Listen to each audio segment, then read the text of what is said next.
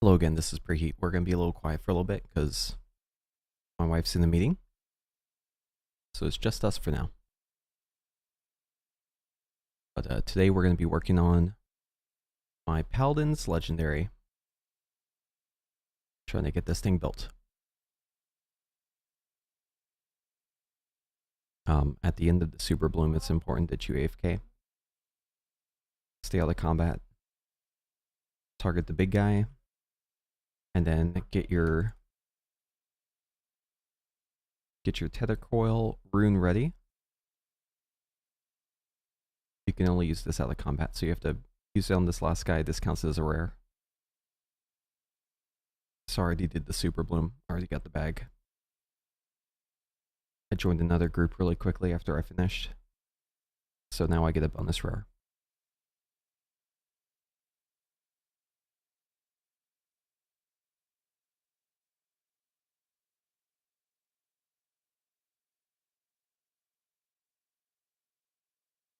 Alright, he'll be spawning in 10 seconds. Come on.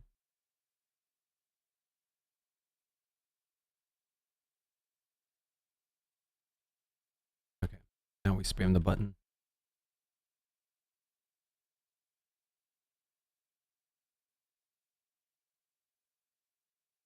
There we go.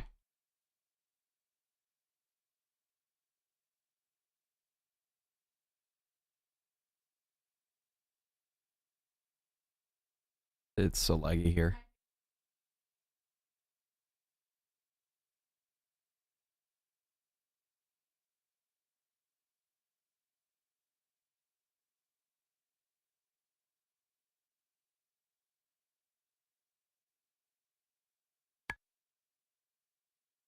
Alright, now we leave the group.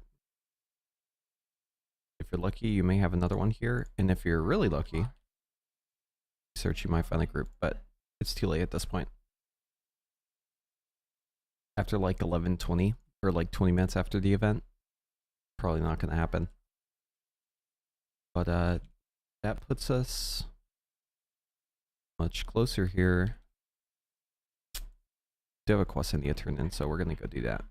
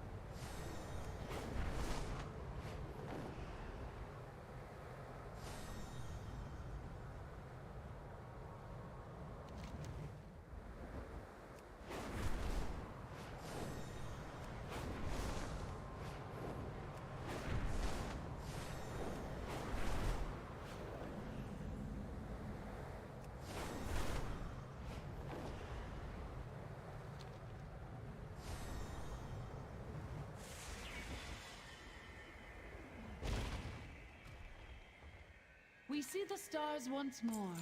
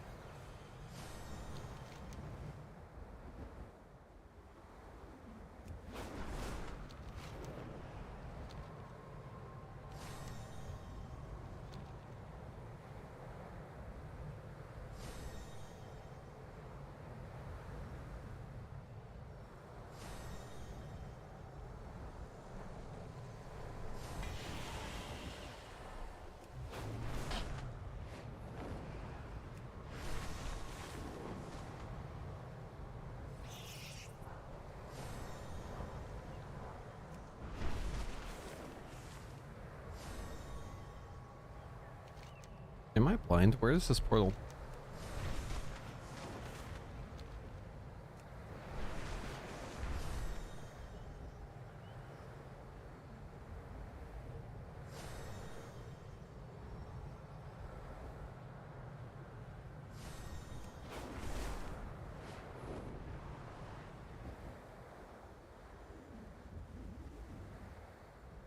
Is it this thing? No, it's not this.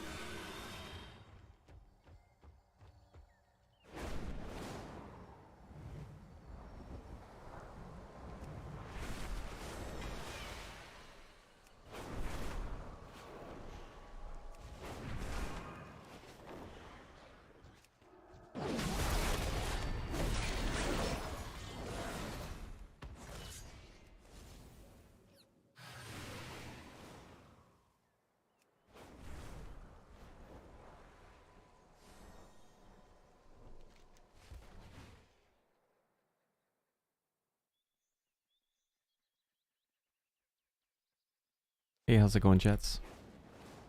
You know where the portal is?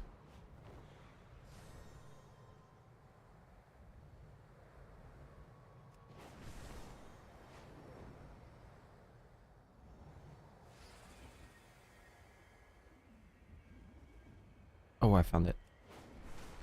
It is.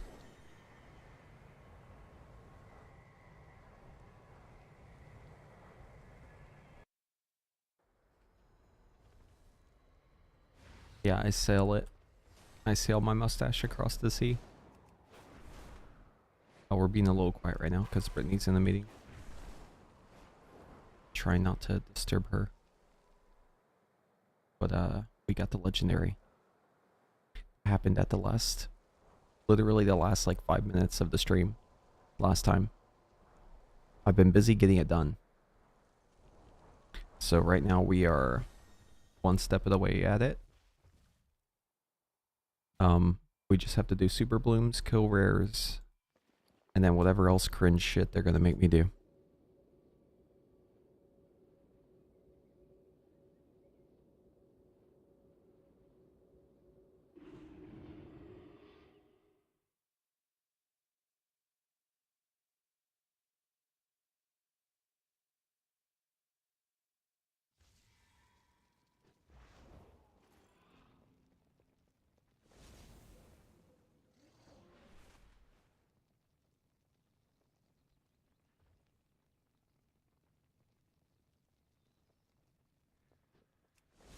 I'm gonna buy the materials for the legendary.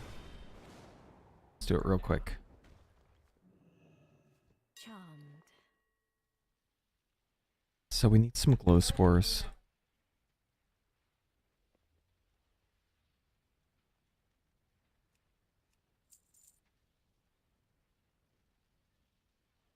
We need an obsidian cobra skin. Actually need 3 of these. Need 5 dreaming essence. Oh, I might actually have those.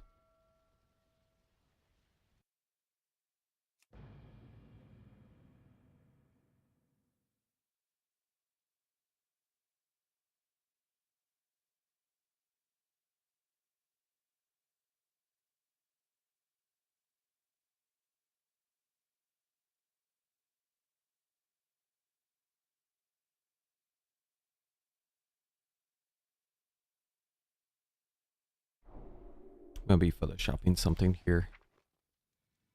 Just a moment.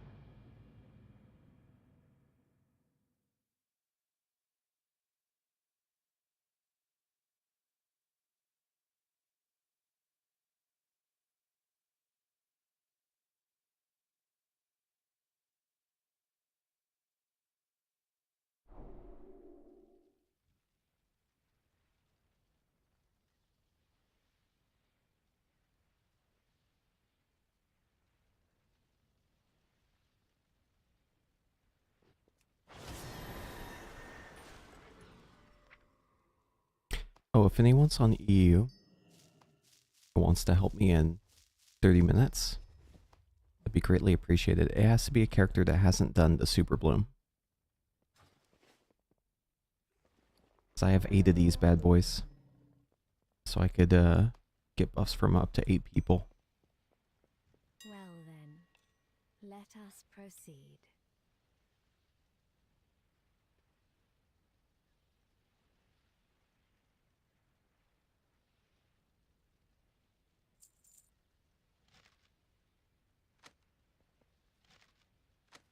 You will do well. I know it.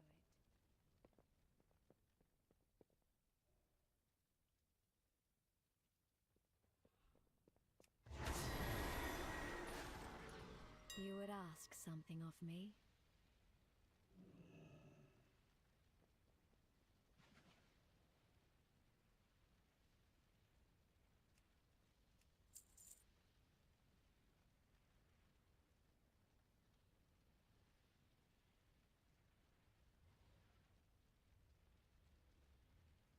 Yeah, I got my Lego. I just need some help finishing it.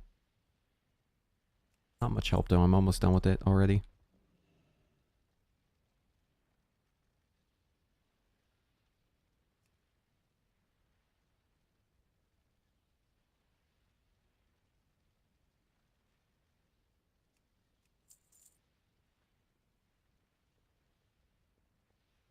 There is a universal... Yo, how's it going, Shane?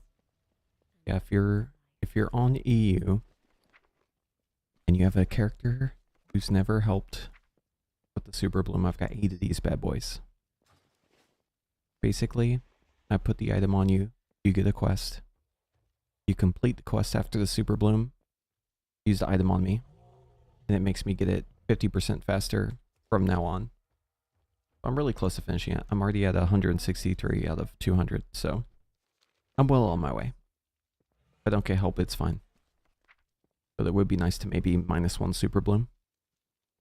Next one's going to be in 20 minutes.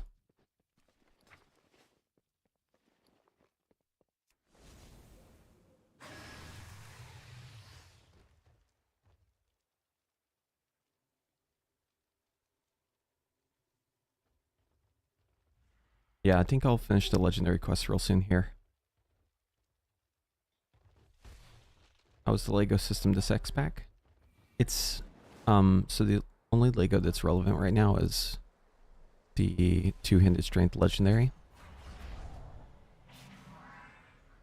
The axe. It's not a good system.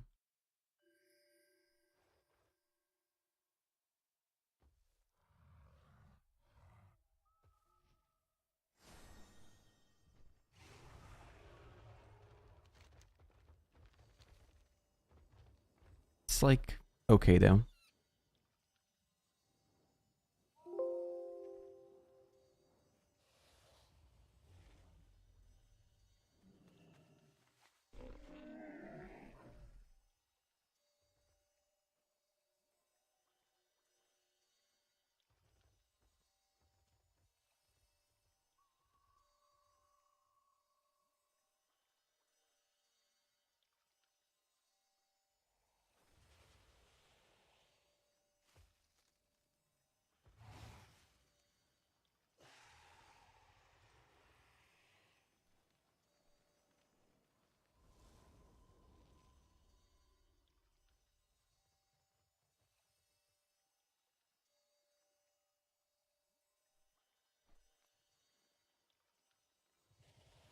I'm just making a meme for one of my friends real quick. Don't mind me.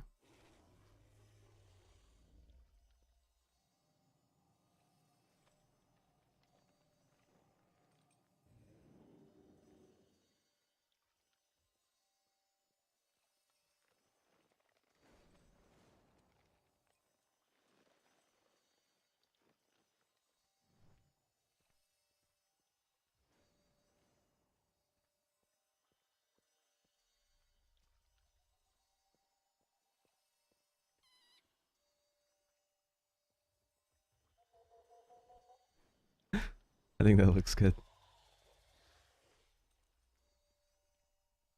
We have a running joke where we just Photoshop one of my friends' faces on everything. Anytime anyone posts a photo.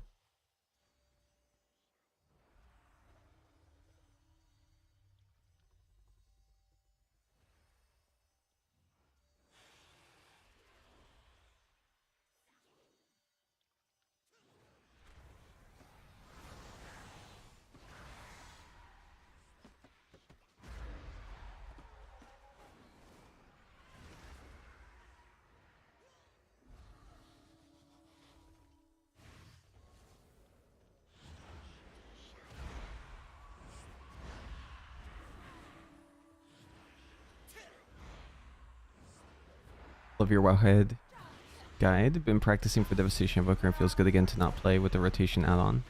Awesome. Happy to hear that. Project. Shelllands was terrible with legendaries. Yeah. Same kind of goes for Legion, at least at the start.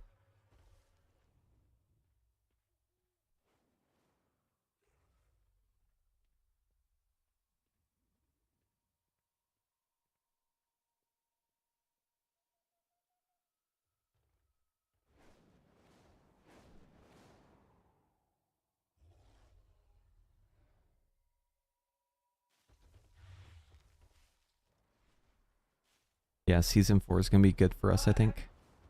Oh, have you seen the new Skill Commander stuff? That's looking really hype.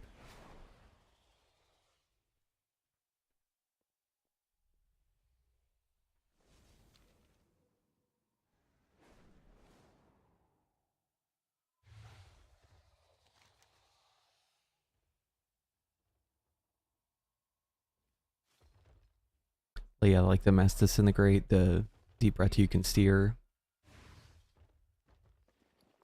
We're going to be Cleave Gods.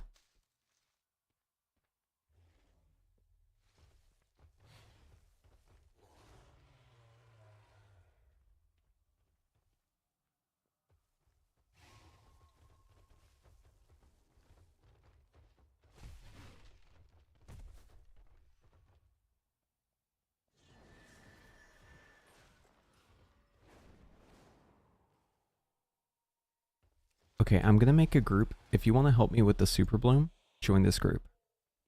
It's going to be under Custom.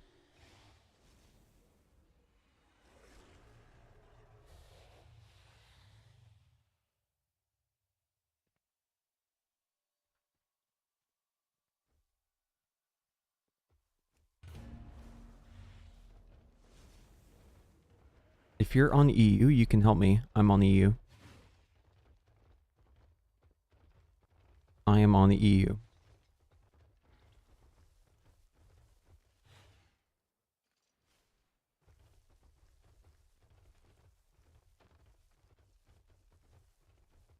But yeah, if you have a character who's never done the Super Bloom item thing,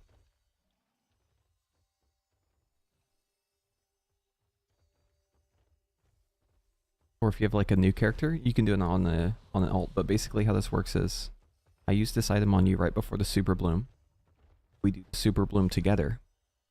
Afterwards, we go outside to the plains. You turn in your quest.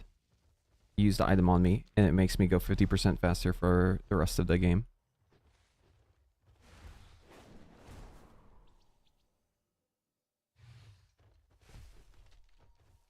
Put it in your note if you're here to help me specifically, not someone else. A lot of people join to help other people. We're gonna have a full group.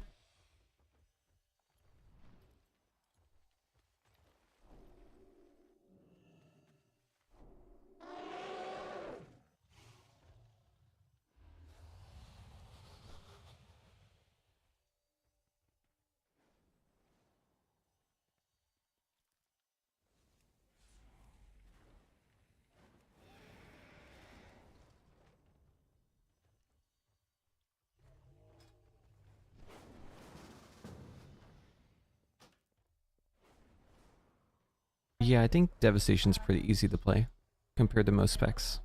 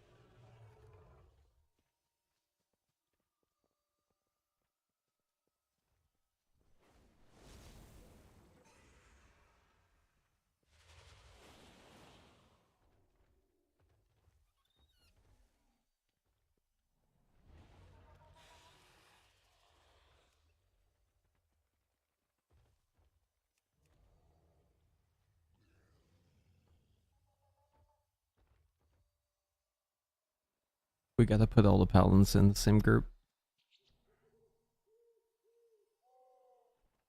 Same goes for the warriors, same goes for the DKs.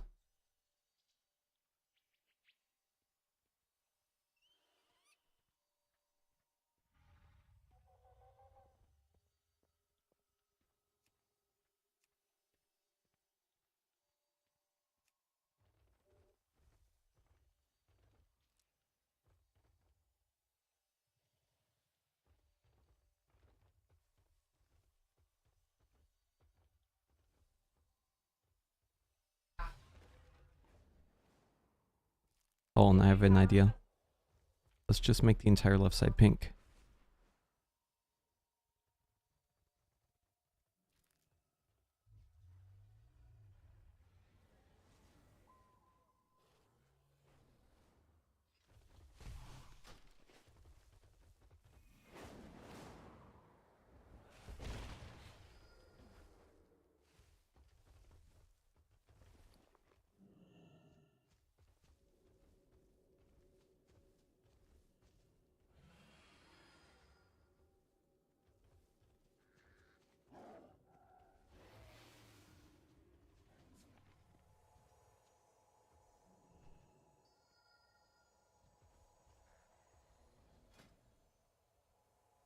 Okay. Last call. Anyone on EU want to assist me? I need assistance. I will buff you. You can buff me. We can get it done. Let me know what your guy's name is.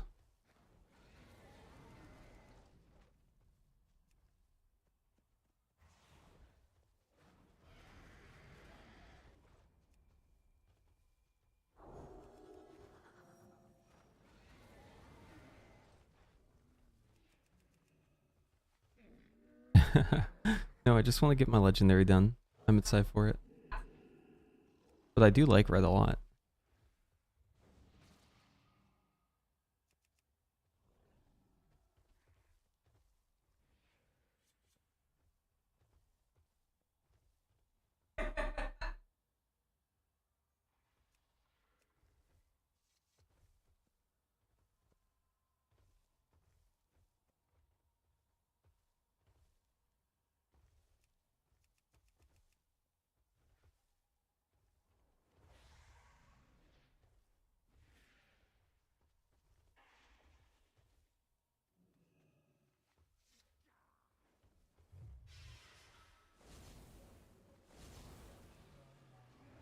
Alright, 2 spots left.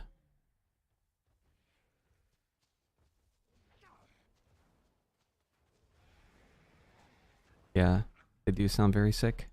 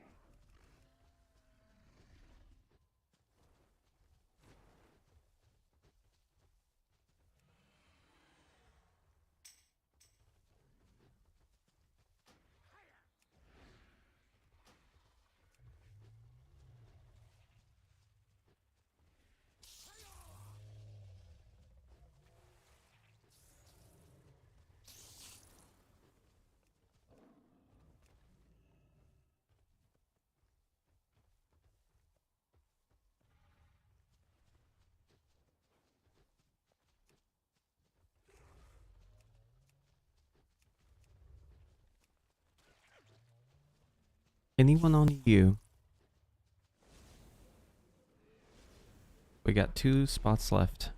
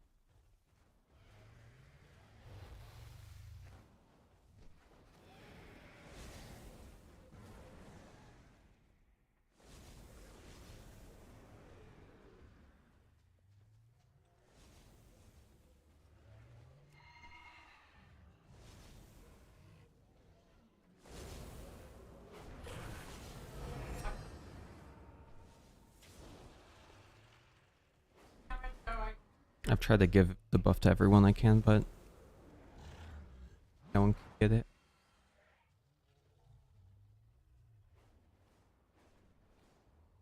You can only complete it once per character. It's kind of lame.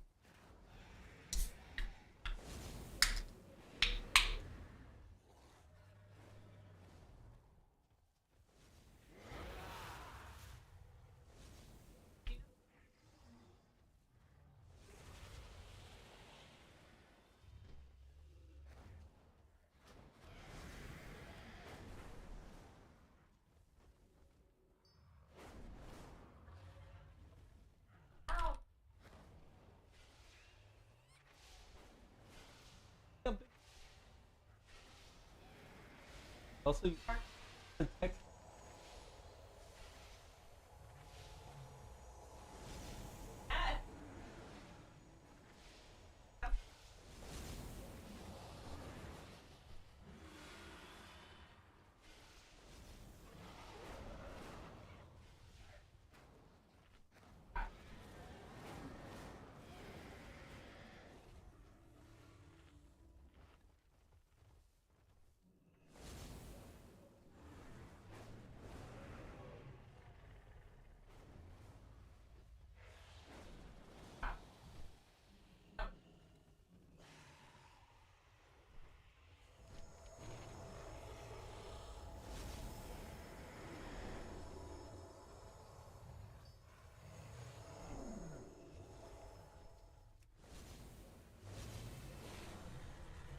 how am I finding Ret? Insanely fun. Highly recommend. If you're looking for a new character, Red is what you should make. Hands down. It doesn't matter if you're melee, it doesn't matter if you're ranged. Red is basically ranged. Your spells are 30 to 20 yards. Check this out. 30 yards. Divine Toll. 30 yards, Judgment. 20 yards, Blades of Justice. 30 yards, Hammer of Wrath. 30 yards, Execution Sentence. 20 yards, Final Verdict. This one is technically melee, but it's like, actually it's like 12 yards. And you just press every 30 seconds. If you were to straight up never be in melee on purpose, which would be stupid, but let's say you did that and you DPS'd, you'd only use like, you only lose like 13% of your damage. You could just be like arranged the entire time and only lose 13% of your damage.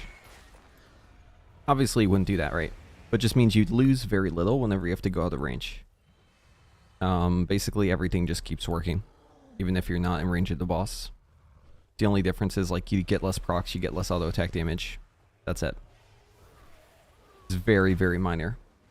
So this is like the most range friendly melee that's ever existed in my opinion. No other melee has it this good.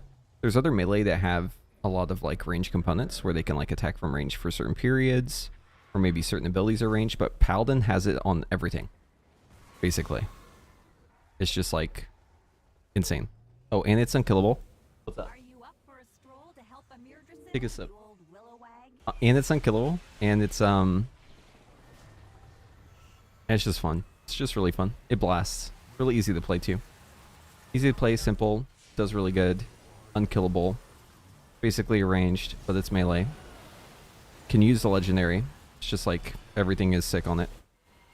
It's just the full package.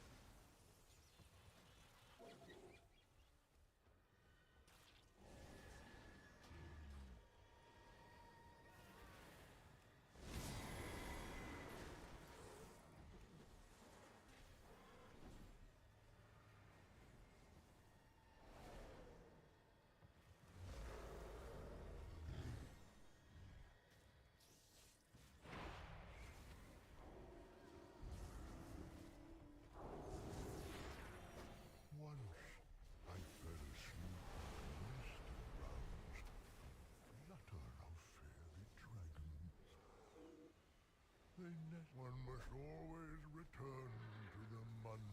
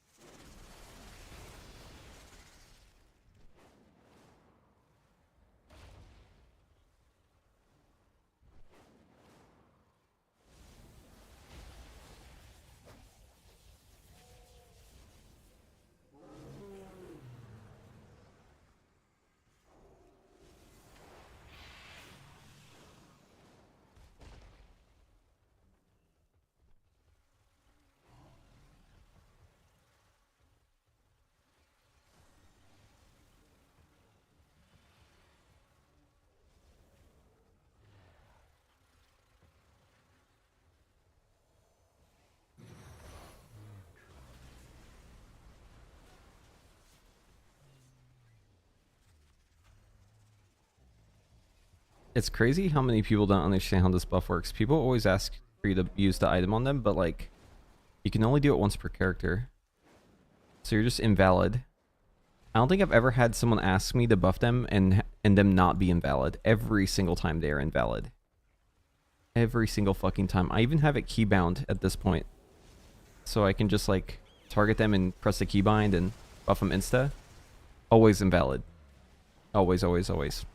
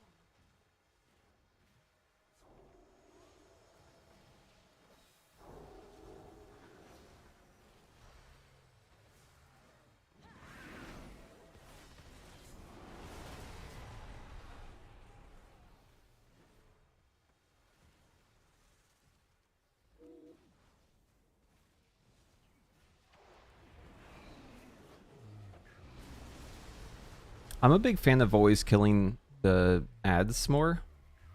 Because like in a group this big, you're pretty much guaranteed to get 3 bag. If you always kill the ads as quickly as possible, the tree will actually move much faster. And then what you can do after the tree moves faster is he'll get to the end faster, he'll spawn the boss faster. You'll be able to finish faster. And then once you're finished, you can leave your group, and there's a pretty good chance you're going to drop into a phase with the Super Bloom already in progress. But, like, it's going to be further back in progression than where you were. So you'll be able to, like, redo the last boss a couple times if you go fast enough.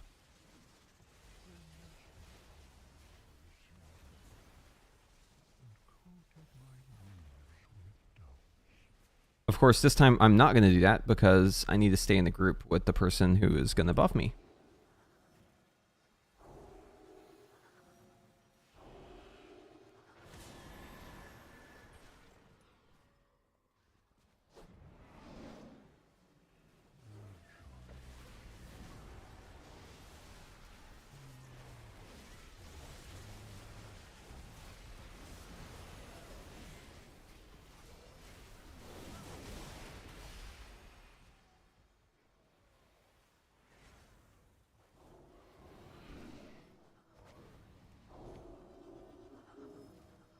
Keep that man walking.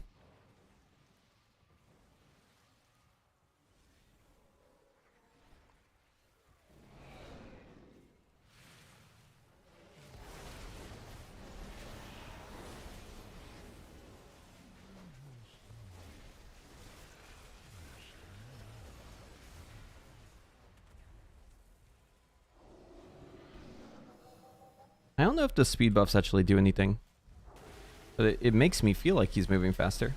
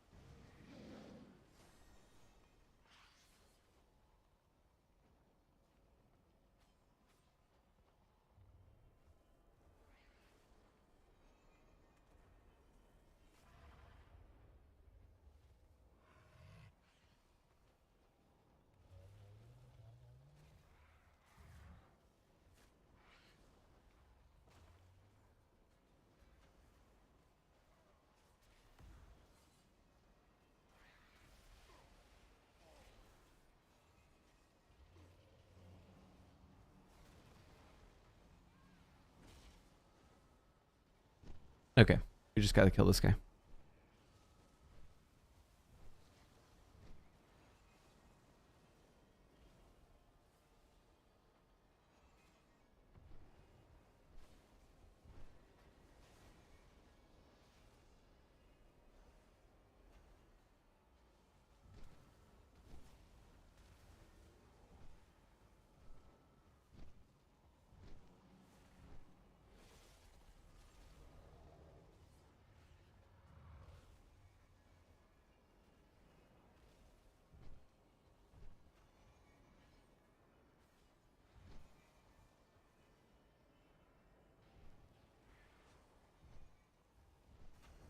$40.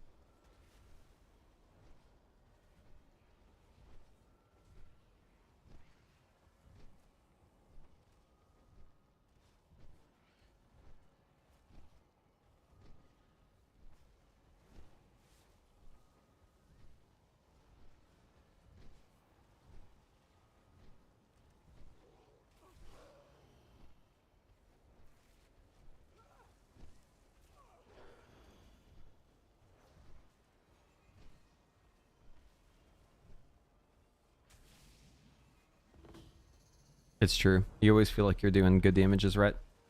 But like, you actually are doing good damage in some cases. Once you have gear.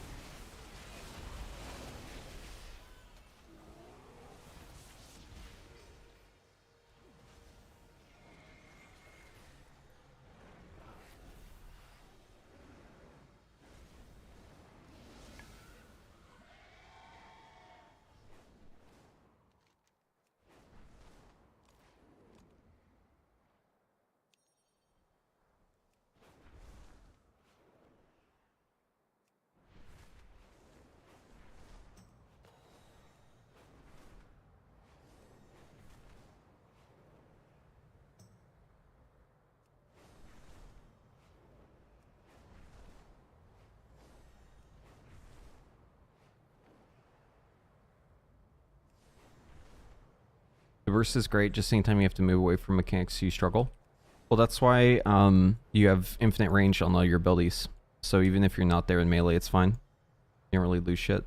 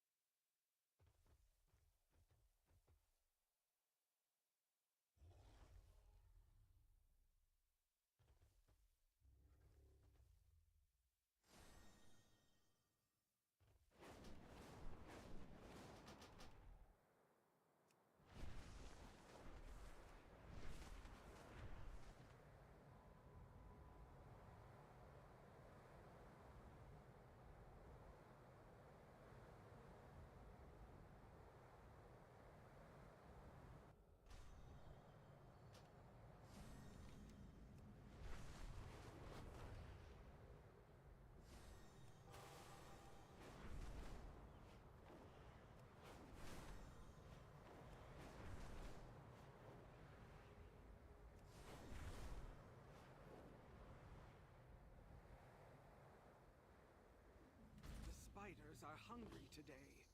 Free our friends before their meals. There is so much to document in the Onaran Plains, hero.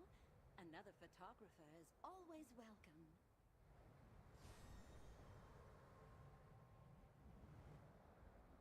Oh yeah, it's still other working NPC.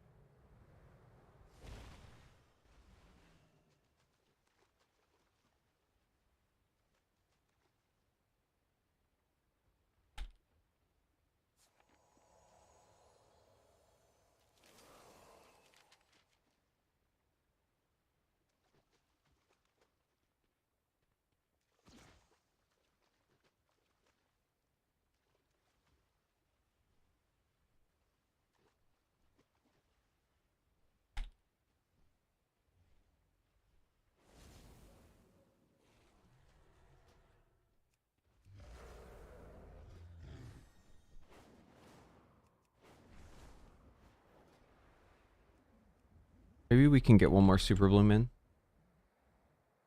Still have full time.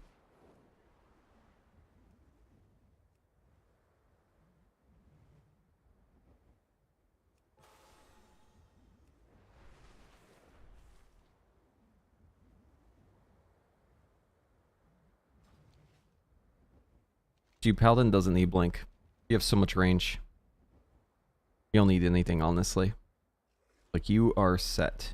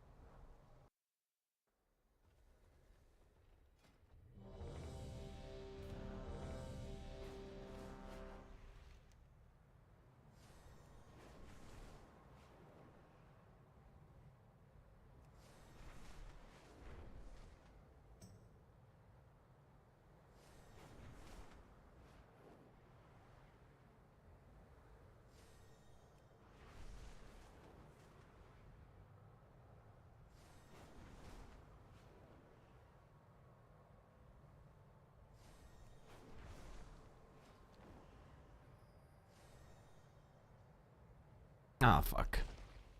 We're just a little too late. Oh well. Next one we should get it now that we have the bonus.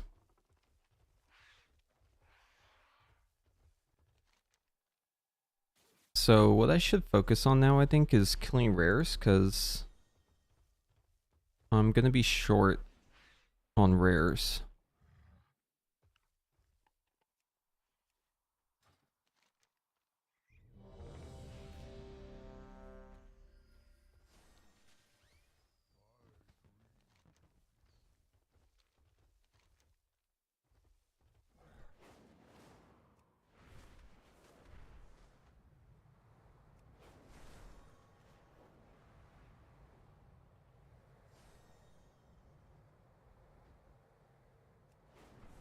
This new foe is too powerful to face alone. Gather Can I the tether forces this you guy? can find and remove this threat. No. He doesn't count as a rare, which is kind of silly.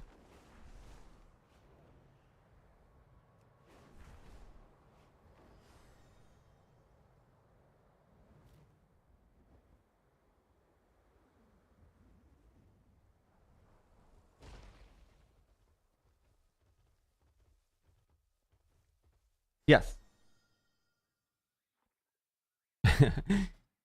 Can I interest you in an egg?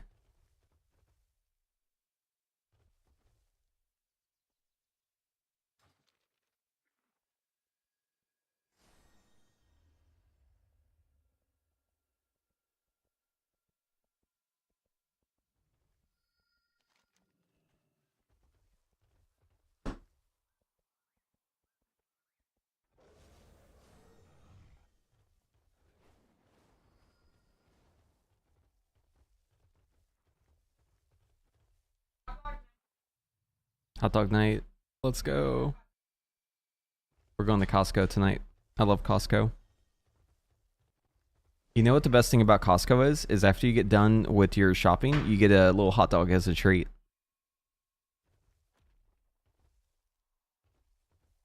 And it's only $1.50. Only 150 pennies. And you can receive one hot dog. It's a great trade deal. Maybe even one of the best trade deals of all time.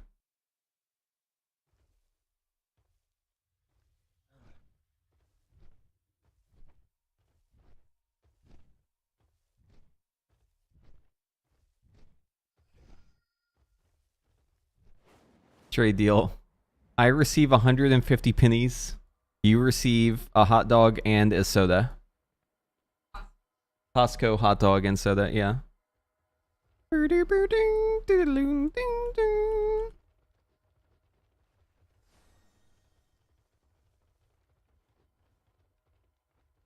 Oh my god, I could literally hear that through your phone.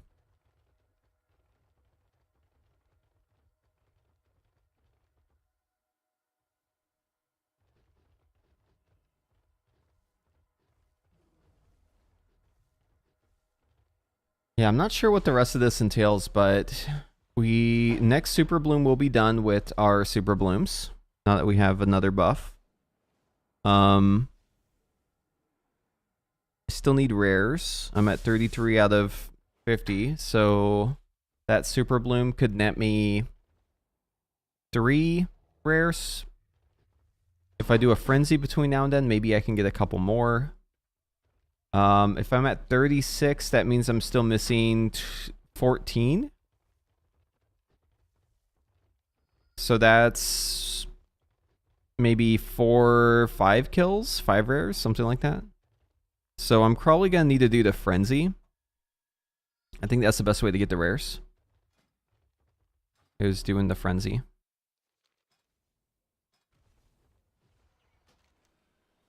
So, yeah, Frenzy should spawn in like 6 minutes. And apparently how the Frenzy works is you kill enough mobs and then it spawns a rare, and then you kill enough mobs, it spawns another rare. So you can just like keep spawning rares on it. That's what I've heard, at least. I haven't really done any of that shit yet, because I thought my rares would be the second thing I would finish, but apparently it's going to be the last thing. Looking at how it's turning out.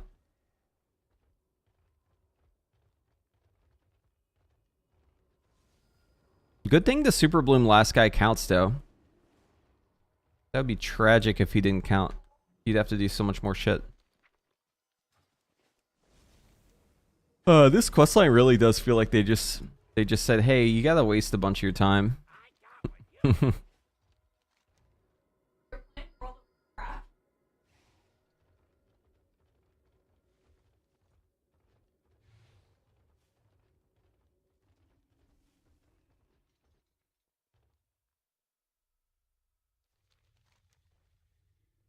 You want?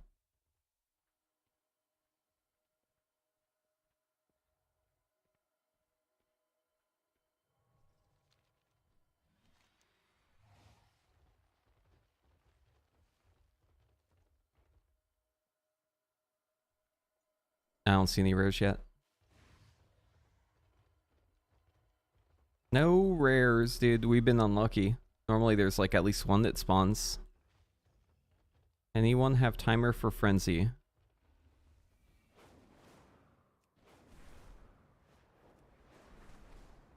Four minutes.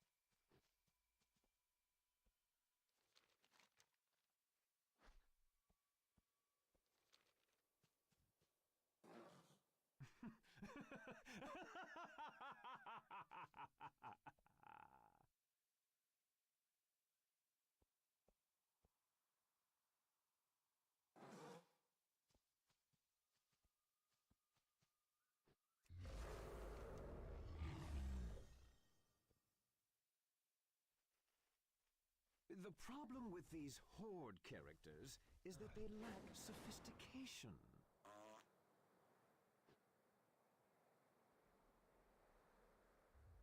Oh? Wait, there's a rare?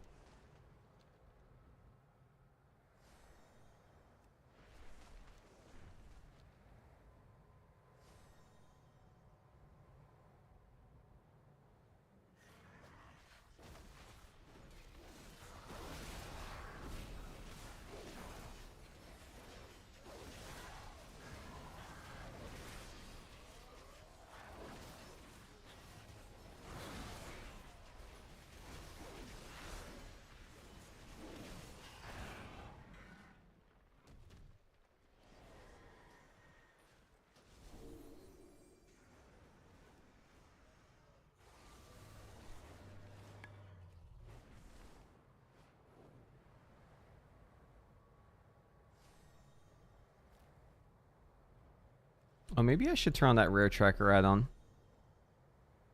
That'll probably be helpful here, I think, because that is what we're looking for.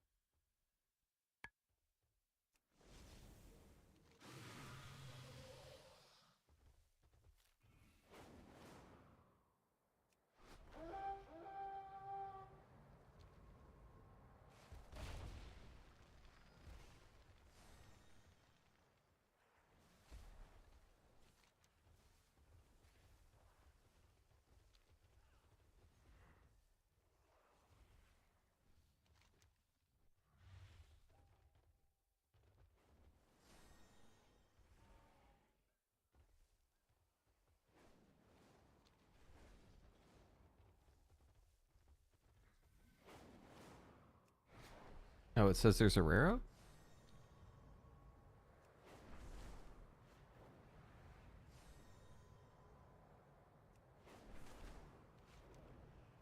Oh, the frenzy's up. Let's go to frenzy.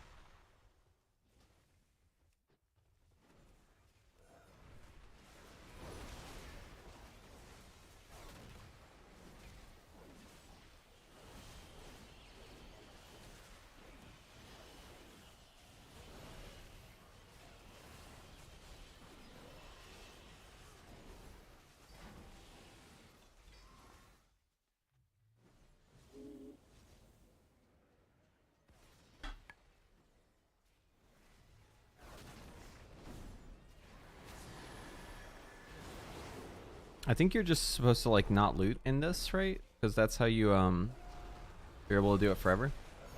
So if I just like don't loot until I'm done with it, I should be able to complete this pretty quick.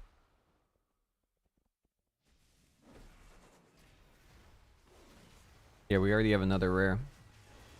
I can loot once I get done with these rares. I'm actually not going to do damage to them though, because I just want to give people as much time to get here and tap the rare as possible. But I will tag it after I tether myself. There's another one. So now we're actually pretty close. We're at 43 out of 50. We're going to probably get about 2 to 3 from the Super Bloom. So that's like 45 we can assume. So we need like maybe 2 more rares. We'll easily get it here. Easily get it. Another one's going to spawn any second now.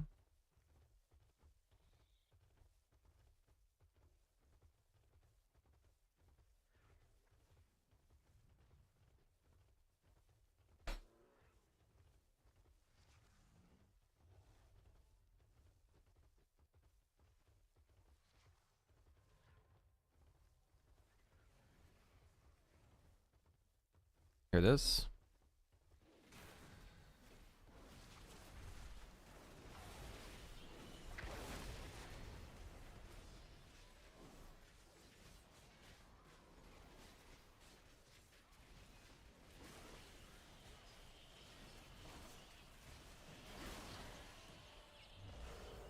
Okay, should just be one more and we should be done. Let's go tag a bunch of mobs and get it going.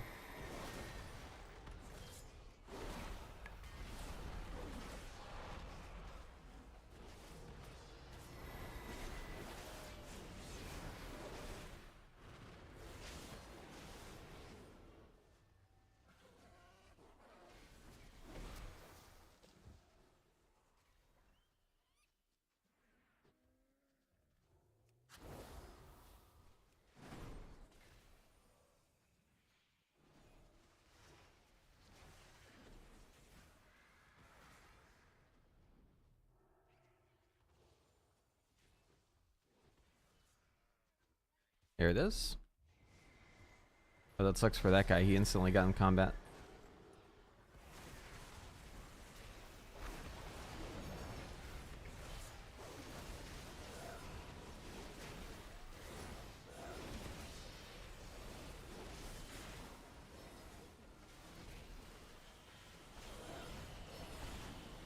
Okay, we should be done now. I'm just gonna loot because actually, I'll do one more. What are you doing? You're just... sounds like you're breaking stuff.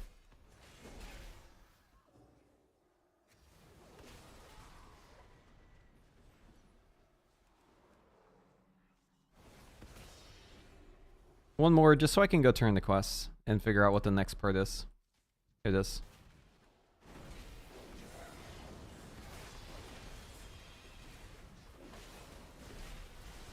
It's actually so fast during the Super Bloom. Or not the Super Bloom, the Frenzy. Cool. I'll just loot shit now. Alright, we're done here. So now we need to go to Azure Span. And there's another Super Bloom in like 20 minutes, and that'll be our last Super Bloom. But we can also turn off Rare Scanner. We are no longer in need of this add-on.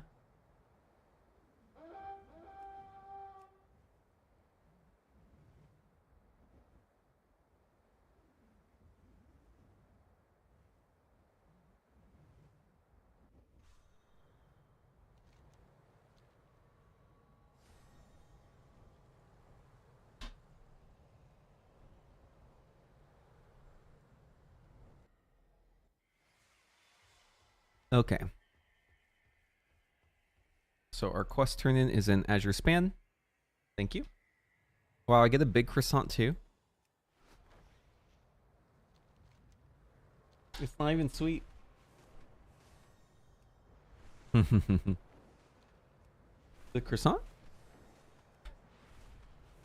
No. Shit, I grabbed the wrong ones then.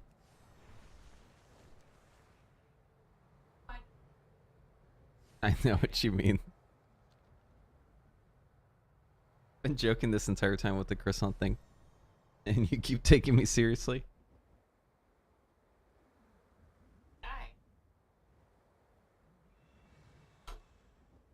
The Knoll presence is a blight upon our lands. Festering, growing. It is time we put an end to this.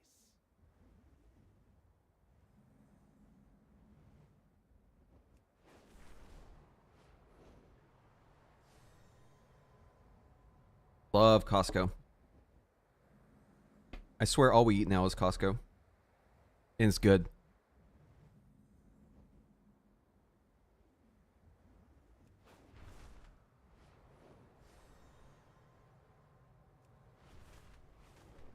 Like the Starbucks little egg bites. Woo! Those shits hit hard, dude. Literally the same. They taste exactly the same as if you buy them at Starbucks, but they're way cheaper. You just air fry them shits. Never leave the house. Only eat egg bites at home. It's beautiful. Goddess bless you. Go in peace. Okay, so I need to be a scribe, I guess. I can be anything I want.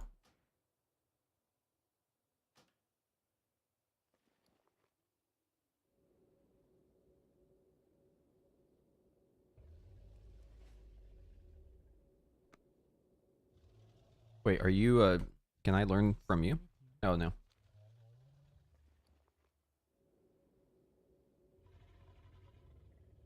Yeah, we got the little egg bites. Oh, it's green screened. Oops.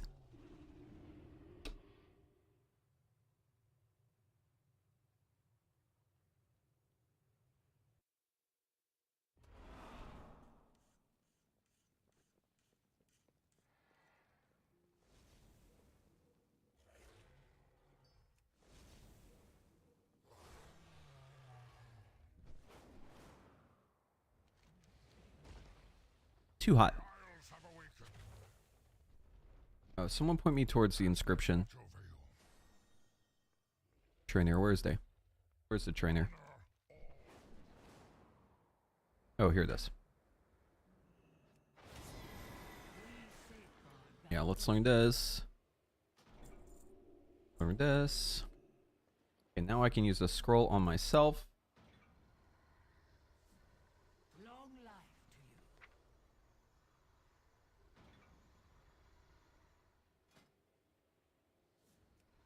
I can just click create.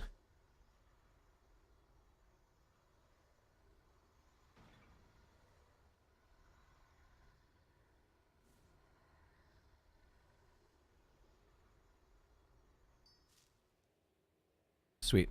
And now I can drop this. And the last one's going to be leatherworking. So you can just pick that up right now.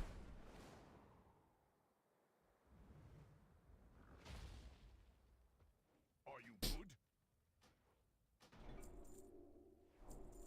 Okay.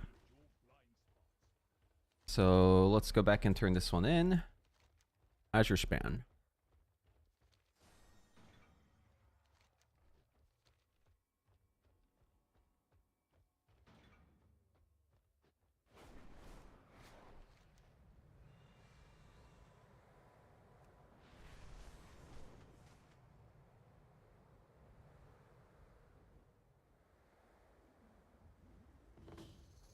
$20 until Super Bloom.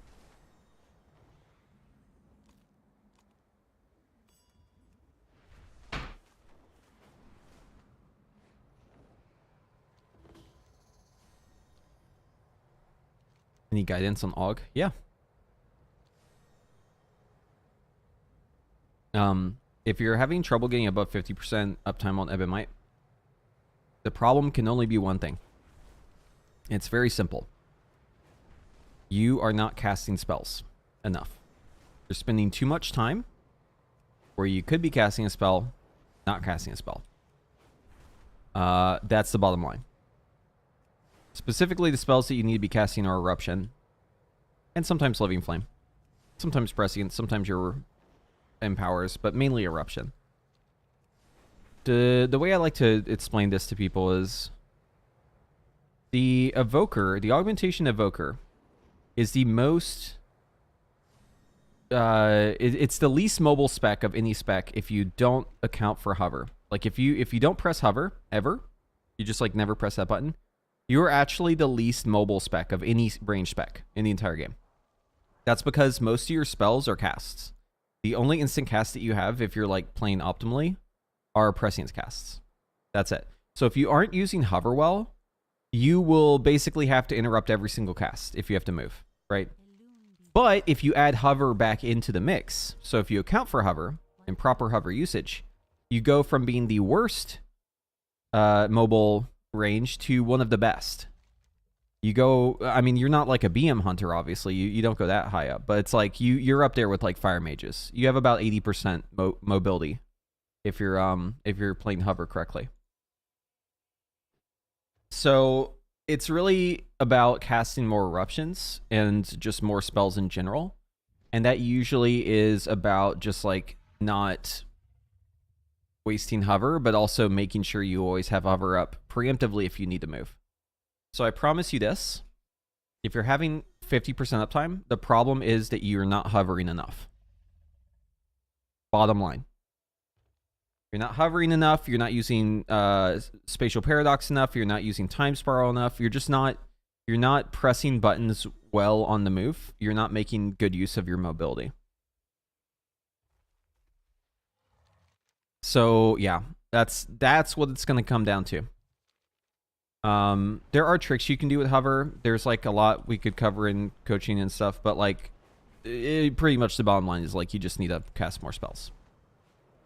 It's easier said than done, but just gotta think about it like as a DPS, right? Like if you have Ebon Might up, you really have to min-max every single global, and then between Ebon Mights you can kind of fuck off. That doesn't really matter too much. It's really just about like min-maxing every moment of your Ebon Might. You should also be saving all of your essence. You should be saving all of your essence burst. Basically save every bit of resources you have for Ebon Might. And then when you're in Ebon Might, you're like pressing them as much as you can. And then once you leave Ebon Might, you're not pressing any of that shit. You're just waiting. So you're just living flame, living flame, living flame. You're just trying to build essence burst for your next Ebon Might. You should only really fall out for a couple seconds. So you fall out for a couple seconds, you're just sending living flames. Maybe you're throwing out some prescience. Right as your Ebon Might's about to come back up, you throw out your last 2 prescience. You dump all your prescience so that you can mark all your targets. And you should be sitting on like 2 essence bursts, full essence, both empowers, and then you send your Ebon Might. Once that's up, you just spam everything, right? You're slamming your empowered spells, you're slamming your eruptions, you're just throwing everything at the wall. And that should instantly infuse you with a bunch of uptime already because you're just like spending all these resources right away. And then you go back to like builder spender whenever you're out of that shit. But like you shouldn't be even like pressing living flame until you're just out of eruptions. Like basically you should just cash out your eruptions immediately with your presciences out and your Ebon Might out. It's like red light, green light. Red light is no Ebon Might, green light is Ebon Might.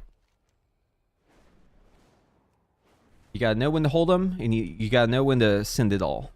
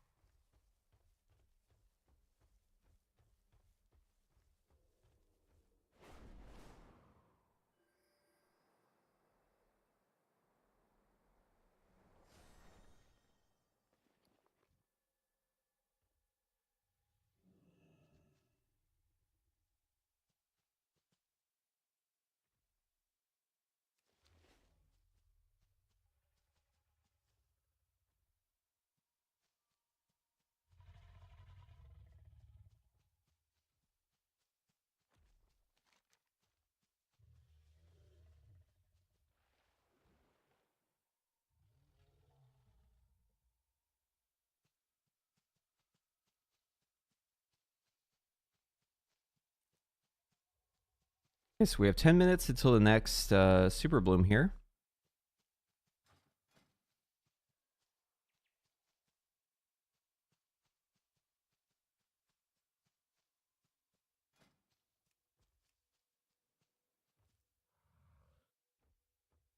Oh, people always focus way too much on stats and like who to buff. The thing that almost every augmentation invoker needs to do to improve their damage, or like the biggest bang for your buck, right? It's usually just more Ebonite uptime. But people will focus on all the wrong things, like gearing, who I'm buffing. Like these are like minor things once you have the uptime down, but the biggest thing is just making sure you have the uptime in the first place. That's so important. Just gonna buff some of these people here. Throw out some leaves here for everyone.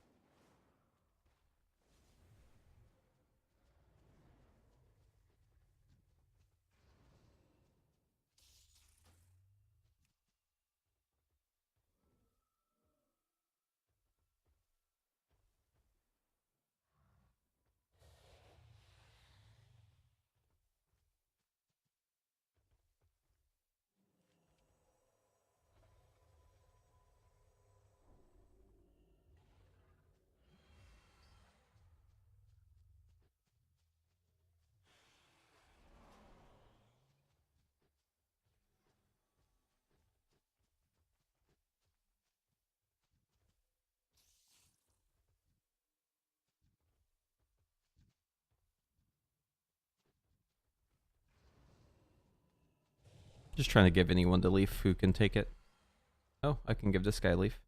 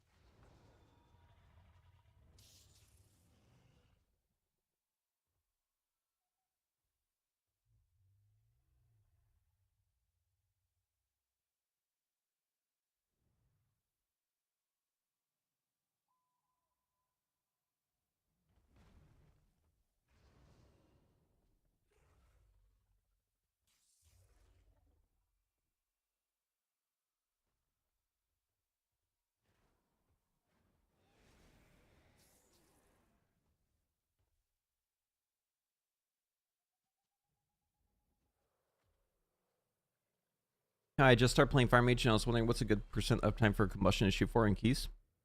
Oh, that depends a lot, but say you're probably doing okay if it's anything like a key that's like really fast moving. Maybe like anything over like 70% is probably really good.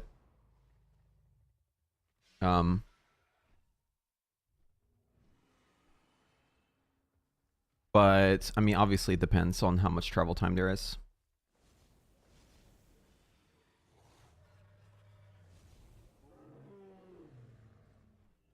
Also, the key level is like pretty important. How much your tank is like chain pulling shit. I don't know. There's a lot of factors. But yeah, in like some keys, you may end up with only like 40%. It swings wildly. Like, there's not like a really good amount to just say as like a standard.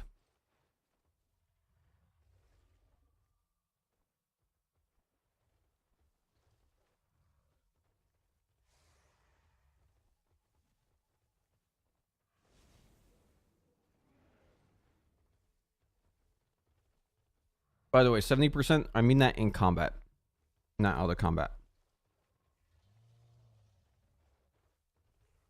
If you're accounting for out of combat too, probably around 45%.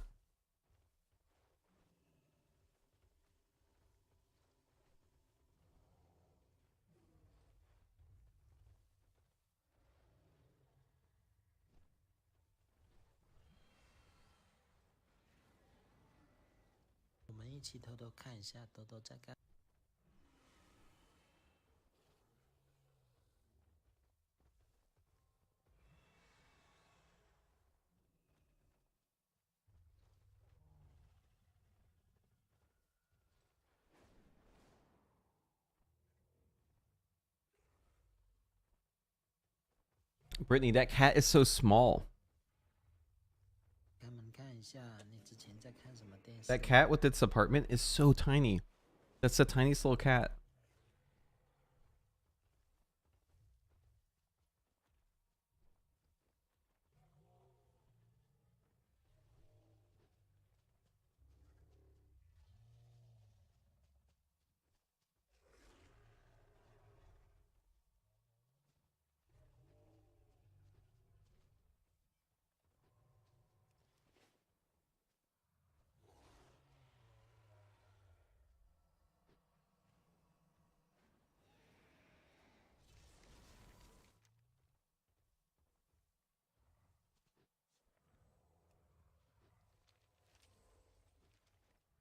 This is our last ever Super Bloom. Let's get it.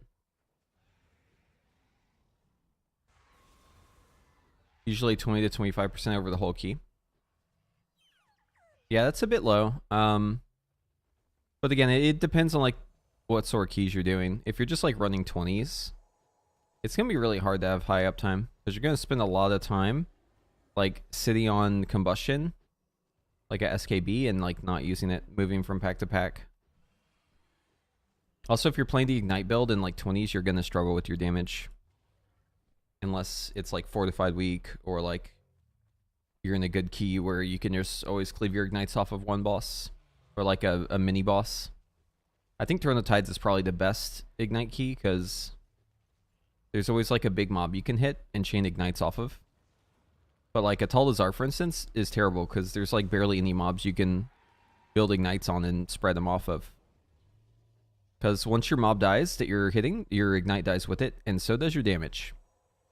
So if you're like playing Ignite and you're thinking like, oh, I'm just going to do what the mages who are doing like plus 30s are doing, you're going to have a bad time. That's what you should do in 30s. That's not what you should do in 20s. Not the same. People usually chase the meta, and I mean, that's expected, right? But the meta is not always relevant to your key level. Because, again, you have to have a target to, like, actually build Ignite damage off of for Ignite to do shit.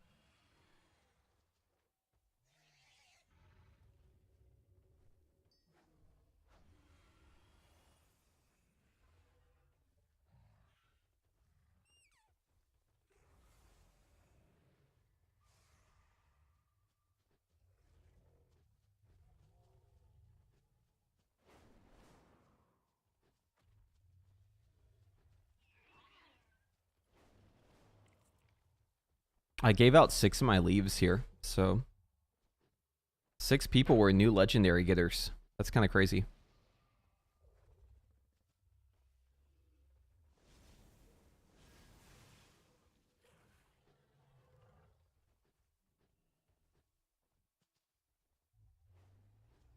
All right, it's about to start. I don't think I even need to do the full super bloom. I think we just do a portion of it and we should be done.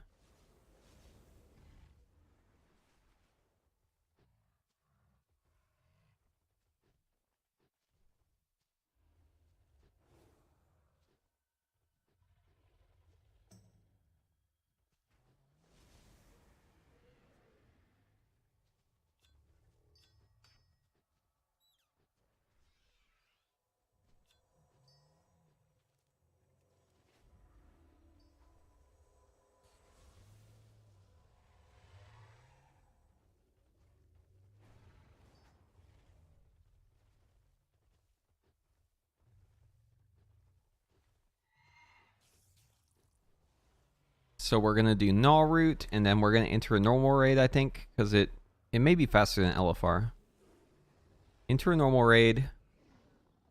Kill null root, Agira, Volcaros with the tether, and then I think the only thing left after that is to do the healing one. There's like an item I have to use, and it's gonna kill me, and I need someone to heal me. But I've heard if you do the follower dungeons and you like press defensives, you can just have the NPCs heal you. So then you don't need someone else to help you.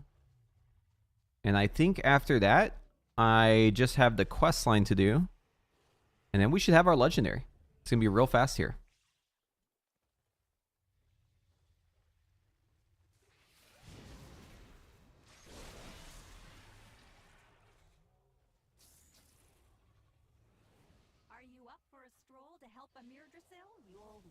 You can choose the healing quest. How do you choose that?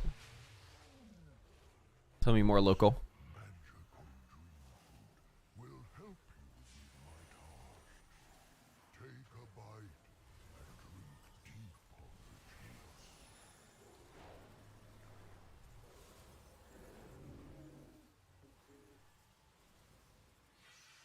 Yeah, Ret's really fun right now and really good.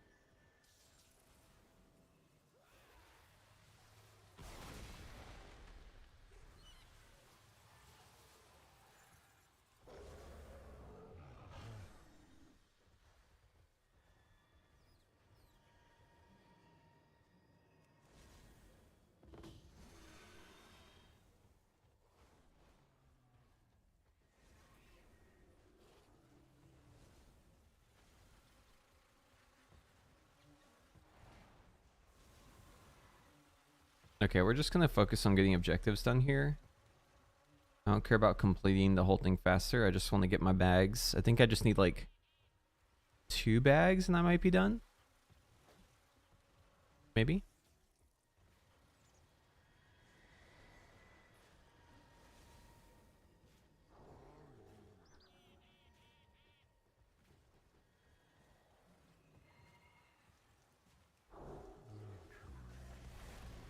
Actually, no. We'll just kill mobs. We'll make the tree run faster. They'll probably be faster now.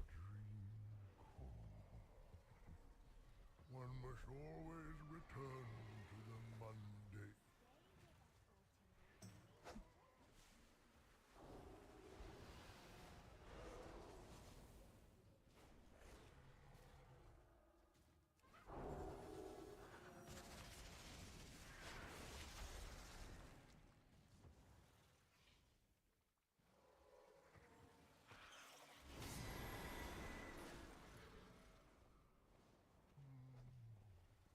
dream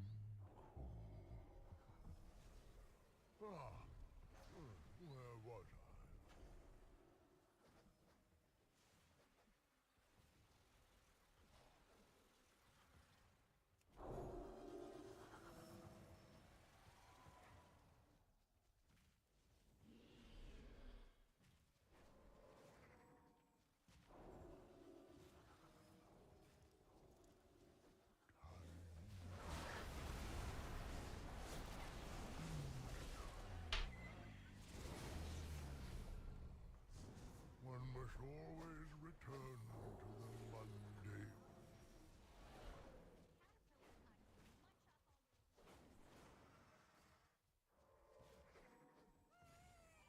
Come on, tree. Let's get a move on. Keep buffing this dude.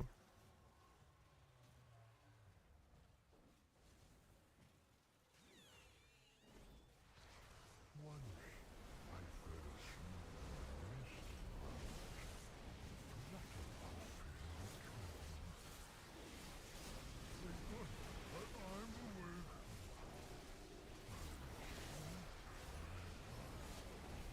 You enter proving grounds in the garrison every time to restart the fight. You get immune to damage and it resets the cooldown item use. Okay. Sweet. Good to know. Thank you. I will try that.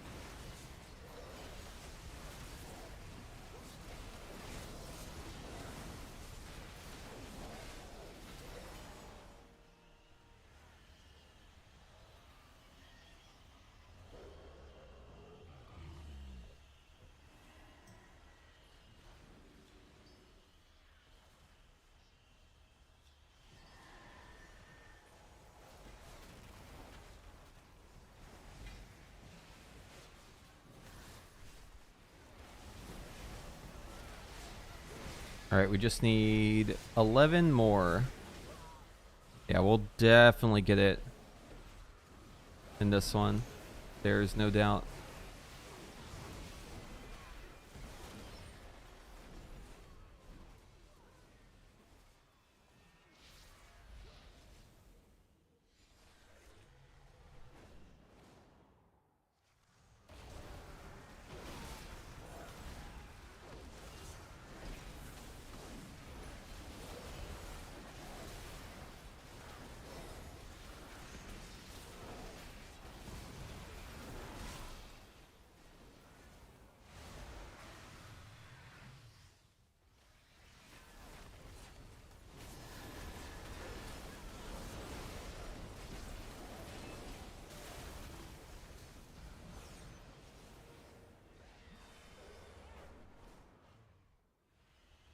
The magic within the dream fruit will fill you with power and seeds.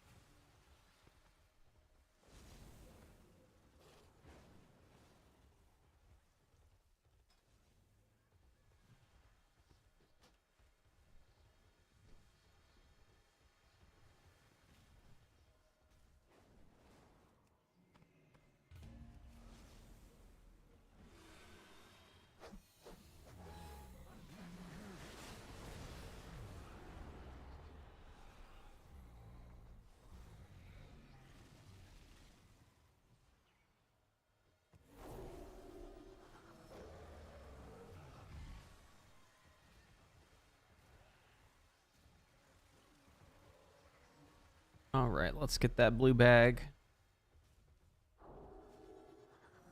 Keep this tree buffed.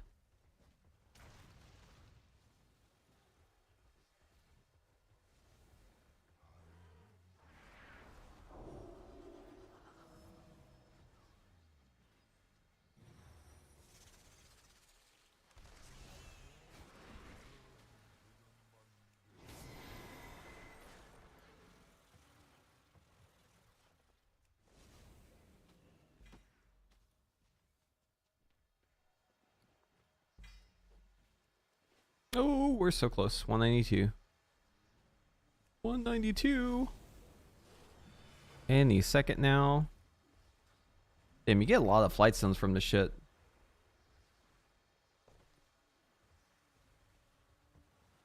I'm almost capped on flight stones.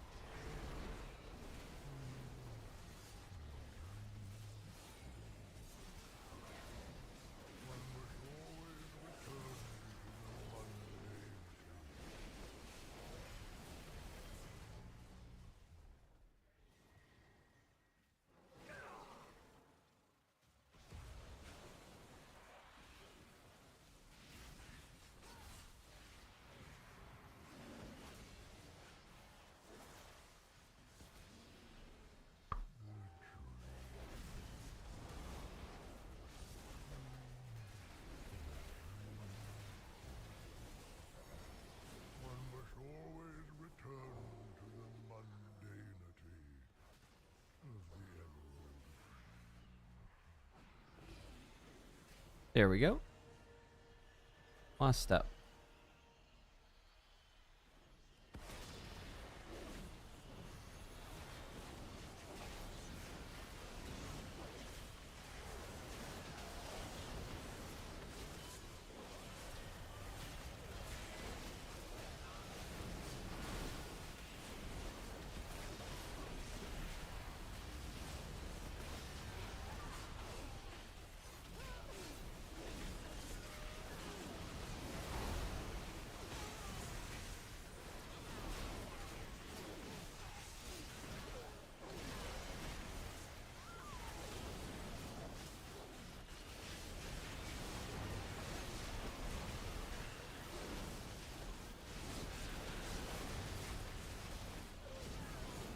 Alright, so in like 40 seconds I'm going to stop attacking mobs.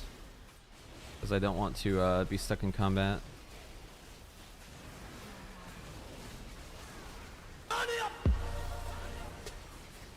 Yo, Angelism. Thank you for the Twitch Prime. Thanks for letting me be your Prime guy. Appreciate that. Welcome, welcome.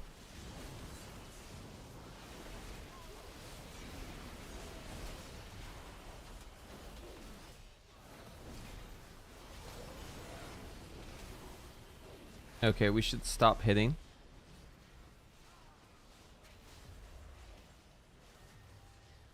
I'm going to be in combat for a little bit because this mob, a couple of these mobs are still pissed at me. Oh wait, actually no, that doesn't matter anymore. I forgot. I'm not on that part of the quest anymore. I can just hit it as much as I want.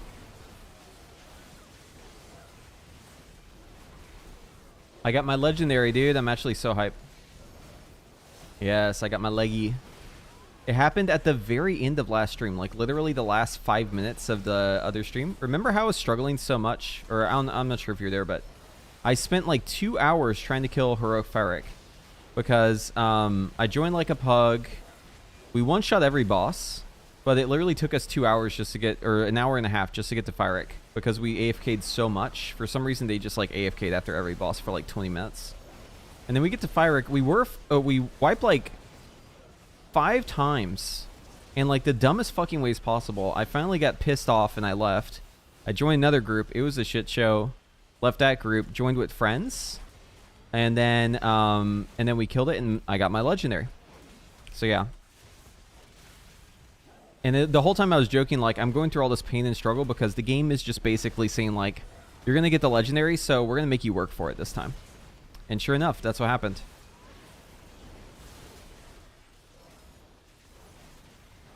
Hey man, hype for Skill Commander, and now I see that Ruby Adept can bring, and now to see what Ruby Adept can bring to the table too. Oh, I can already tell I'm going to have trouble with this one. Ruby Adept. Adept.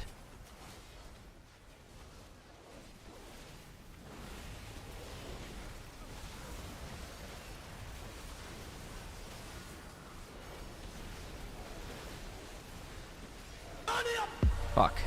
Elusive, thank you for the Twitch Prime. Thanks for letting me be your Prime guy. Welcome, welcome. Elusive times 2? Wait, what? There's 2 of you? Alright, we're done. We are done. Let's GTFO. Okay, let's do LFR 2 while we're at it. Or like Q into LFR. Maybe that'll pop before the other one does. I hate when you hit a tree. Okay, what is it? Yeah, first 2 on this swing. And then this guy. See if this pops before we get done with our little quest here.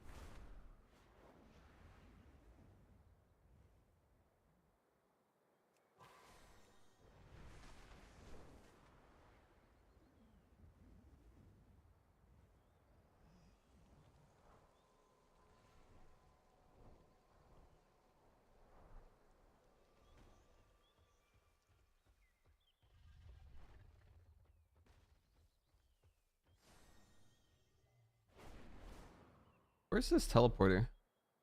That was like right here. Oh, here it is. Okay, we're going to this one.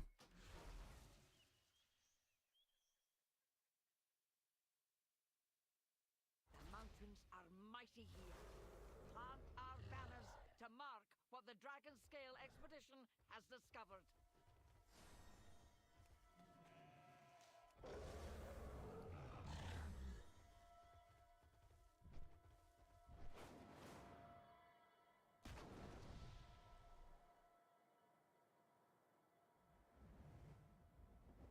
Let's grab this handle. Alright, yoink. Prototype grip. Select myself, learn the leatherworking pattern. We already have leatherworking available, so we're going to open that up. And we send it.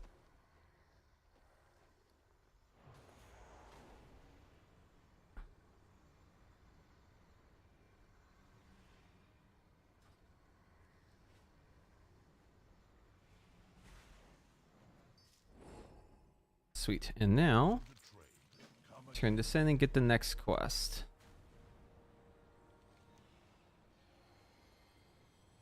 Adaptive cooling salve? Fuck it, dude. We'll do it. See what I have in stock. Remember my name.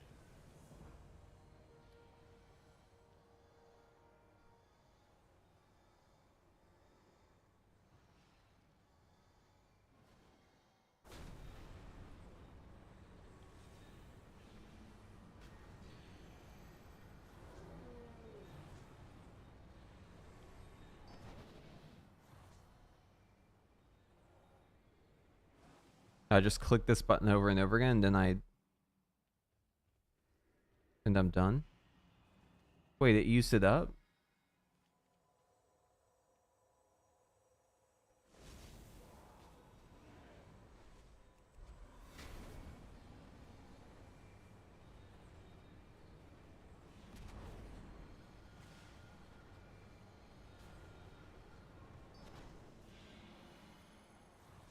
That's lame as fuck. So you'd have to use this, what, 3 times? 4 times? This thing is useless. I thought it would actually work more than once, but yeah, fuck this item. This is totally not worth it.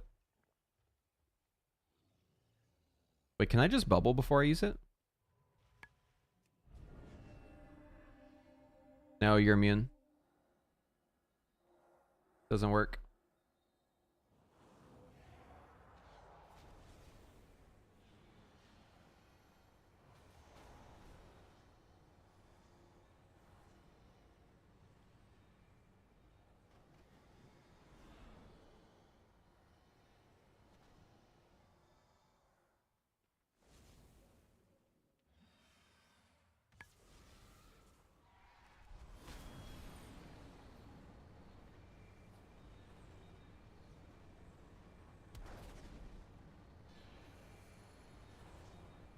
With my cooldowns up, I don't need much healing at all. I'm pretty sure I could just take it with my cooldowns up. I have a lot of verse though. Look. I guess my verse went down. I used to have 30%.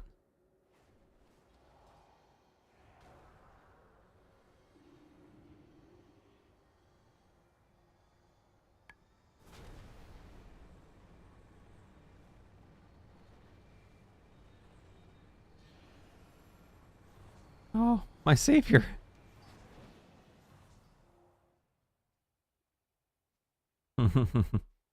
Almost bit the big one there. Every other one of them I have my cooldowns, so it's not like I really need much. I think you would use this every other time. So like on this one I have my cooldowns up so I can press those. Cooldown, press it. And I'll be completely fine here. Even if I don't get heals. See? No heals and that was fine.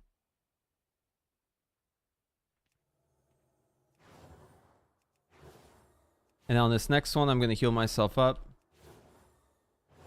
I'm going to apply the salve. And then let's see what it looks like with just the salve here.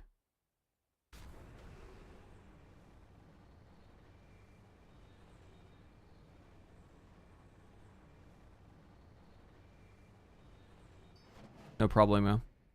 And now the next one I can use my cooldowns again. I'm doing this all just so I don't leave Q for LFR. Because I could do the queuing up thing instead. But yeah, we'll use our cooldowns here.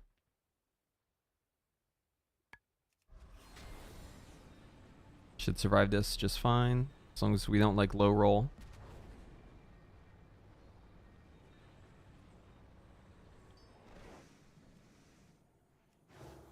No big deal.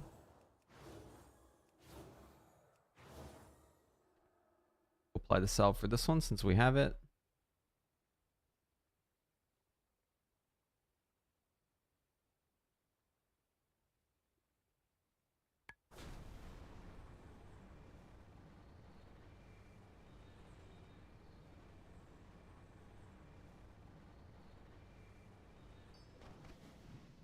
All right, cooldowns on this next one.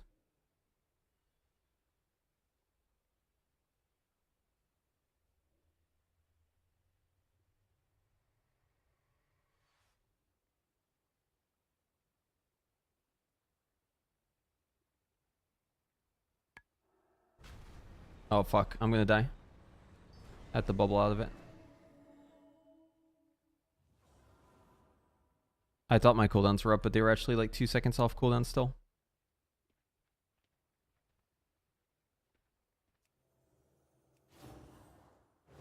Alright, we'll go gain.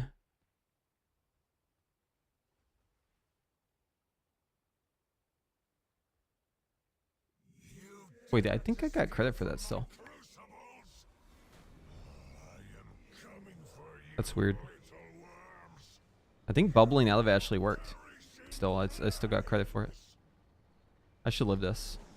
Alright, we're done. Oh, perfect timing. Okay, turn this in. So yeah, now we have 2 of the pieces. Now we just need to defeat these bosses and we're done! Let's go! The It will be easier. No, no, no, no, no. See, I want that verse buff. It's our defense. What the fuck? They already killed the 2 I need. What? My wrath. This is some bullshit. Lend your strength to hasten. Smolderon, dude. Ain't no way. I will not be shackled. Come, kindling, and feed the fire.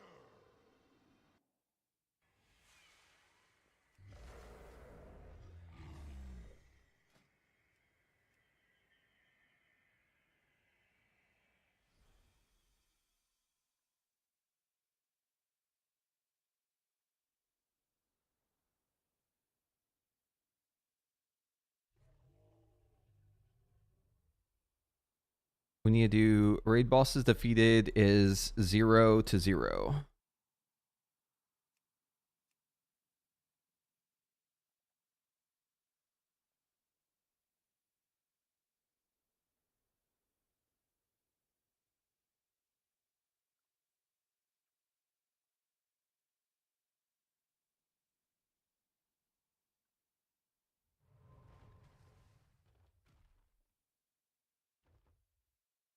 That's bullshit that LFR gives you Dungeon Deserter if you leave, if they're like on the last boss. Like they've already killed 2 of the bosses. Okay, so with the bosses, I have to use an item on them that's going to slow me down. Like tether me to the boss, and then I have to kill the boss. Only first 3.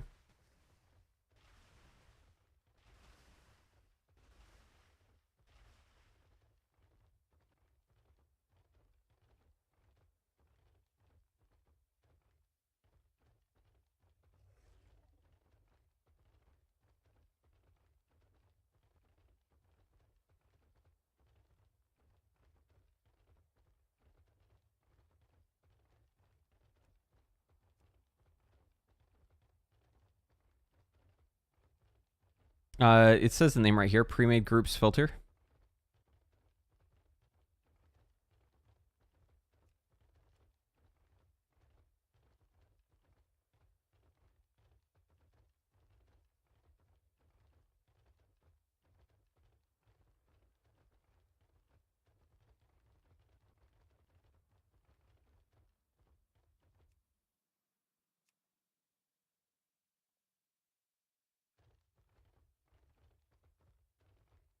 How am I getting declined to fucking groups?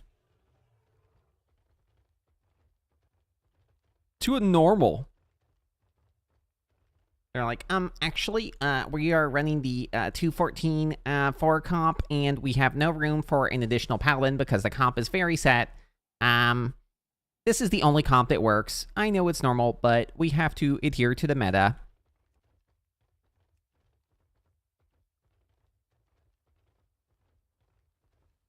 Like, dude, it's normal. Just invite people. You could literally have a, like, 20 fucking rep paladins could kill the boss on normal. Straight up. You don't need anything else. There's, like, actually no reason to have, like, a special comp for normal.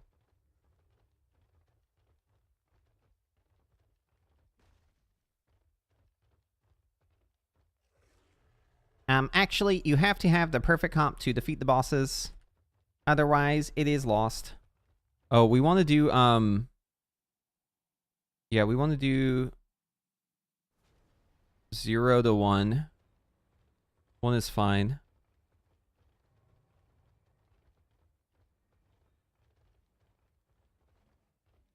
Yeah, normal raiders maybe should like reconsider their practices with their rigid group composition ideals. It's a little cringe.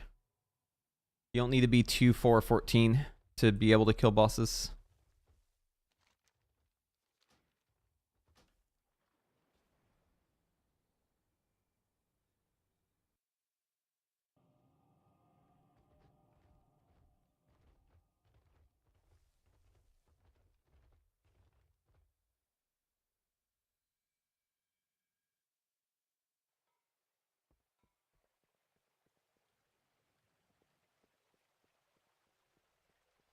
Oh, the ret ones actually seem pretty good. I'm liking the idea of Templar. The other one like seems okay. I mean, it's just mainly like stats you're getting. It doesn't really seem like too exciting.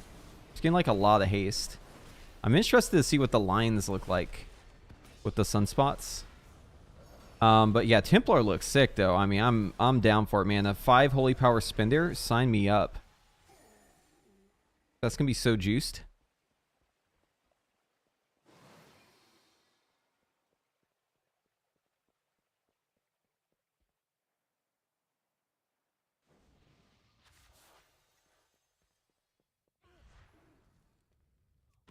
Yeah, it gives haste. Both of them give haste, actually. I've noticed that. They're like, you know what red pallies need? Haste. And they're right. We do need haste. Haste is great. I mean, honestly, like, red pally is so good right now, you don't even need hero talents. That's the thing. Some classes don't need hero talents. Some classes are already very good, like, and have very fun design on their own. And there's almost, like, no need for additional stuff. Other classes have a mighty need for hero talents. Like, I'll say like this. Evoker absolutely needs hero talents because it's very lacking without them. It hasn't had enough time to cook. It's very raw. It's fucking raw. It needs more time to cook, right? And that's kind of what hero talents are doing for it. Other classes, it's great that they're getting the hero talents or whatever, but I don't think it's going to change as much for them because the classes are already kind of figured out. Like, they already have most of the tools they need. It's not like that big of a deal for them to, like, have mostly cosmetic stuff. So it kind of just depends on, like, what the state of your class is, on, like, how important the hero talents being, like, different than your normal stuff is. But yeah, for, like, Evoker, the hero talents, like, change a lot, whereas for, like, Mage, they changes very little, right? And I think that makes sense. Some classes, though, they get, like, really shitty hero talents, and I feel bad for them. But also, some classes need it more than others. Bless you. Like, Windwalker needs some substantial help from hero talents. Mage doesn't really need much help at all. Paladin is already pretty good to go. The hero talents are still sick, though, so, hey, you know what? You're lucky. You have it all already, and you get even more. That's great. Happy for you. But, like, yeah. It's a mixed bag. It just kind of depends on what the current state of your class is. Basically, if your class is already good, you're probably eating good. But, I would say Evoker is probably an outlier in this because I feel like we're eating good even though the class is maybe not in the best state. The hero talents are probably going to change a lot of that.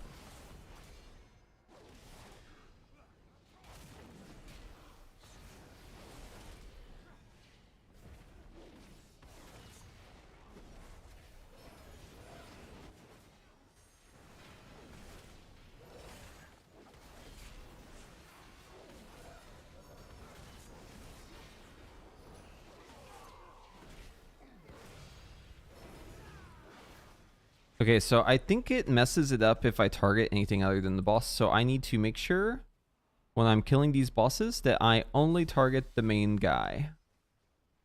Only target Nalroot, only target Agira, only target Volcaros. Not allowed to target anything else.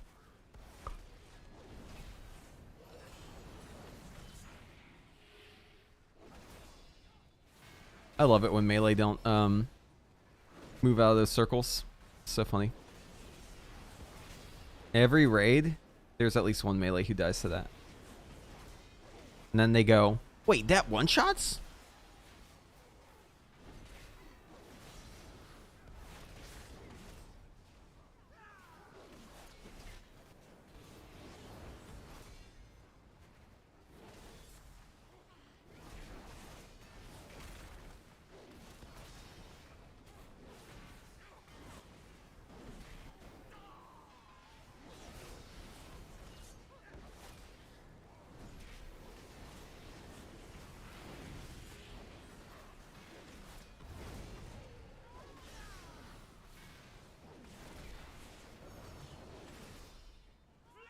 Consumes all, Guardian. You are too late, champions. Even now, flame and shadow twists its mind. Will you allow this beast to writhe in agony? or give it a quick death. I look forward to watching either way.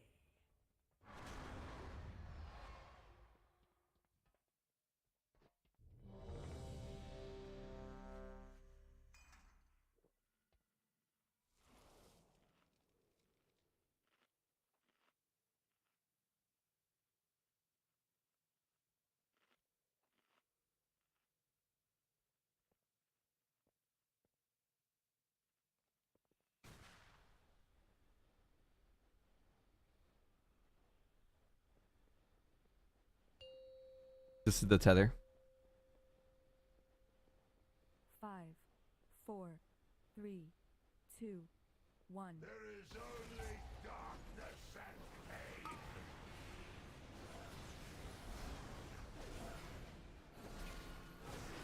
Destruction takes root.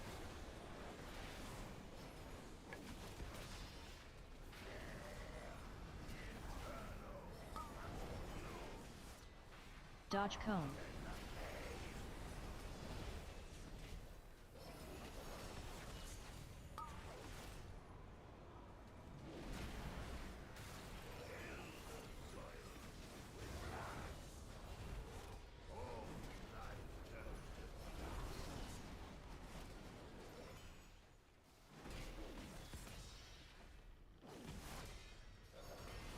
Dodge cone.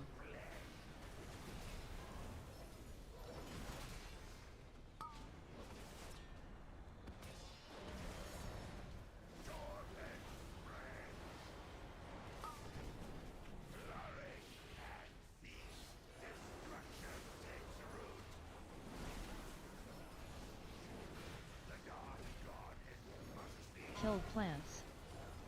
Dodge cone.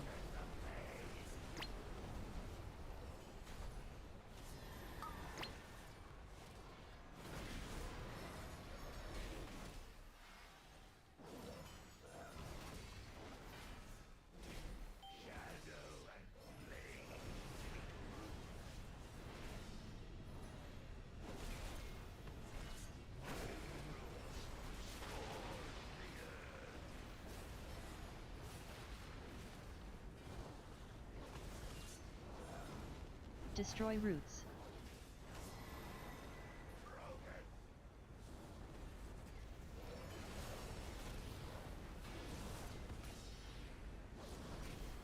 Destroy roots.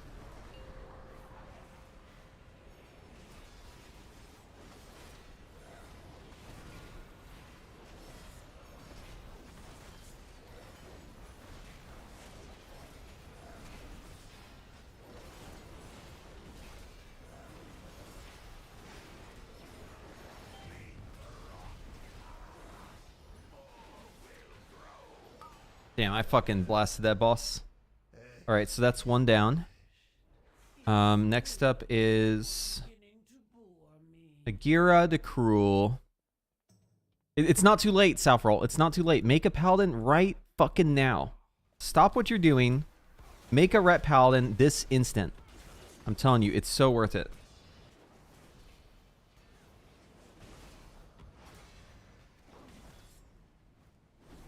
Okay, well, just fucking play it then. If you already have it, I mean, shit, you already got it done. That saves you like 200k gold, right? Just go to the auction house, buy 424 gear, go into LFR, do your first run, buy a heroic boost.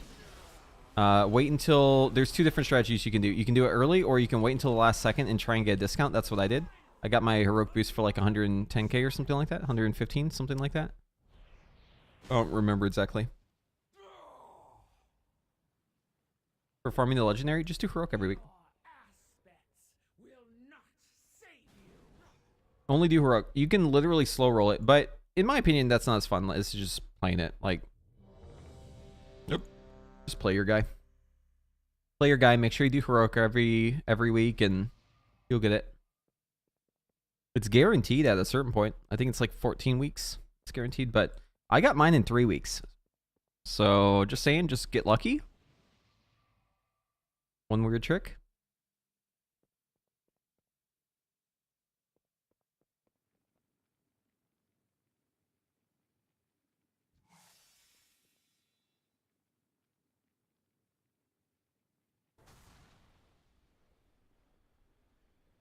No, I didn't get my own mythic. I got on Heroic.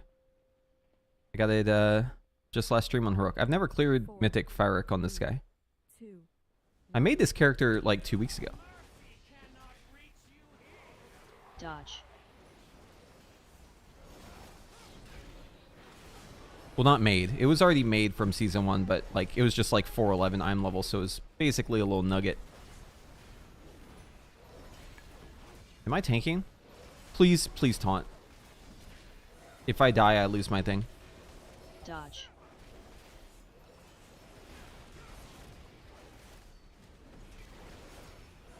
Spear on you.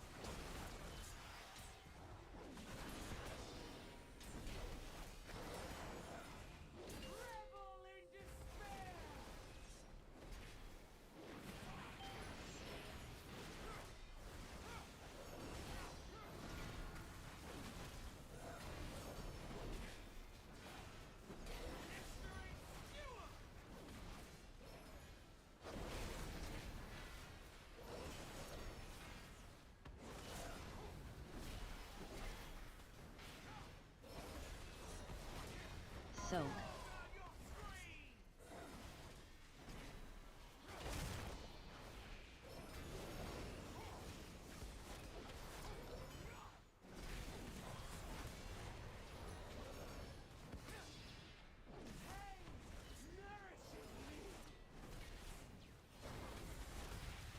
Rip.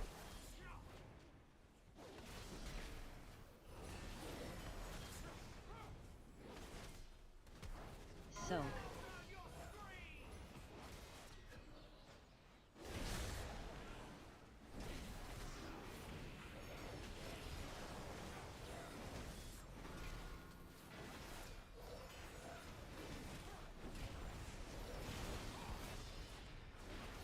Dodge.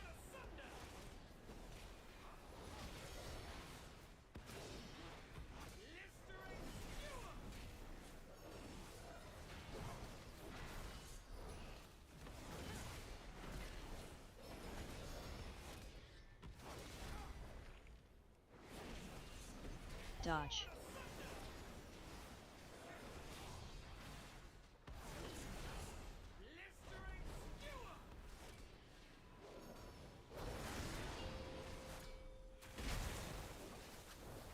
I kill myself here because, again, if I die, it's over. So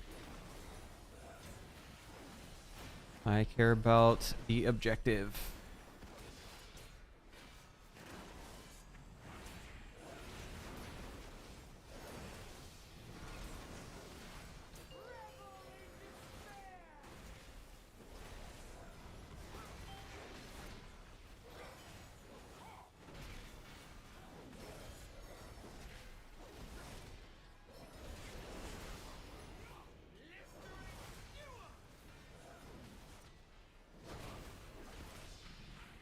Oh, hell yeah, someone just died. Now we get a buff for this one. Oh, boss is dead. Okay. And then Volcaros. Volcaros. The screams were beginning to bore me. Try to goad people over here. Nice, it worked. The dream is besieged by flame. How is this Last possible? boss. The druids of the flame have redirected the temple's focus to the Firelands. Within this temple's sacred halls are seeds of life. With their power, we can reach for Rock and stop this madness. I have opened the dreamways for you. Tread carefully. The creatures will... The Emerald Dream will serve as fuel for the Firelands! Smolderon dares to claim this realm as his own? We will stop him.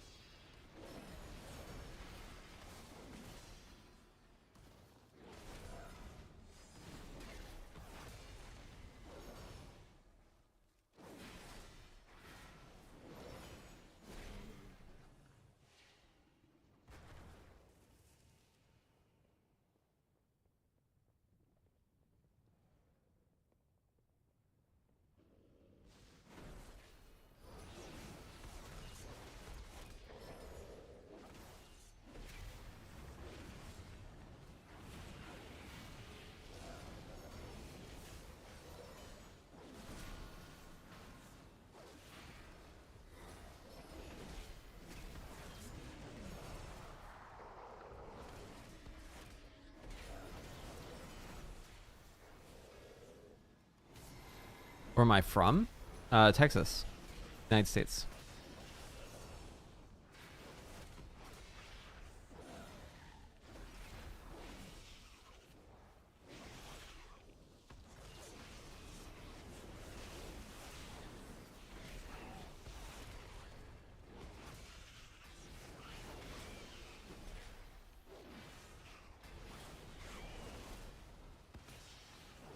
No, my ping's fine.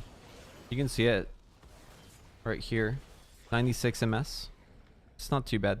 It's not great. 96 is not great. I'm used to playing with like 20 on NA, but 96 is not too bad.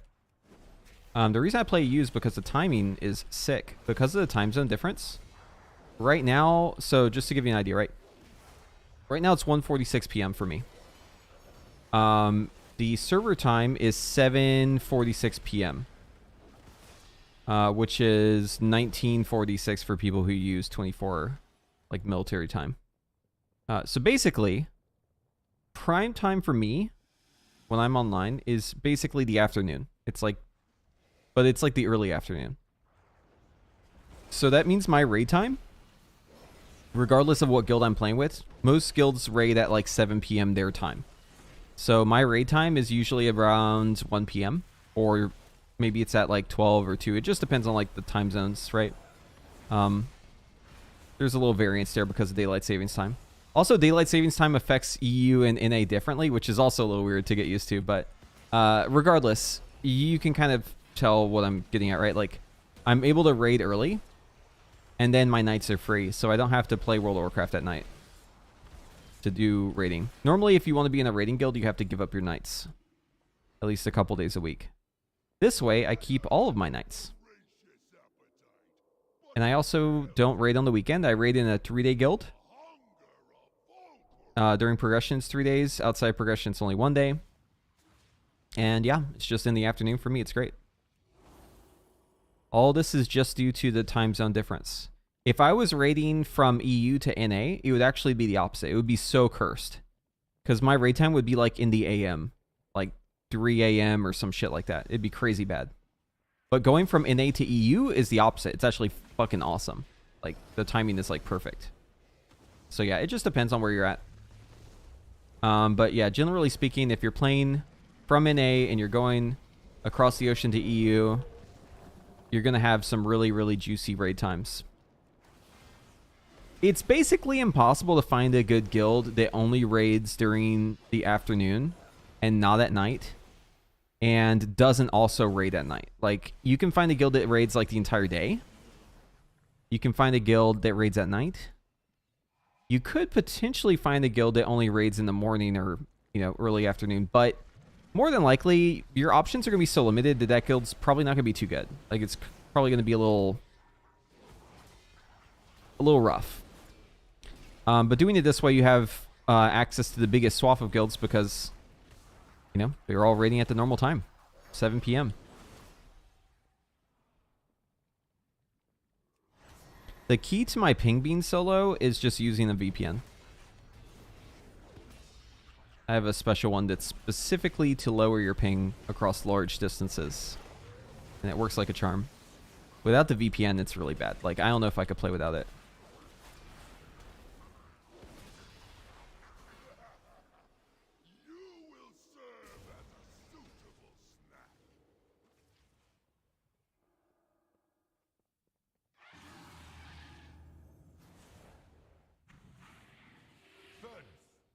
Someone ninja pulled.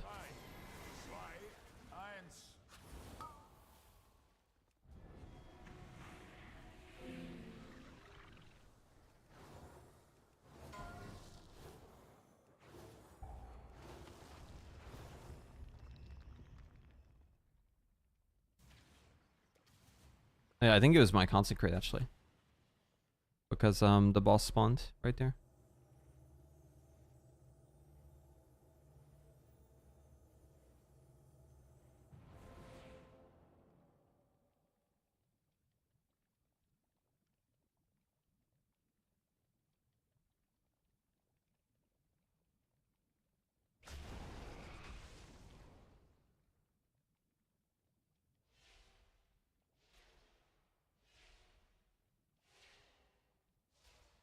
Why did they release? What the fuck?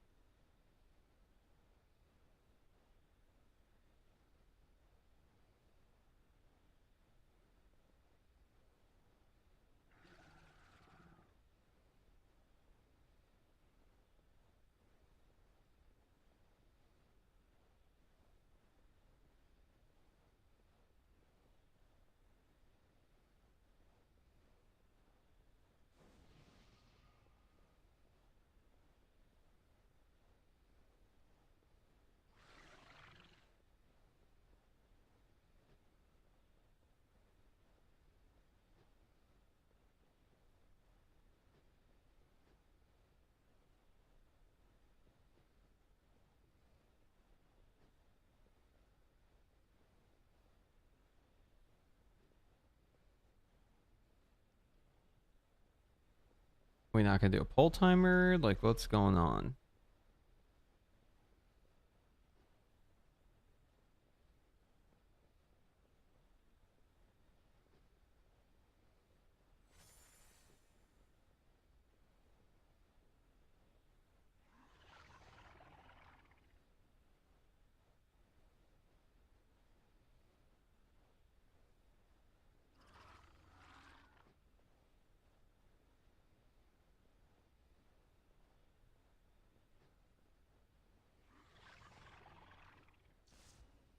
We making tea? What's going on here?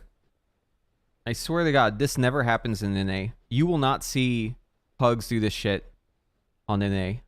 But on EU, it's so common to just be standing in front of a boss with absolutely nothing happening. No one is saying anything, and you're just AFK. It's like,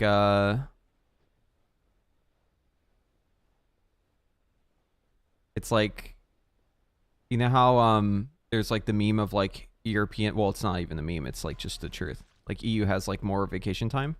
It's like people are taking vacation time between pulls.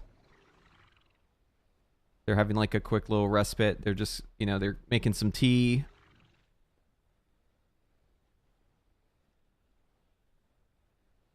Having a little meeting. But no one says anything. That's the weirdest part.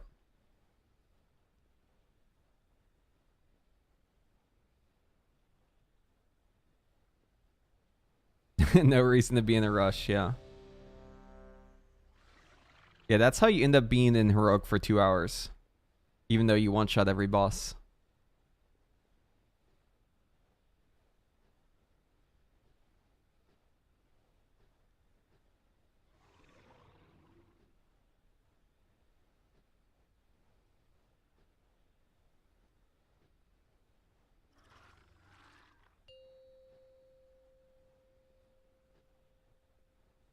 Five, 4, 3, 2, 1.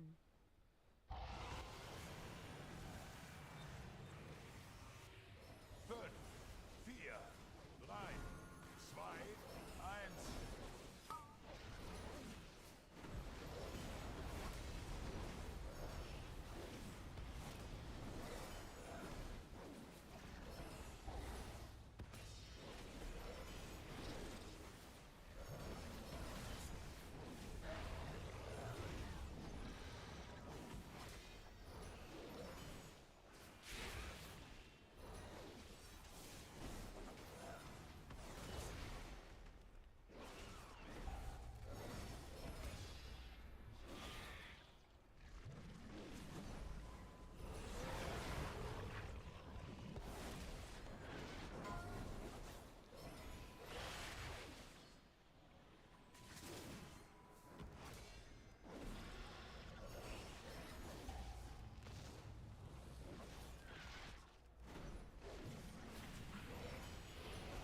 soaks. Tank's dead. That's not good. I'm gonna have to drop, I think.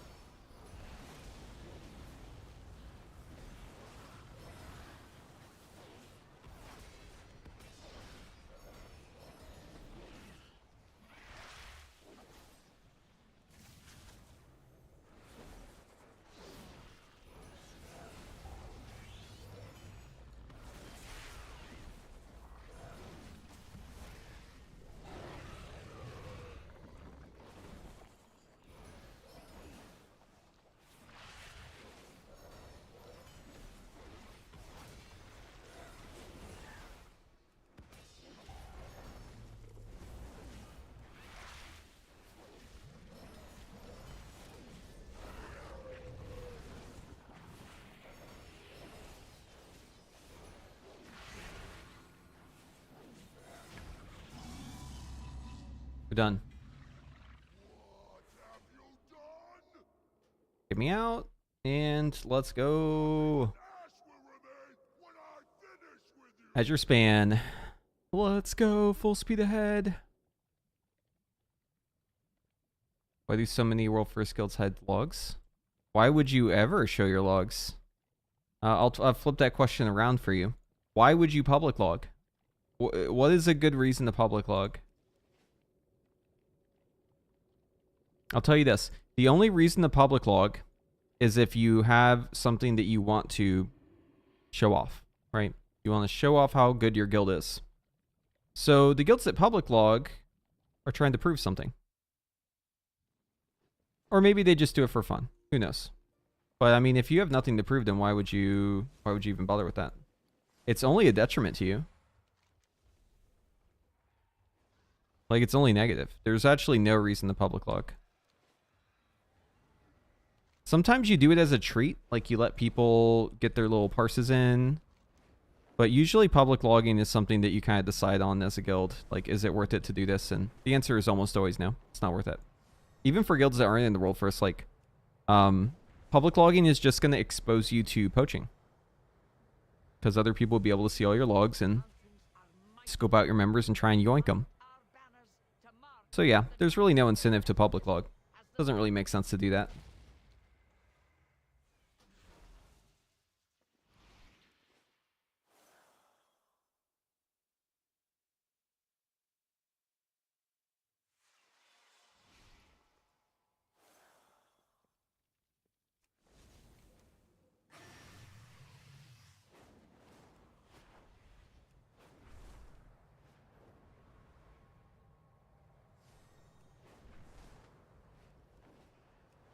So I'm completely unspoiled on what the quest ends with. I know there's something I need to interrupt, and I know it's going to be quote-unquote obvious. That's what everyone says online. I'm not going to spoil it, but there's something you need to interrupt. That's all I know. But I mean, if it's anything like the Evoker one, this is going to be super easy. Just go in there, probably do a little RP, kill a boss, get our axe.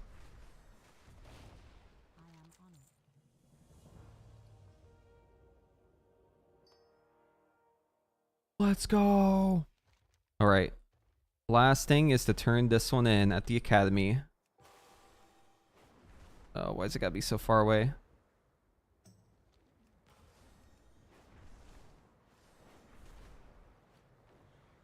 No spoilers, no spoilers. I'll probably do the same though. I'm just going to blast every cooldown on the boss as soon as it spawns and kill it as quickly as possible.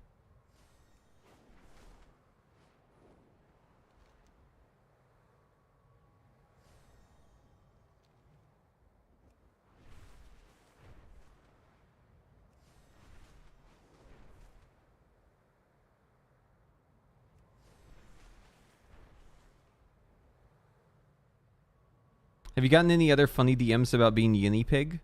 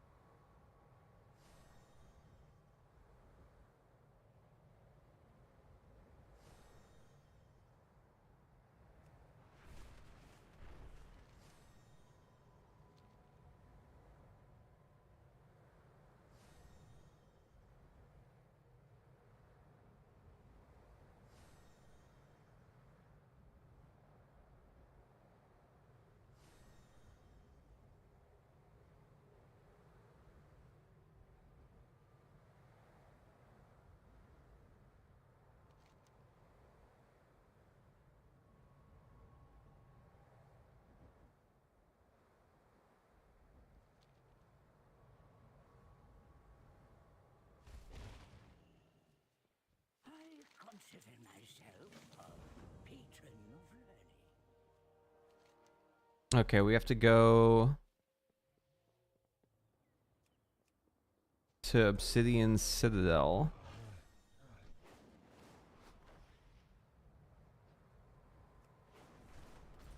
Look at all these I killed Ferric on Ret every week on Heroic for 3 weeks, and I killed it on...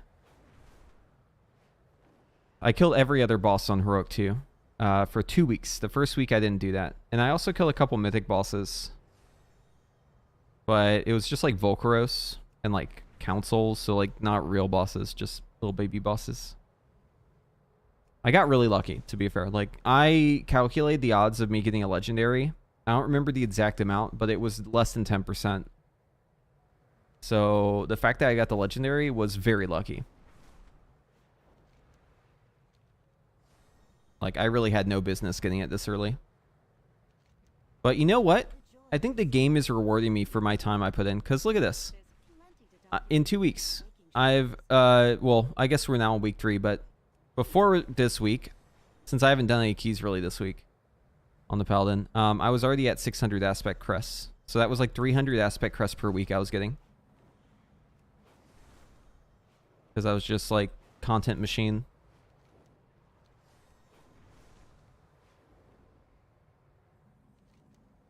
So the game was like, oh, you're playing your Paladin a lot? Okay, here's a legendary. Congrats. Speak your mind. Light lead you on your quest for knowledge. Bonk. We meet again, champion. Complete the scenario. You stand before the black. Go to Aberrus. Aberrus, okay. I have to equip it. All right, we have it equipped.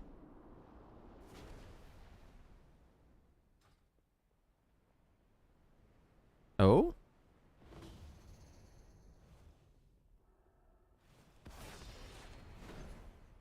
Oh, these little guys I think we need to kill.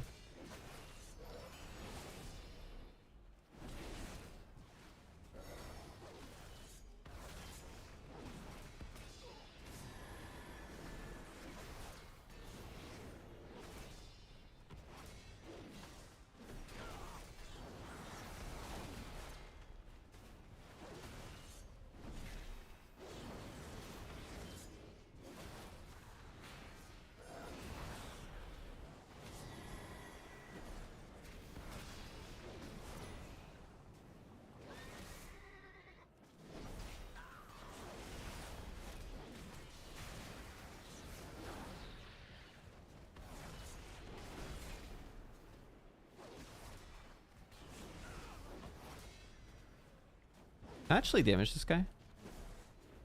Immune to damage. Nope, I cannot.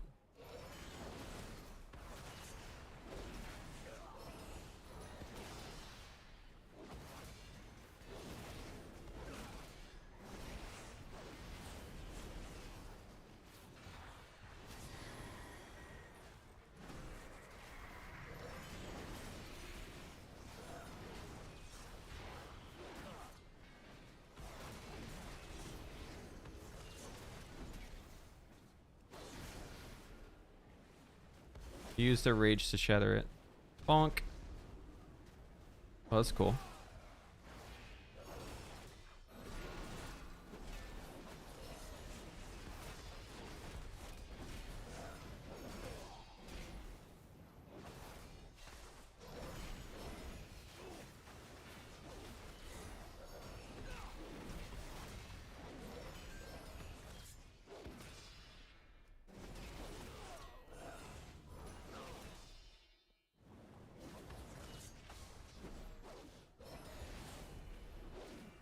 Okay, I gotta run around and do this thing again, I think.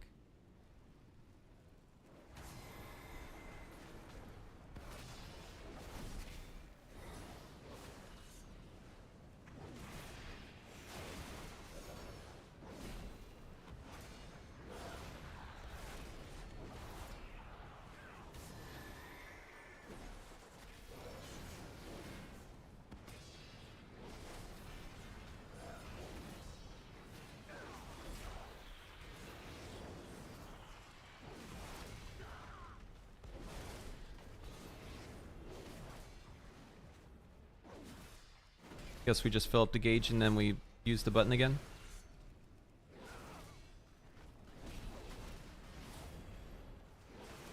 Oh, we have another guy up.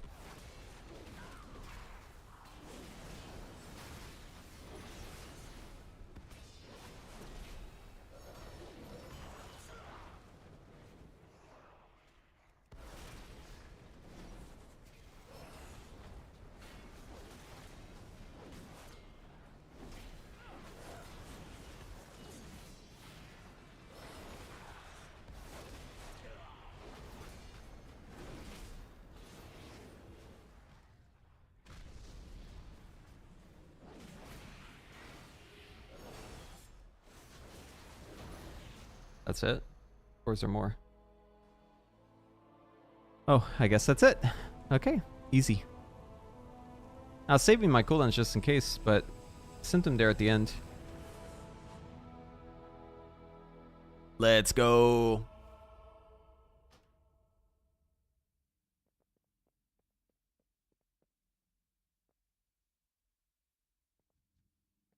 Do you trust me?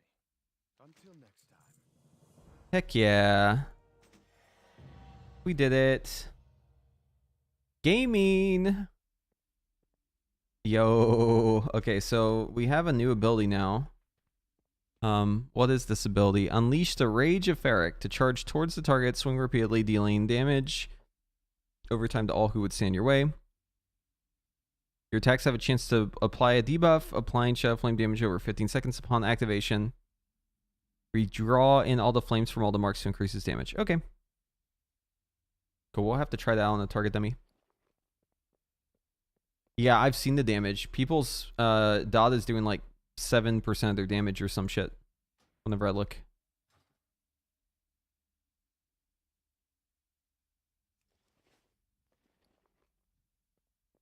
Oh, let's TP out using our Dalaran Hearthstone.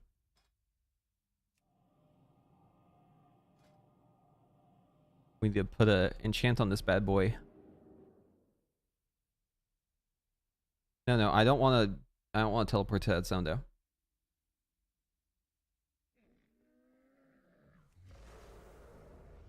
I want to go to a bank. Oh wait, this is the end. Go over here.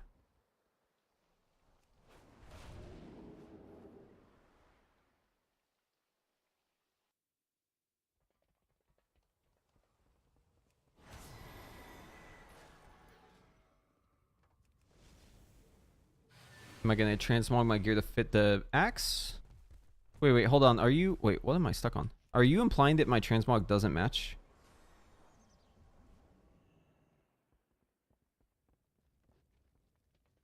I think it matches perfectly.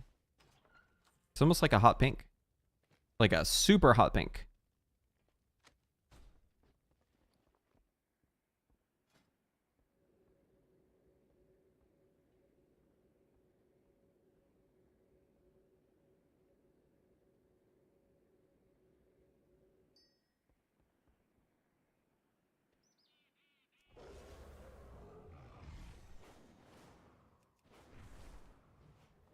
What does the axe do? I'm about to see. So let's hit the target dummy. Okay, so we have this new ability. If we press Shift E. Boom. That did 670k. And then apparently we're going to apply this debuff here. See? I'm putting this dot out on everything that I hit. And the cooldown on this is 2 minutes, so I can use this every 2 minutes.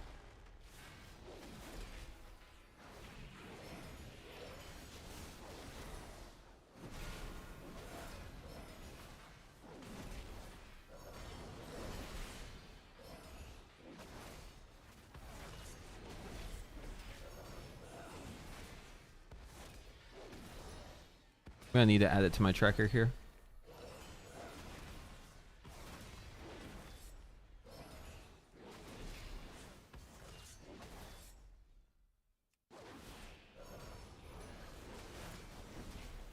I wonder if it goes with execution sense.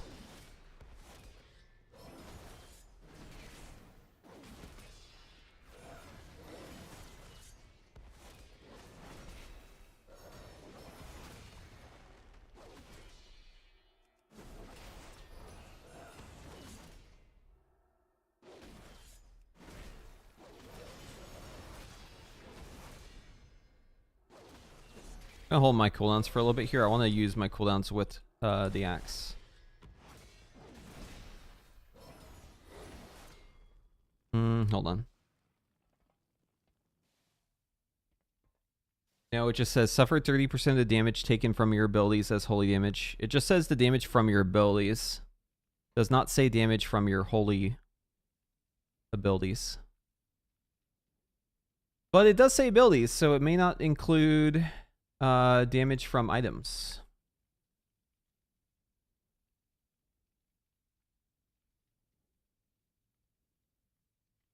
Let's see here. How am I supposed to use the legendary on the opener?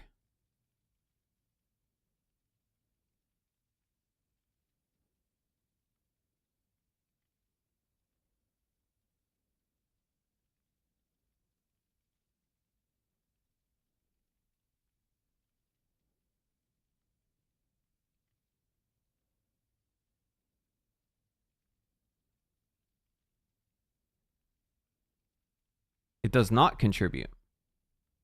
It's best to use it before the rest of your cooldown, since delaying it until Avenging Wrath is over will frequently result in losing use of it, and you'd much rather just use your regular abilities during Avenging Wrath. So you want to also make sure that you have it the marks applied to all bosses before you use it, as it's a damage increase, significant damage increase.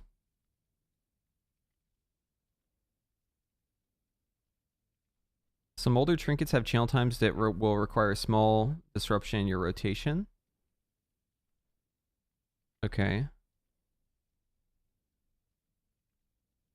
Okay, so it's basically just saying use your axe before you do anything else.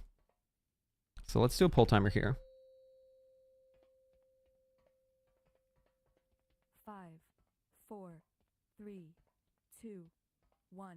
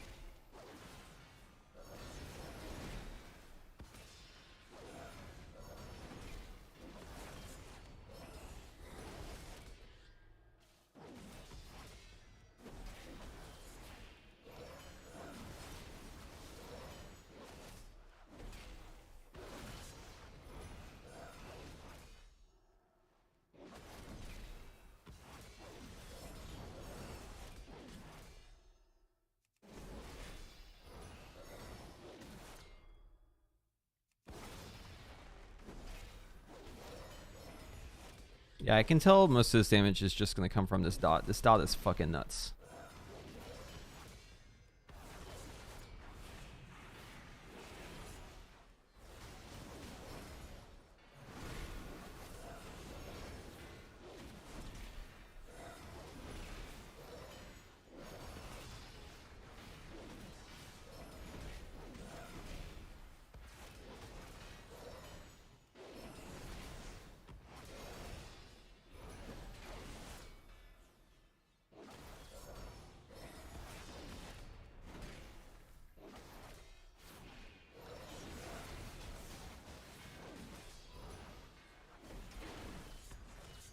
It's coming up soon.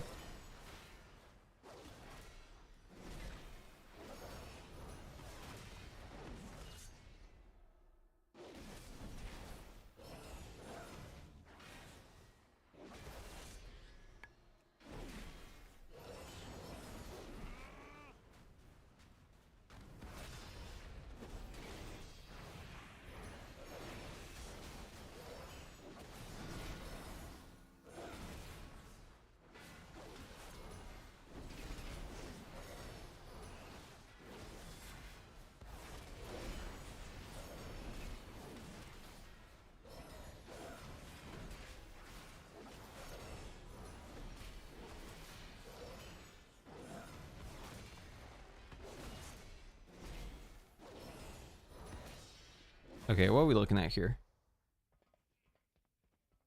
Wow, it's my second damage, dude. God bless. That is so good. Oh Oh my god. It is so good. It is so good.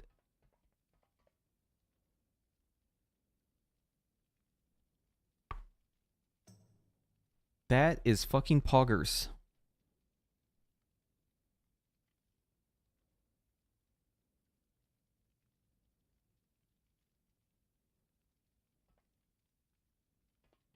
Playing with the Lego on Tyrannical Week versus playing with that one, it's playing a different game. Yeah, because this isn't going to go down if I change my talents.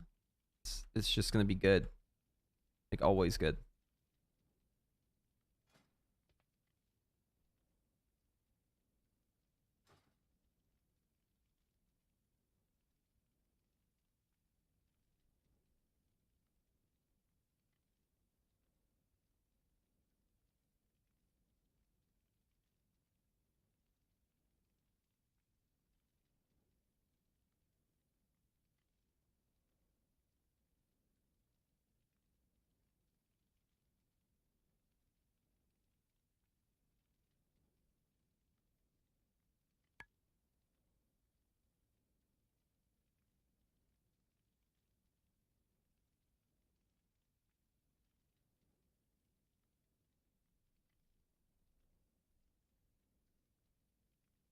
You know what? I always forget to use my Arcane Torrent, I just realized.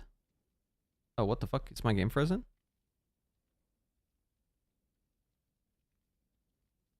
I always forget to use my Arcane Torrent.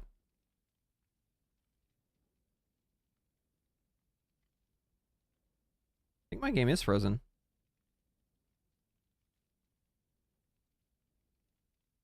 Oh, wall crashed. Maybe not? Okay, never mind. We're good. Let's put Arcane Torrent on X. Maybe I'll remember to use it then. Just like a second before the pull. Oh, it is a global cooldown. That's kind of awkward. It's a global cooldown. I thought it was off to GCD. Okay, well that makes me feel a lot better about not using it because that's not as great as I thought it would be. I guess it's good if you got like nothing to do.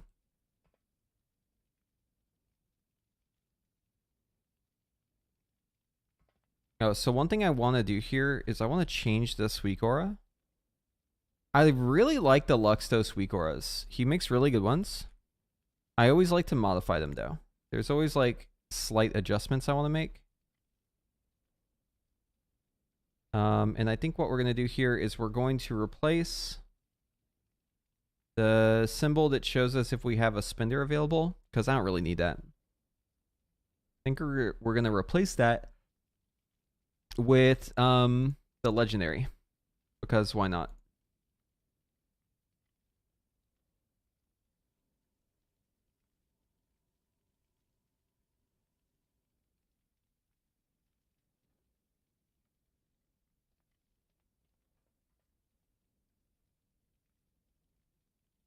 Wait, where is it?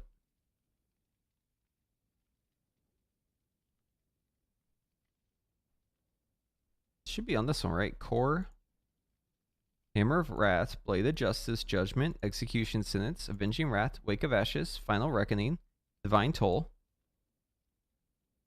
Crusader Strikes. Is this the one? Oh no, this is the one. Divine Storm. Trigger.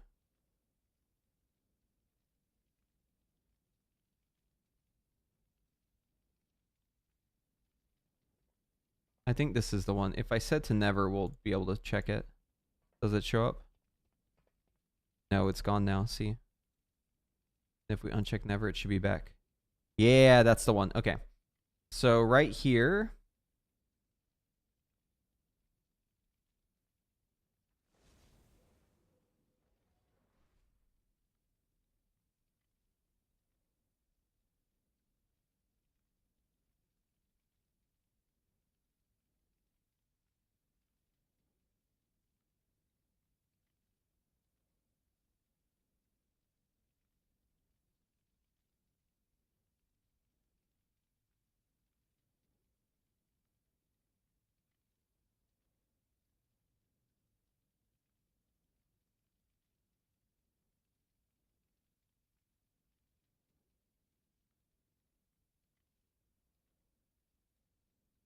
So we need to find one that deals with, or we can just change it actually. I want to change one of these that just deals with the cooldown. I think what we'll do is we'll clone this.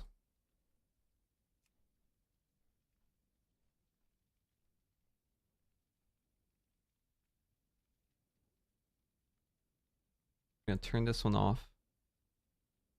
Trigger will be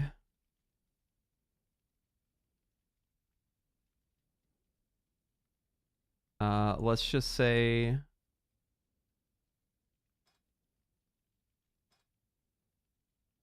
cooldown. I'm gonna delete these. I don't need these auras. Cooldown item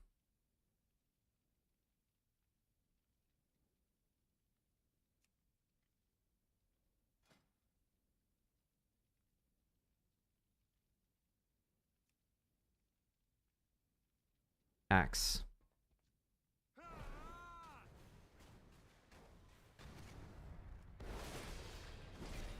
Okay.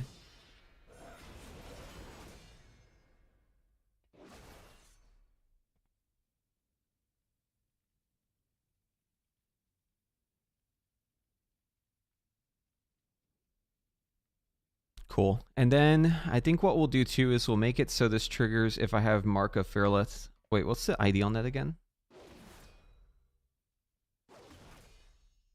It's crazy that it's just always up. Is it like 100% proc rate?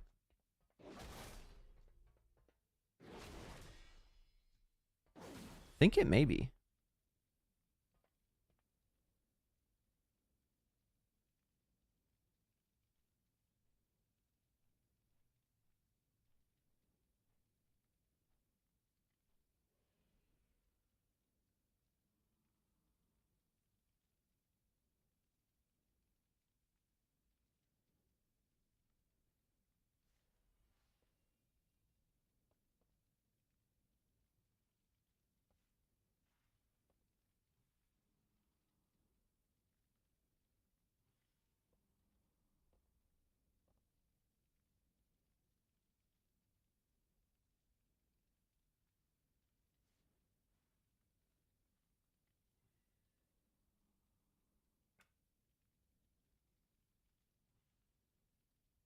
Okay, so I think this weekor will track how many targets have the debuff.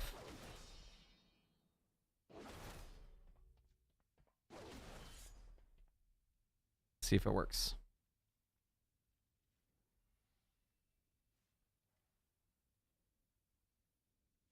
2, 1, 0. Perfect. All right, yeah, so we will put this right above our weak aura. Now we're going to put it right here on this little X.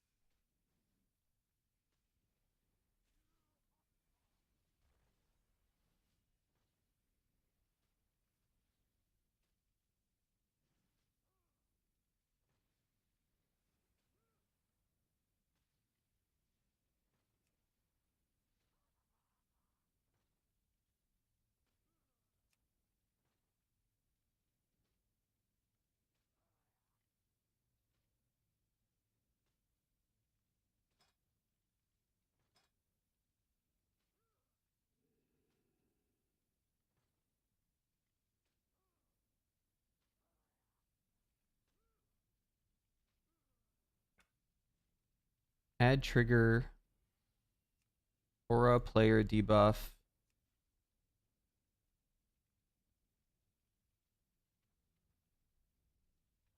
Wait, what am I doing? Don't do that. Wait, what the fuck? course. Item. Cooldown progress. Item. Axe. Okay. Show on cooldown. Condition. Glow visibility on.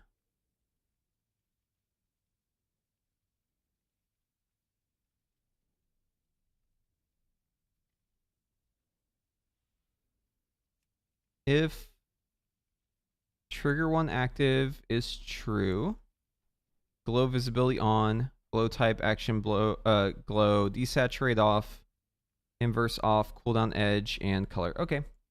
So if I'm in combat, oh wait, why is it gone now? Load. No, it's loaded properly.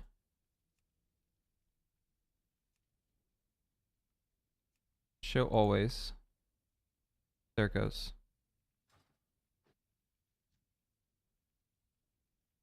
This thing shouldn't glow unless I'm in combat.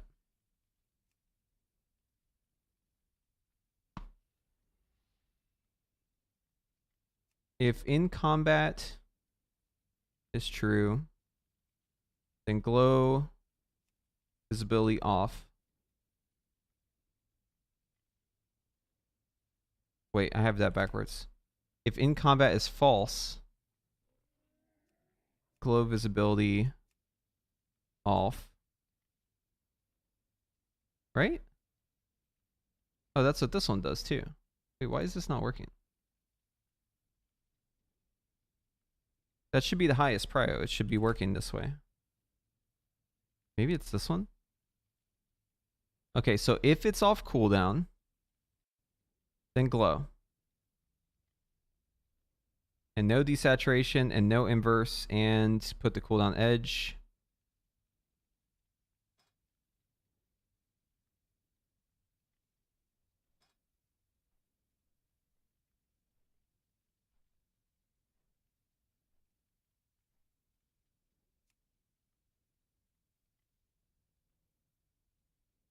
Maybe we add another condition to this.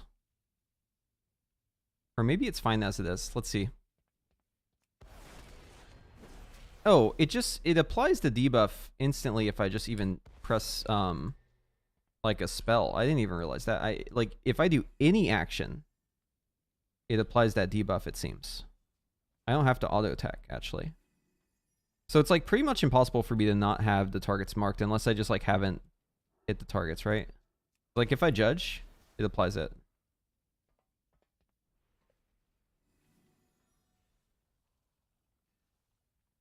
Let me add it to this top corner right here.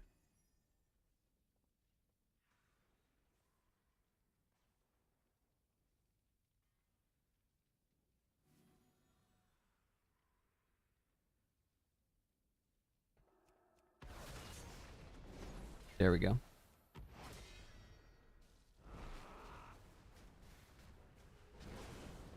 Okay, I don't like this because now it's not desaturating. Something's wrong with this.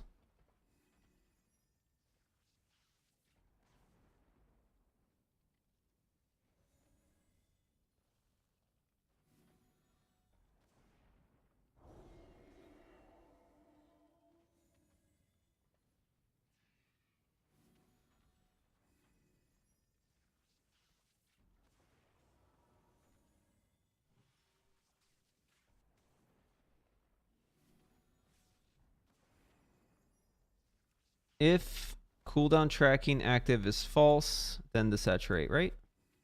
That should do it? No, it didn't do it.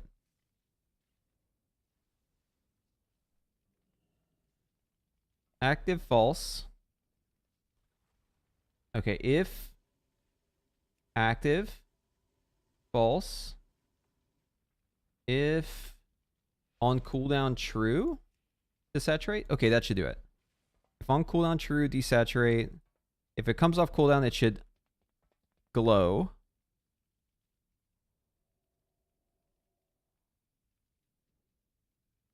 Glow. So if in combat is true.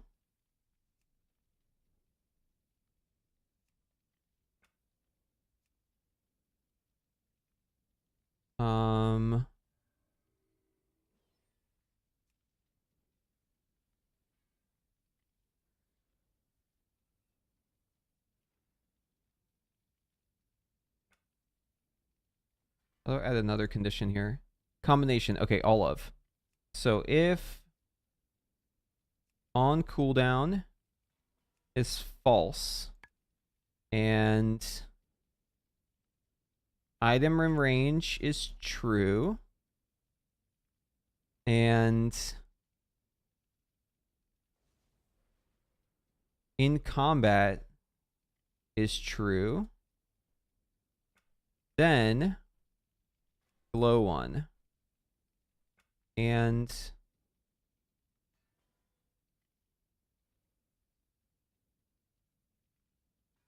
glow one visibility on. What was the other part?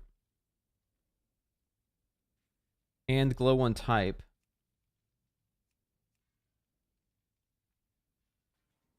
is action bar glow.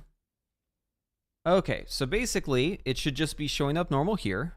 If I enter combat, now it's showing like this, and now we can press it.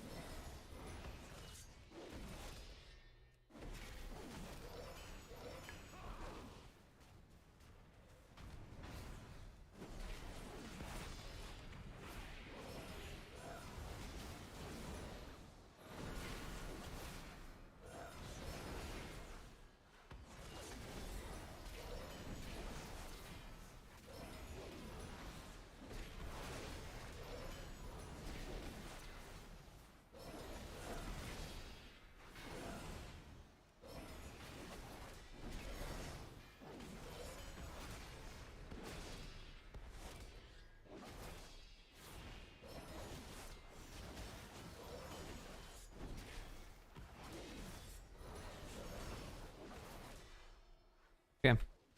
I like it. I like it. I think my weak cores are set up perfectly.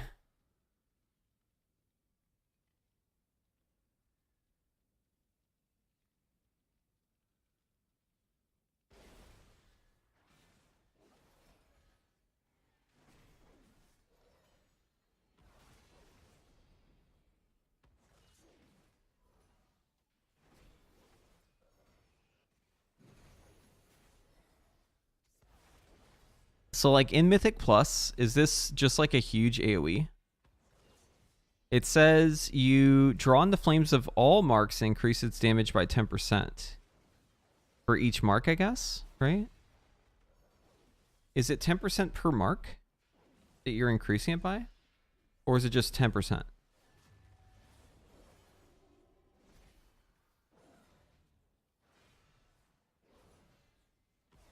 Because my understanding is it's 10% per mark. Let's see what people are doing in logs in keys. Because, like, I'm sure... oh, we'll look at, like, Everbloom. First poll. I'm sure in, like, an Everbloom, you would probably just, like, hit every mob to apply your dot on them. And then try to find, like, a really nice central mob and fucking rip the axe on it. And do, like, a crazy burst opener. Does this person have the axe? They do. Okay, so what's their opener look like?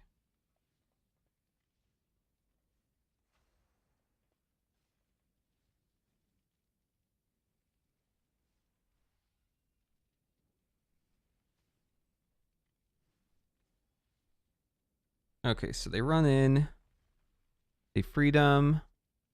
They're bubbled and they're sacking the tank. And then they Blade of Justice, interrupt, Blade of Justice, Judgment. So now they have enough holy power to spend. So they spend. That marks all the targets. And then they axe. How much does that axe do? So the axe... That's this effect right here. So it does 6 million.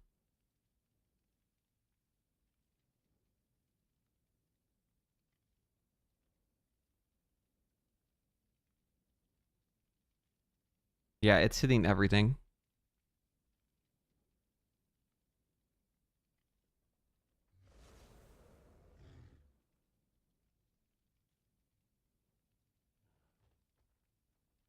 So this one cast does 3.79 million. I mean, that's still pretty good.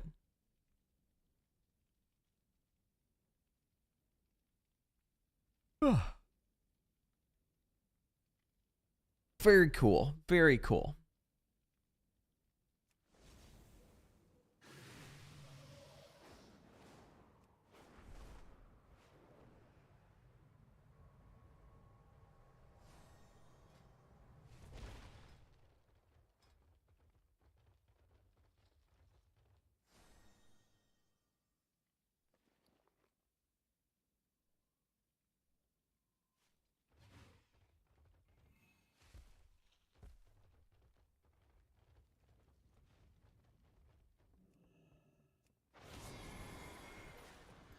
Damn, I like never want to tank again now that I have this weapon.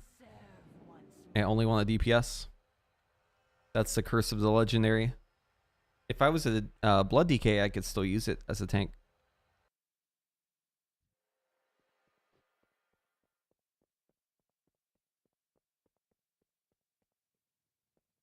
Sadly, as a paladin, it's only for ret.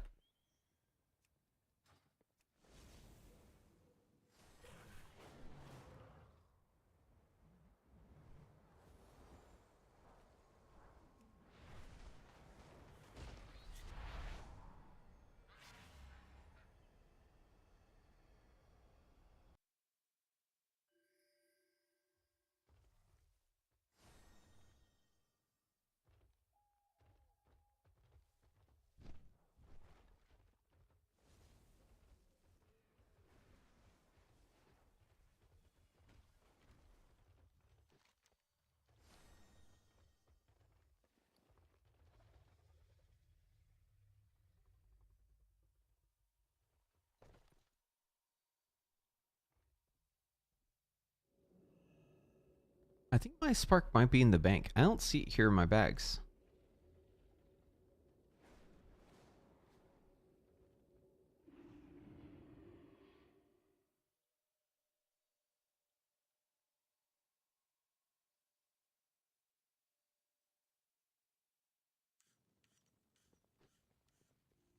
If I get the spark and I get some aspect crests, I should be able to craft an upgrade because I've got some 483s on still. Those 483s could go up to 486. Technically, I have stuff I could farm still, Mythic Plus. Where is my spark?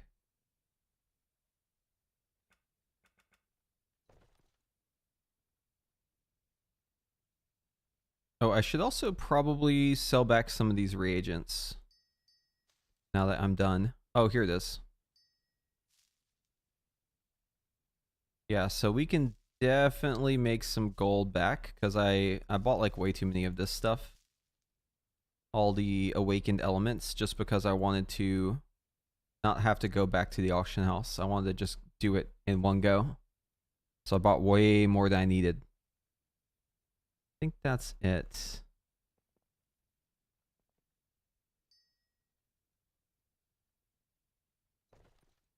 A fair exchange.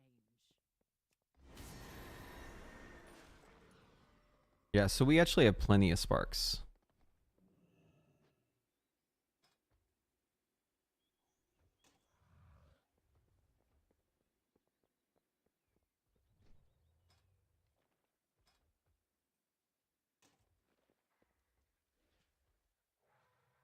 Damn, I've actually got 5 sparks I could spend. That's a little overkill. So 1 for the neck, 1 for the cloak, 1 for the belt.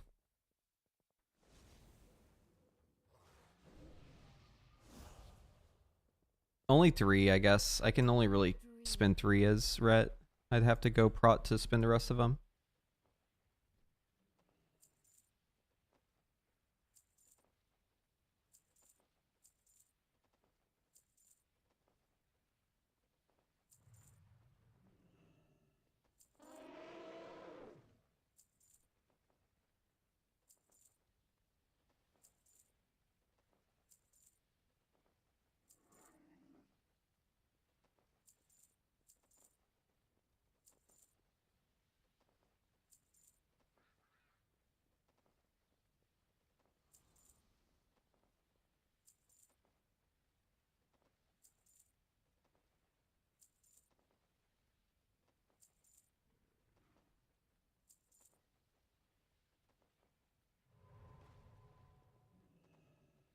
Go and defend that which cannot defend itself.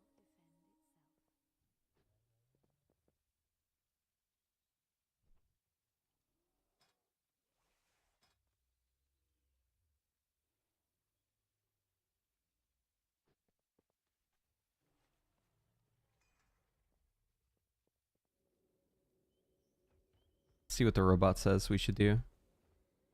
Now that we have the legendary, has that changed any of our stats? If we blow this in,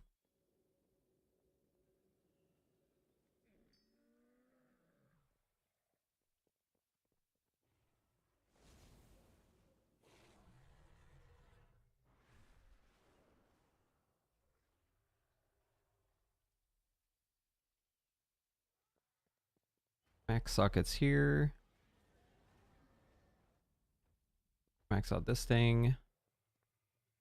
Let's assume that our cloak is maxed. Cloaks, plural, are maxed. Alright, we got the 2 belts that have a socket.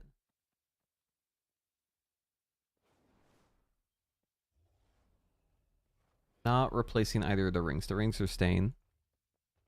We could change the trinkets though. Weapon, locked in. Not changing anything there.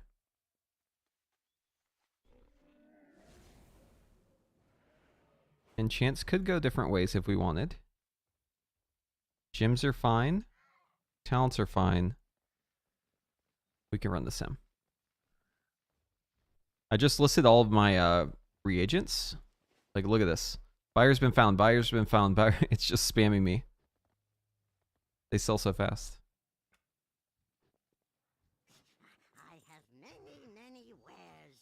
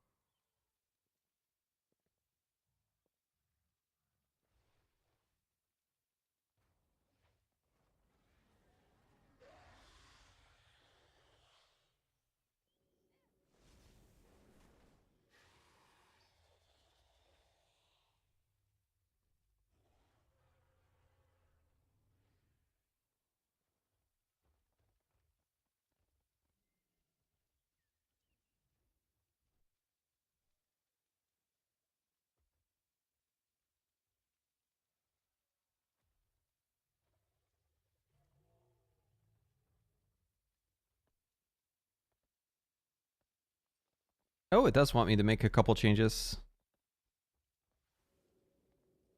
New gems. Different cloak. It wants me to wear a mastery cloak. That is surprising. Oh my god, I sim higher than my fucking evoker? Are you kidding me? I sim higher than my fucking evoker right now.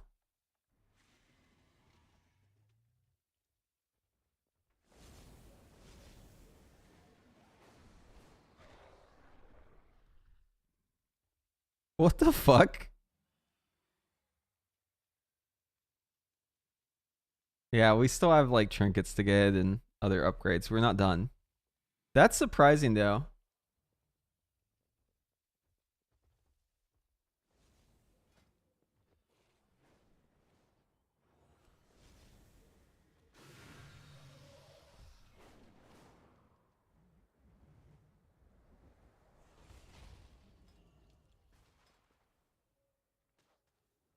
Right, straight to business.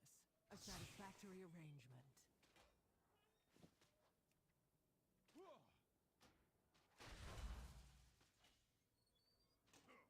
Oh yeah, we can upgrade our off weapons too, like the stuff I use as tank. We can upgrade the healer weapon now.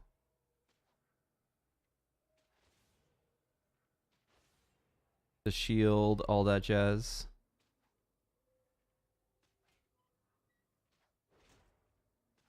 Wait, what's this go up to? This would be 483.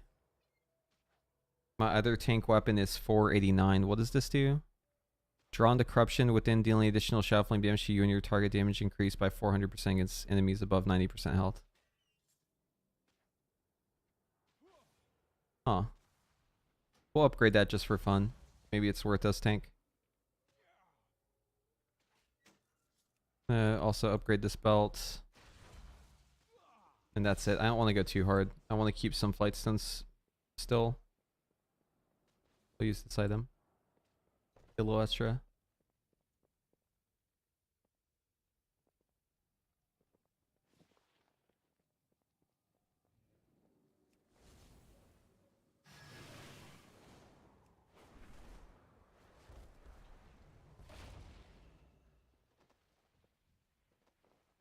Take all the time you Okay, need. so we're gonna get graceful, avoidance. I knew you would like my wares. Oh, I still don't have a class for my belt. Put this on the cloak. It's telling me to keep my current belt. But I suppose we'll just keep our belts and we won't. Maybe we'll buy a class for it. What is the price these days? 12K, dude. These motherfuckers.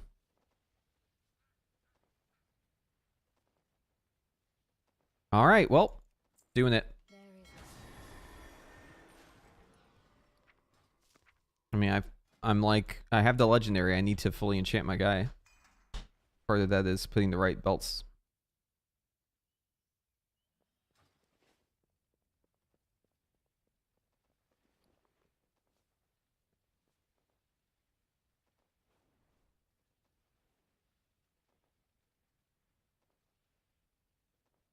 So it says to use the eyeball.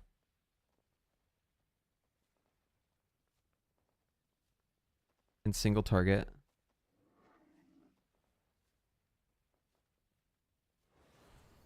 It's telling me verse energized malachite. Energized malachite. What if we take this exact same sim and we give it a couple more options? We'll keep the haste enchants. We'll tell it we can also do haste mastery. Also do crit verse. And we're going to tell this to add in a cleave add every once in a while. So that way there's like 2 targets sometimes. It won't change how it plays because it's pure single target. So it's just going to do single target, but this will just add a little cleave this side.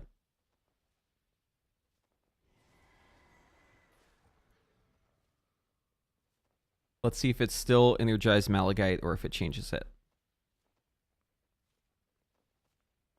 Most bosses have a little cleave on the side.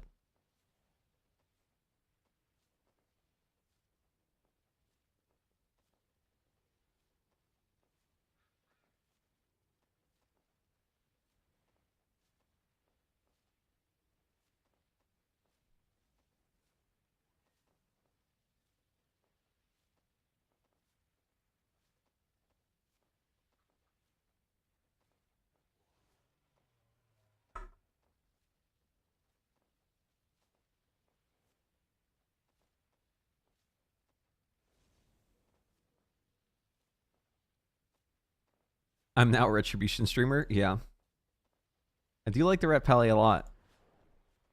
I don't know. I just like playing alts sometimes, you know? This is like the perfect time to do it. There's not really much else happening in the game right now. So, like, what else are you going to do? Just going to fucking play other games? I guess Final Fantasy VII Rebirth is coming out soon. But aside from that, like, now's the time to play alts. And Red Paladin's the perfect alt. Seriously. It's so perfect. Okay, so in Cleave, it actually tells me I want crit haste. So it's still saying the same trinkets, though. It's still saying the same cloak. Yeah, it's just telling me to pick up more crit. It makes sense, right? Because in Cleave, you're doing more damage that isn't primary. So like you're like guaranteed crits on your hammer throw. Not as important, so the value of cleave will, or the value of crit will go up because of that. So that kind of makes sense. If we look back here, the difference was also pretty minimal here. This was with verse haste. So we're just trading versatility for crit. I think realistically speaking, I would probably want to do this sort of, not this one. I'd probably want to do this sort of gymming here. Yeah, Ret's extremely popular. There's a good reason for it. I mean, it's not just like random that it's popular, yeah? Like there's a good reason it's this popular. It's good. It's really fun to play too. The people who know already have Ret and they're playing it. And if you don't have a Ret, then you're just, you know, you're out of the loop. It's time to get with the times. Make a Ret Paladin.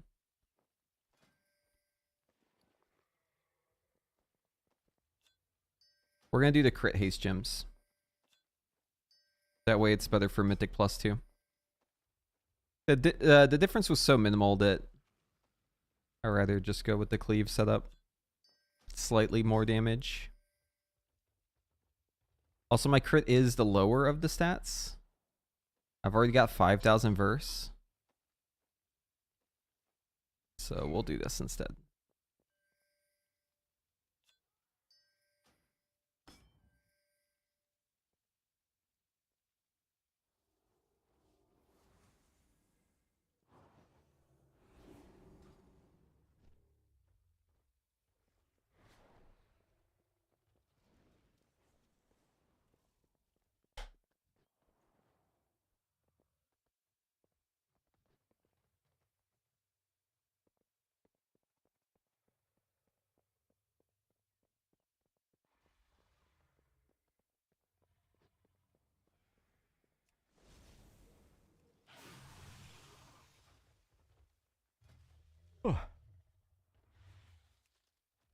And save.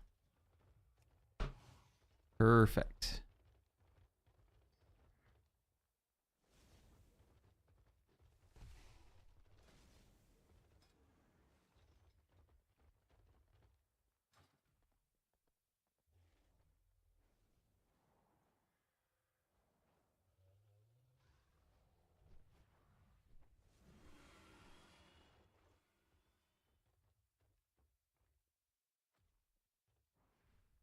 All right. Well, I mean, that's really what I wanted to accomplish today. I think what we'll do for the rest of the stream is do some Wowhead work. Because I do have some writing to do. And you can feel free to join in or get a fresh look at it. We'll go ahead and get started on that. Oh, now that I'm done though, hold on. We gotta do one more. /simc.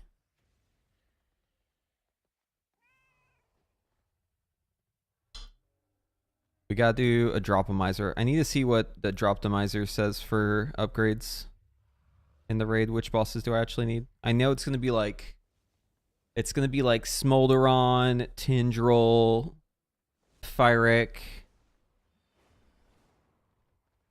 trinkets, and then any tier piece upgrade or other item level.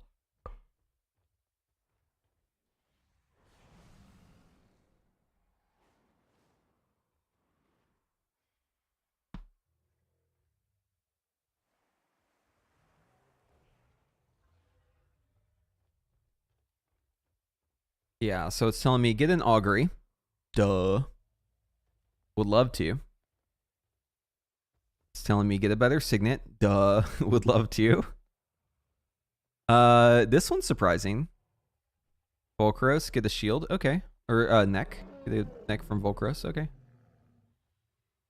And then just item level.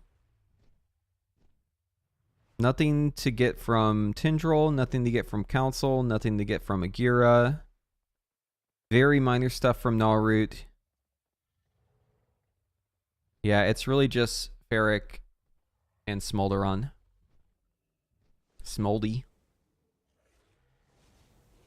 Wait, where's the Ashes trinket? Oh, that's really at 0%? Hold up. I don't think this is right. I think we need to do with upgrades. Because I would be upgrading it.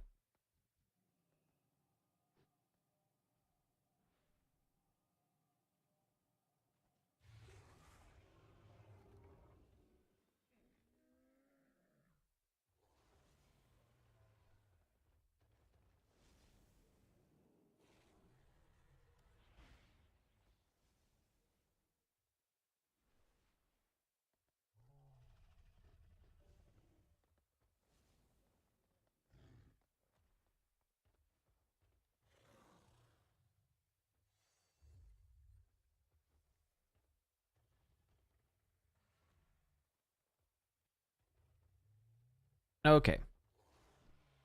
There we go. That makes sense. So Ashes is an upgrade. I was surprised when it didn't show up. Also with the pips, I was surprised by that too.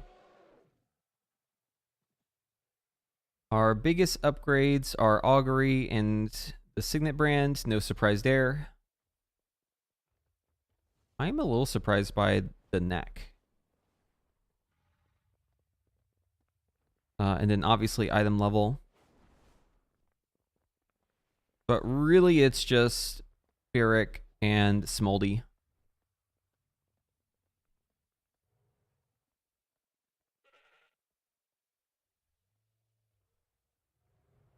And Nalroot. I guess I do have a surprising amount of upgrades from Nalroot here.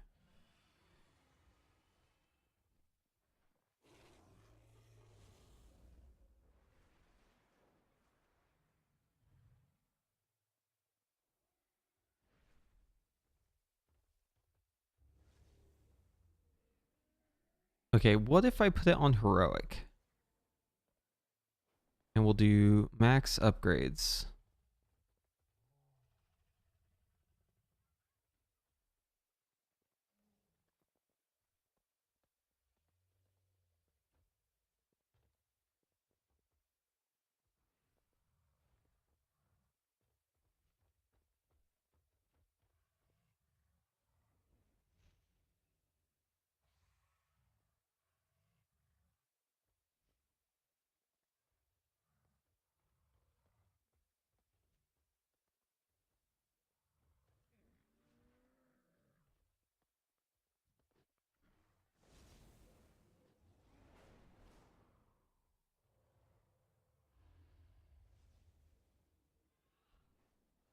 Interesting. So it's saying that Augury would not be an upgrade here.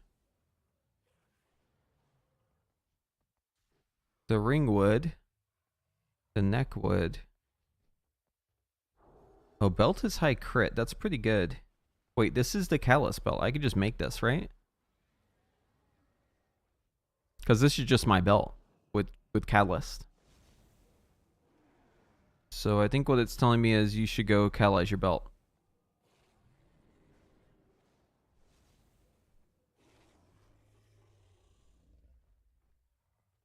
This one's crit haste. This one's haste mastery. I think we would catalyze the one I'm currently wearing.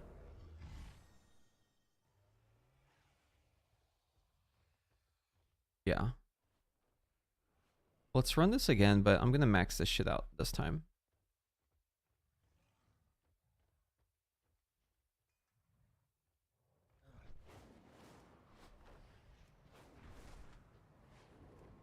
And we'll investigate if there's like a 0.1% increase I can get from this catalyst.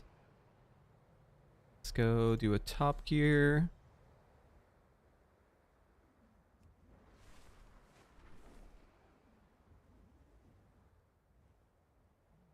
We need to tell it convert to catalyst item.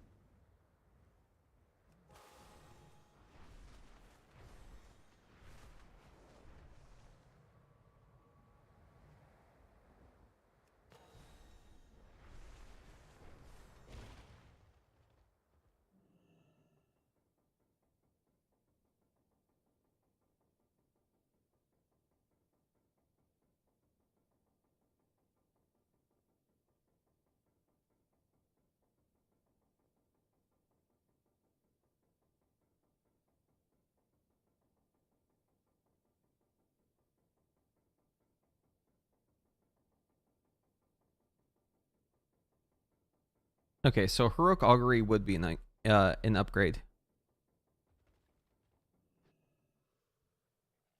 I think it's gonna tell me to catalyze my belt.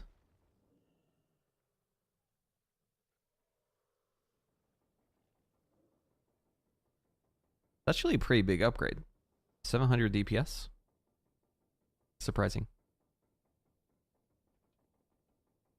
Yes. It is telling me to catalyze my belt. No. It's telling me to catalyze my cape. Huh. Wait, this one's crit mastery. This one would be better as a tank. This one's haste verse. I think if anything I do this one instead. Haste verse. Because that way it's that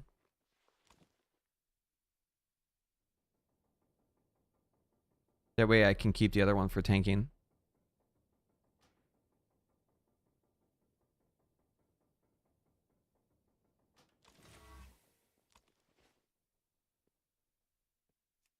Yeah, we'll save it. This loadout here, 2,500, 5,000 or 4,800, 5,400. Very good, very good.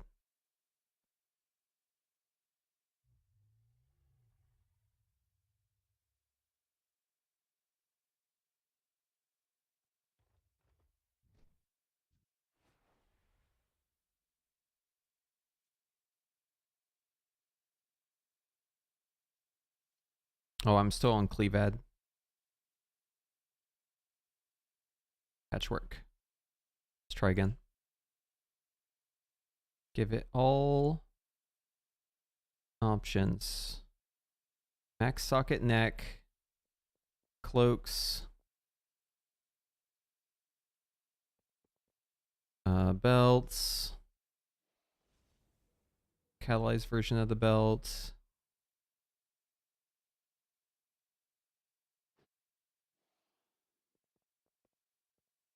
Catalyst boots.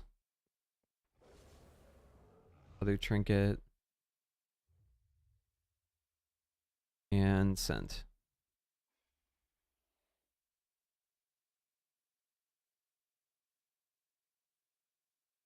It's going to tell me to regem, but I'm not going to listen to it.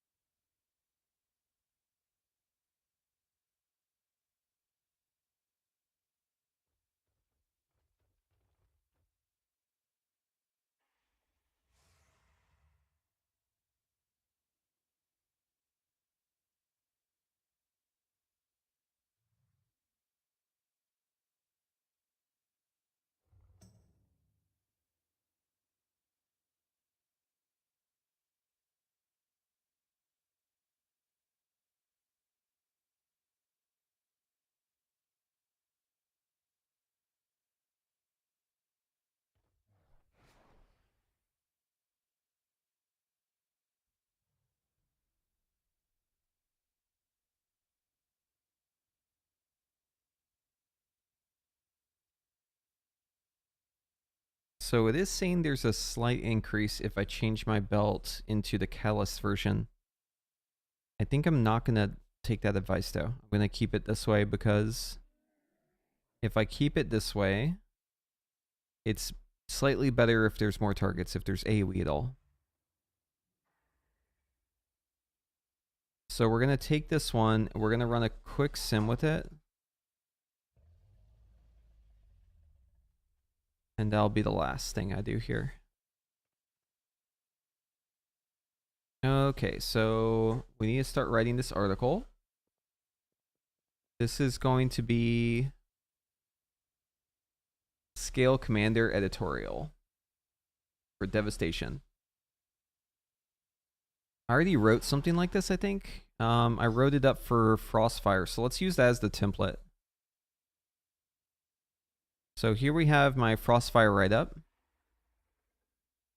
What we'll do is we'll just start by copy pasting this, and then I'm going to use the skeleton here to build up the other one. So we'll grab this. The title here, it's going to be Scale Commander Hero Talents First Impressions Devastation Evoker.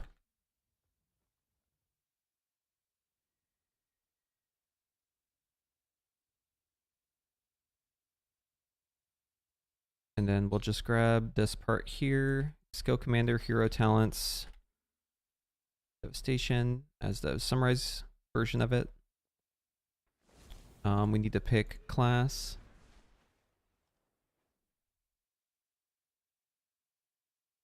Devastation. And then we can grab the body of it here and paste. First thing we need to do is open up Notepad++. And we're going to replace every instance of Fire Mage. This is really just for the headers, because I'm going to rewrite this. But I'm going to replace every instance of Fire Mage with Devastation Evoker. I'm going to replace every instance of C8 with C13? Is it 13? Is it 12? Hold on. No, it's not 12. It's C13. Yeah, replace all there.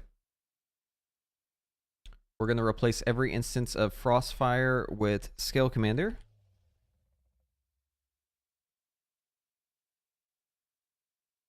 And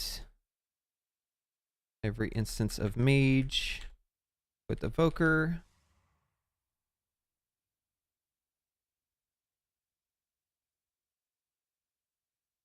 And that should do it for the placeholders. Let's paste it in and see what it looks like.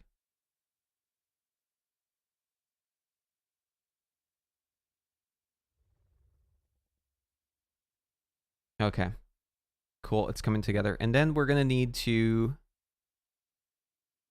set up the hero talents here. So this was, what was it, Mage Scale Commander?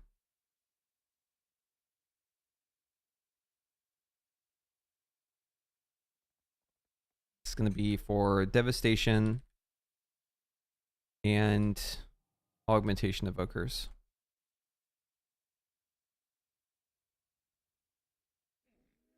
And then we're gonna delete this part here, except for the Blizzard said. We're gonna replace this with what Blizzard actually said.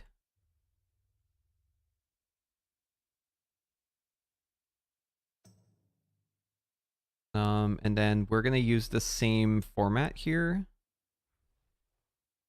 But I am going to remove all of this body text. I do want to keep one thing here though. How did I do these tooltips? So here's an example of the tooltip.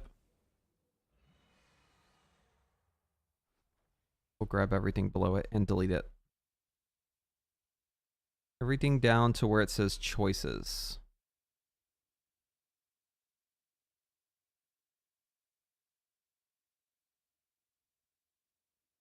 choices, and then we'll have our choice options here. I'm gonna leave this one in.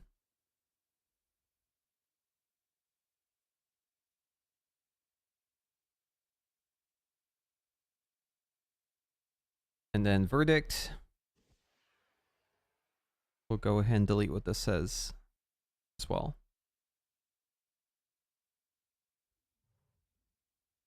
This is my about me, right? Yes, it is. Okay. And then what we need to do is set up these. Tooltip name equal, color equal. This is all coding out the actual tooltips themselves. So we'll have to take a look at how this is done. I'm just going to scrape this actually. Grab all this. It shouldn't change anything here in the guide. We're going to replace this text. And I'll go ahead and save this as a draft. Okay.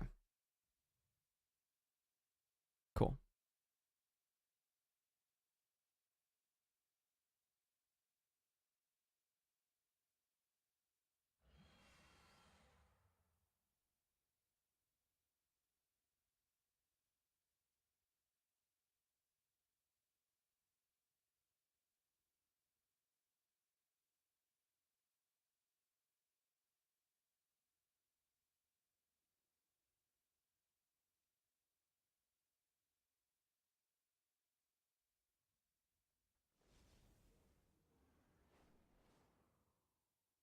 So what we need to do now is grab all the information we have on Skill Commander. I'm going to close this tab. And start porting it over. So let's go to Wowhead. Let's grab the new talents. Right here. Let's see, how is this coded? Can I see this somewhere? Yes, I can. Okay. Here's where there's Skill Commander. So let's find that.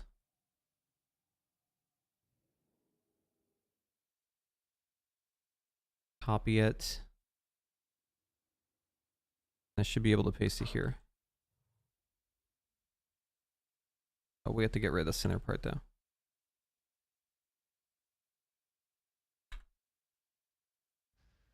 Okay, if I save this, it should work if I just open it naturally. Yeah, look, it works. Okay, perfect. Okay, now that we have this set up, what we can do is push this over here to the side. We're going to need to grab the text for all of this. Where can we find the text? I think it's going to be in this article here. Wait, no, it's going to be in the other article. The one that they first posted. I think they had all the text for it. I think it's this one. Yeah, here we go. This is what we're looking for.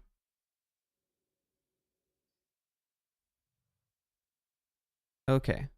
So the first thing we're going to grab is what Blizzard actually quoted this tree for having. So Blizzard said X. I'm going to replace these X's with what Blizzard actually said. And now we have a quote. Okay. So far, so good. Next up, we need to grab the actual tooltips. So I'm only going to bother grabbing the ones that are for devastation. So the first node is going to be called Mass Disintegrate.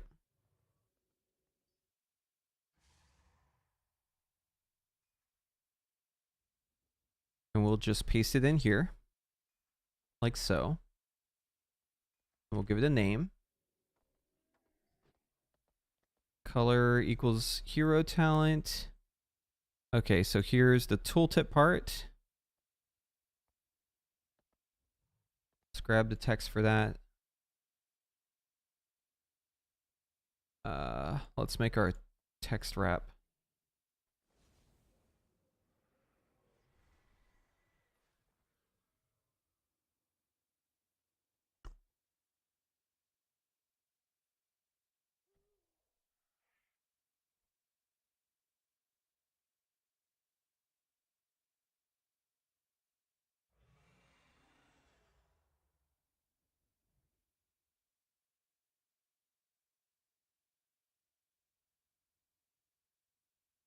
I'm going to add devastation to all these. So it should say hero talent, devastation. Empower spells cause your next disintegrate to strike up to 3 targets. When striking less than 3 targets, disintegrate damage is increased by 25% for each missing target in tooltip. So in theory, if I take this and I copy it and I put it in my guide over here, we're just going to slap it at the bottom. And then I take the exact formatting of this text and I replace the tooltip right here.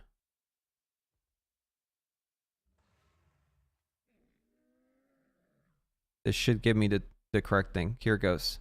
Mass disintegrate, hero talent, devastation. Yes, this is a properly coded tooltip now. We do have to replace the name of it. That's not a big deal.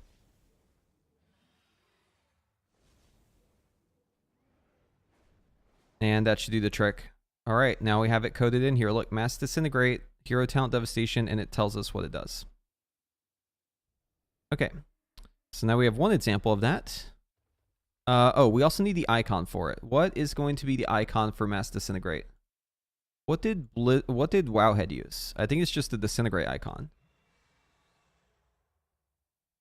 Yeah, so let's find that thing.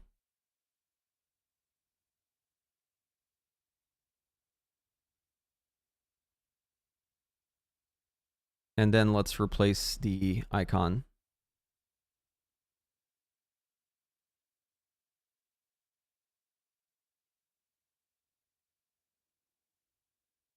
There we go. Now it has an icon. Okay. One of our spells is done. Now let's move on to the next spell. So the next one in the tree is going to be Might of the Black Dragonflight. And the icon is Black Attunement.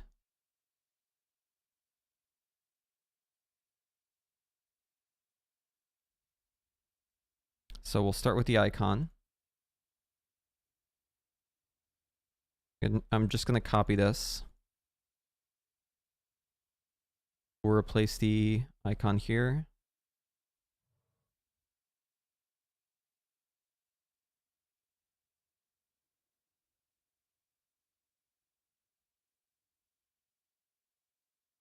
Okay, it has the proper icon. Does not have the proper tooltip. We'll have to grab the name. So we'll grab the name from here. We'll change the name everywhere it needs to be changed. This one needs to have underscores. Might underscore of underscore the underscore black underscore dragonflight. Okay, and then we replace the name here. I'm going to copy this part. And now we have to fiddle with the tooltip. We have to make the tooltip here. So we copy the old tooltip. Grab the name. We'll replace the name here. And then we need the name without the underscores. Replace it here. Hero talent. We don't have to have this devastation part, because it's the same depending on, or same regardless of what you're playing. And then we'll put black spells deal increased damage. Now if we copy this, put it at the bottom here. Now if I mouse over it, it should have the correct tooltip, and it does. Very cool. Okay, 2 down. 1, 2, 3, 4, 5, 6, 7, 8, 9, 10, 11, 12 to go. Next up is Bombardments, Mass Disintegrate.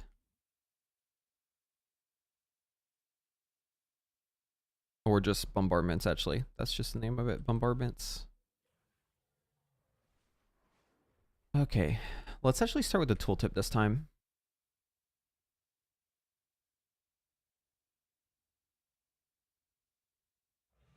We'll grab the one that has devastation in it. We'll grab the name, place the name here. Devastation, okay. And it should say, Mass Disintegrate marks your primary target for destruction for the next 10 seconds. You and your allies have a chance to trigger a bombardment when attacking targets, dealing volcanic damage split amongst all nearby enemies. Cool. And we replace the tooltip.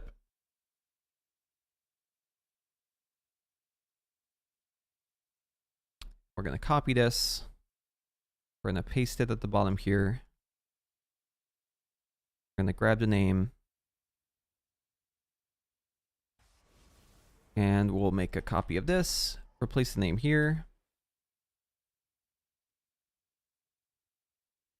Replace the name also here. Now we should have it without the icon. Okay, now we need to figure out what icon they used. This is Firestorm.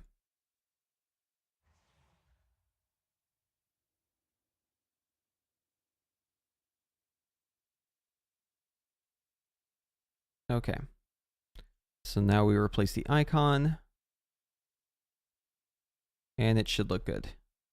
Yay, looks perfect. Okay. Next up is Onslaught. This is the burnout icon. I'm going to go ahead and just get that ready right away. Also Scorch. Also Soulburn. It's been an icon for a lot of things. So yeah, we'll go ahead and grab the tooltip. We'll replace the word here on slot. Replace the icon.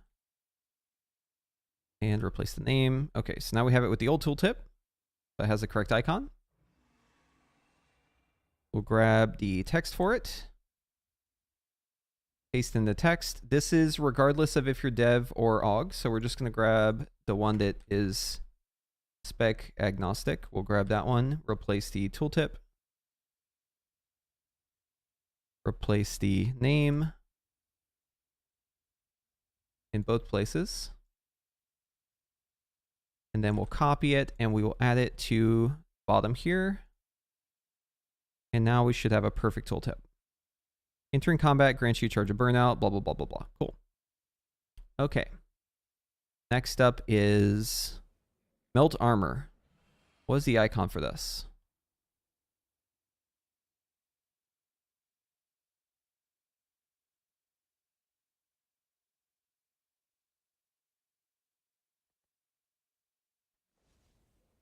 Foundry Raid Melt.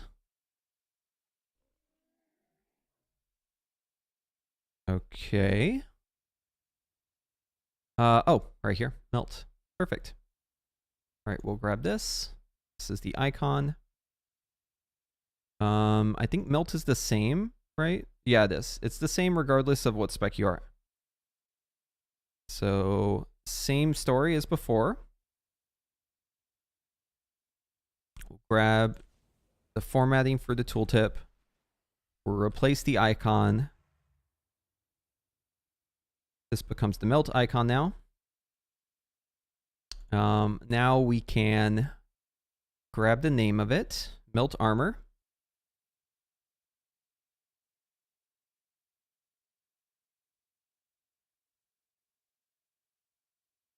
This needs to have an underscore. And now we need to add a tooltip for Melt Armor. So we'll go ahead and grab Onslaught here. We'll replace the name. Add underscore so the formatting's right. Replace the other name. And then we need to grab the actual tooltip. And we don't care about the aug shit. I'm just going to delete that. We only care about dev. So I'm just going to cut this part out and just say Deep Breath causes enemies to take increased damage. Okay, now if we copy this tooltip and we scroll down, we put it back with all of our other tooltips.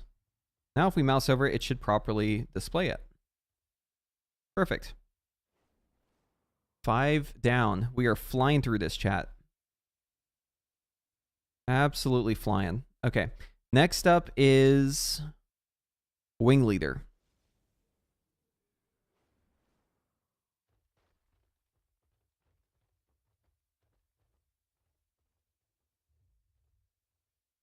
Oh, I should add a tag to this. Actually, no. It's not segmented out. Actually, no. They should all have tags. They should all have tags. Let's make them standard. Even though they're not standard in the other one, I'm just going to make them standardized. That way it's clear. These are all for devastation specifically.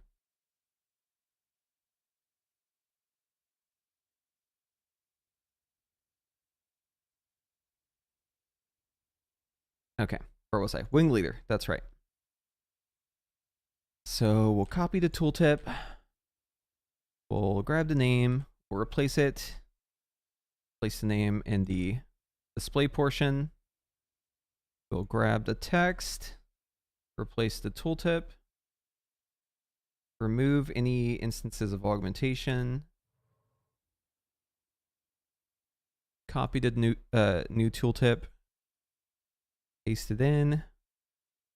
Okay, so that should be able to display it now. And then we're going to build it out. Wing leader. Place the name here. And the tooltip is correct. The icon is wrong. We need to grab the icon. This is going to be deep breaths.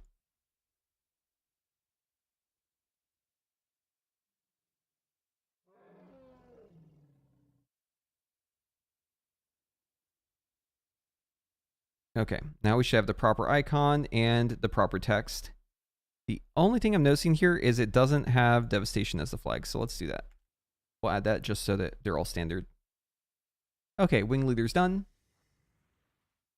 Next up is going to be Unrelenting Siege. This one is going to be Azure Strike as the icon. Go ahead and grab the icon first, since we recognize it. And take a bite of my food.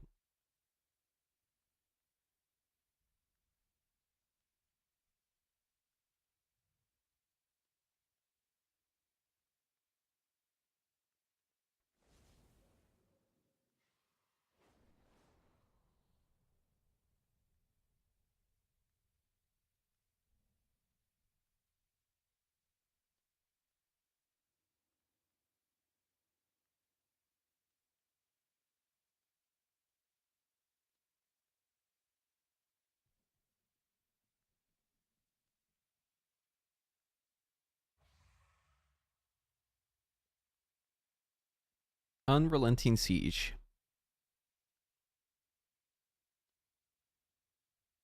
Okay, so we'll start by building out the tooltip for this. Same as before, grab a template, paste it, change the name, add the correct syntax, grab the tooltip,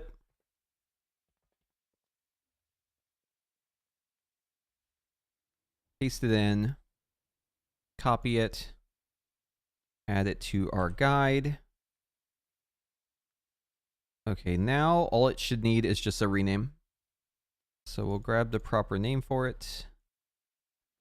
Go up to where our template thing is here. Add in the proper syntax for the tooltip and the proper name, and now it should display properly and say the right thing. Okay, yes. That is perfect. Next up is Hardened Scales, Menacing Presence. Okay, how do we do a tooltip for one? Oh, we'll just do these individually. Okay, so we'll start with Hardened Scales, and then we'll do Menacing Presence here.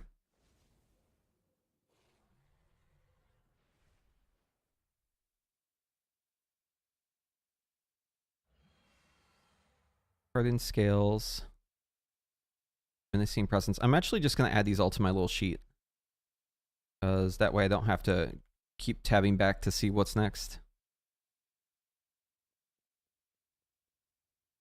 Nimble Flyer. Was it Tailwinds?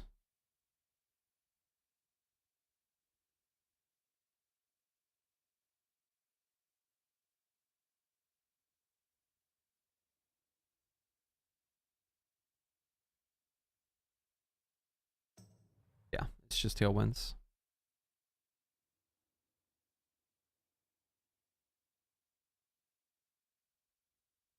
And maneuverability.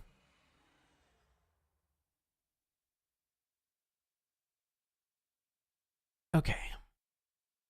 Might as well set up the tooltips all together. Start in scales, add the underscore. Proper name here. I'm gonna do a cutoff so I know which ones I've done so far. Grab the tooltip. Replace the tooltip. And next, menacing presence. Underscore. Copy. Paste in the tooltip. And next, extended battle. Give it the proper syntax. Replace the name. Copy the tooltip. Paste the tooltip. And next, diverted power. Proper syntax. Replace the name. Copy the tooltip. Replace the tooltip. And next is nimble flyer. Place the name, give it the syntax. Place the actual name of it. Copy the tooltip, replace the tooltip. And next up is tailwinds. Oh, we're almost done. I'm flying through these. I have a system now and it's just going real fast. All right, so replace the names. Copy the tooltip.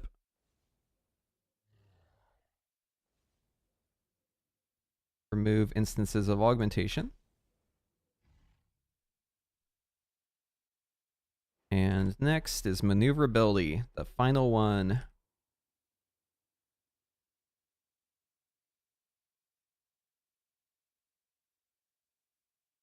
Copy the tooltip.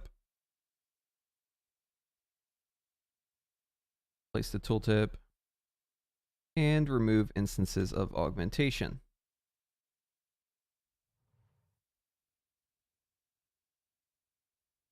Okay, now if we copy all of these, scroll down and we add them to our template here, we should be ready to add them now as actual tooltips. So let's see. This is 1, 2, 3, 4, 5, 6, 7. Okay. 1, 2, 3, 4, 5, 6, 7. Copy the tooltip.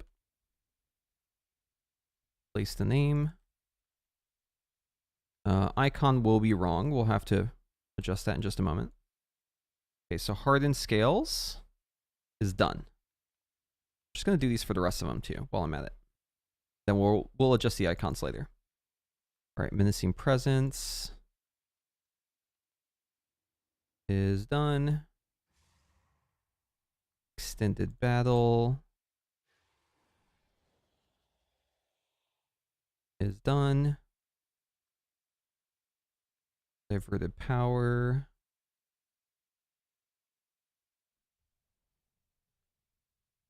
is done. Nimble flyer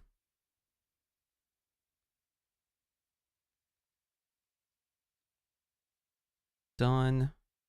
Tailwinds done. Maneuverability done. Okay, let's check the tooltips. Yes, yes, yes, yes, yes, yes, yes, yes. Perfect. Hardened scales is our first one. What icon is Blizzard using for hardened scales? Let's see. It looks like they're using... What is that? The one on the right looks like... Okay, no, this is wing... This is tail swipe. Pretty sure.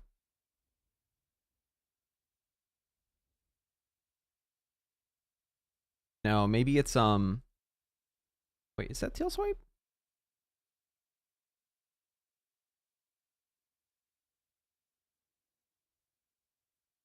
It's hard to see with the choice node. Maybe it's... It kind of does look like tail swipe. Right? Like this looks like the same icon, yeah? This thing? Versus this thing. Oh, it's a little blue. Monster scales. Let's go. Oh, there's probably like different variations. There's a number there, so there's probably different versions of this. I'm just gonna copy this, and if it's a little off, that's fine. We'll experiment with it. So I'm just gonna paste in the base one. Let's see, what's 3, 2, 1, 5, 6, 6. 6 is totally it. Yeah, that's got to be it. Okay, and then the other one is totally obsidian cobra scales. It's totally this icon. I recognize that. So that one is for menacing presence. Okay. And then the next one, it's so small, but I can recognize it. This extended battle is Dragon Rage. That's the Dragon Rage icon.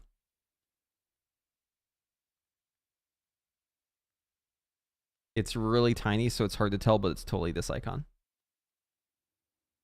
I would recognize it anywhere. So that one is extended battle. By the way, these aren't the real icons. This is just what Wowhead is picking, so I'm just copying what they did. Diverted power. This one looks like elemental fire to me. It's almost like plain trivia. Elemental fire. I could look it up in the like in the inspector tool, but to me it's more fun to try and guess the items.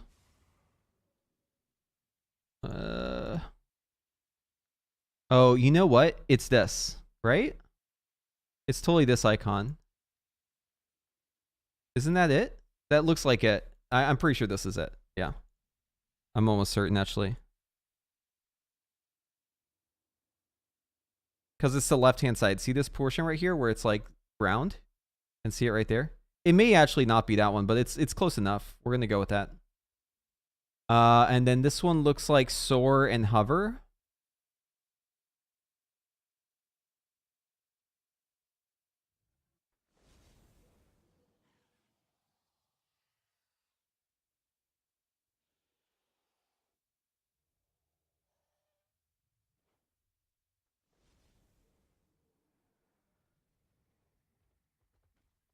Whoever did these actually picked pretty good icons for them.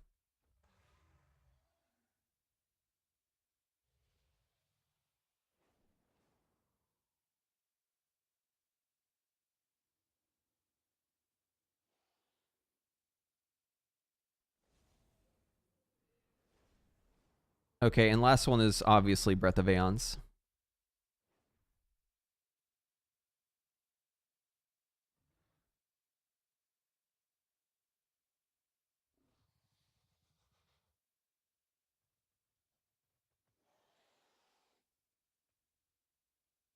Okay, that should give us all of the correct icons. Now that we have those, we actually can start writing because I can start filling in shit. So we need to grab the choice nodes here. The choice nodes are hardened scales versus menacing presence. So it's these two. We'll yoink those out. Those go down here.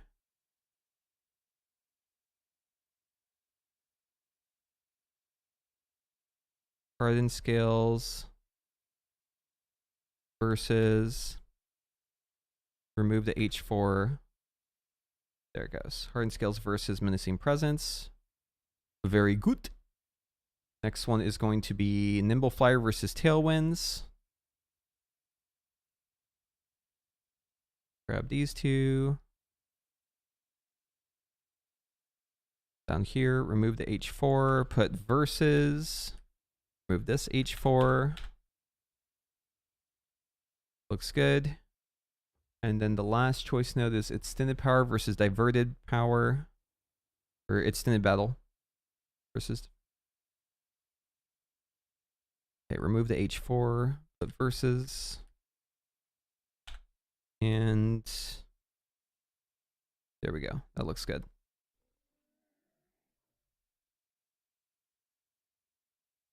Okay.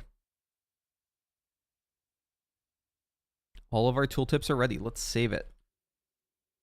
This is the work that goes into making the sausage, you know? Like the guide writing is one part. That's just writing. And knowing stuff and researching, talking to people, getting ideas. But this part is it's a little time in, consuming, but it's not too bad. I mean, shit, we just knocked all that out. Didn't take us much time at all.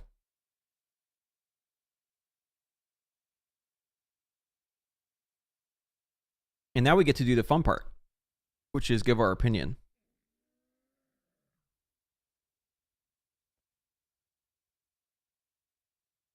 So I'm going to pull up my Fire one yet again because I want to look at it for some inspiration. Just like the way that it flows and stuff. Let's log out of this game. Okay. So I should introduce this by telling them what I think of it. Also, I should probably start by grabbing what I was talking about before here.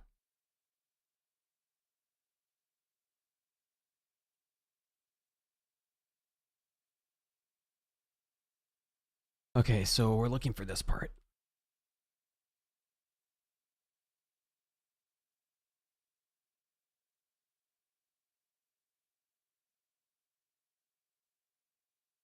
Just gonna reuse this text. Why not? I already wrote it, so might as well make use of it again as our introduction. I think it does a pretty good job of introducing the concept. After the Draktyr were created by Neltharion and enlisted in his army, they were divided into Wyrns or factions. Each Wyrn had a leader referred to as a Scale Commander. I don't need to list them. Let's get rid of this part.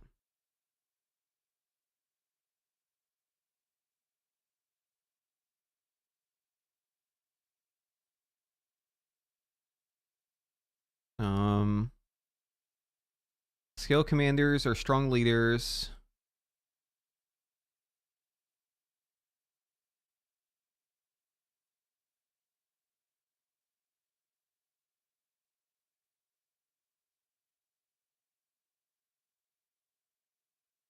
So my prediction was that it would affect Eruption, Disintegrate, and that's like exactly right. And then also Mass Disintegrate.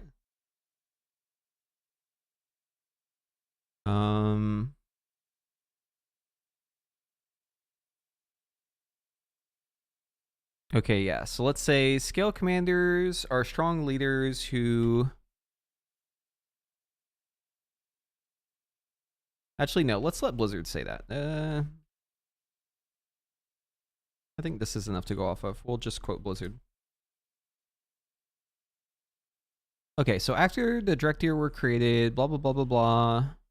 Each one had a leader referred to as a Scale Commander. Blizzard had this to say when introducing the Scale Commander tree. Scale Commanders are the chosen generals of the Draktyr, specializing in calling targets and inspiring those around them.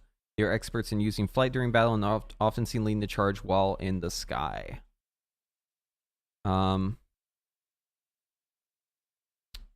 So based off of this, how do we summarize Scale Commander? So the best way to summarize Scale Commander is it's got two parts. There's the blue and then there's the black. Every single ability for Scale Commander either relates to disintegrate, at least for devastation. Relates to disintegrate, or it relates to deep breath.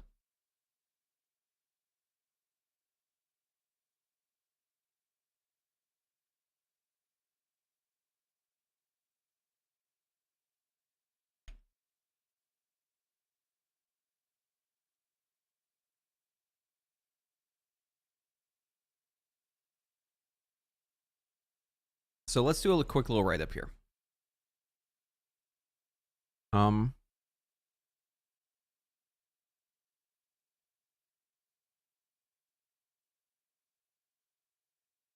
The best way to summarize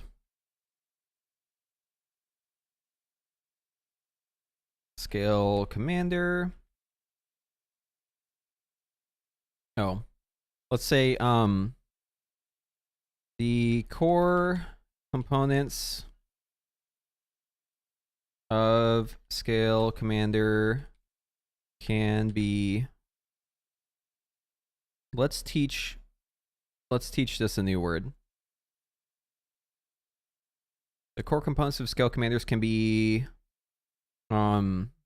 separated into two parts.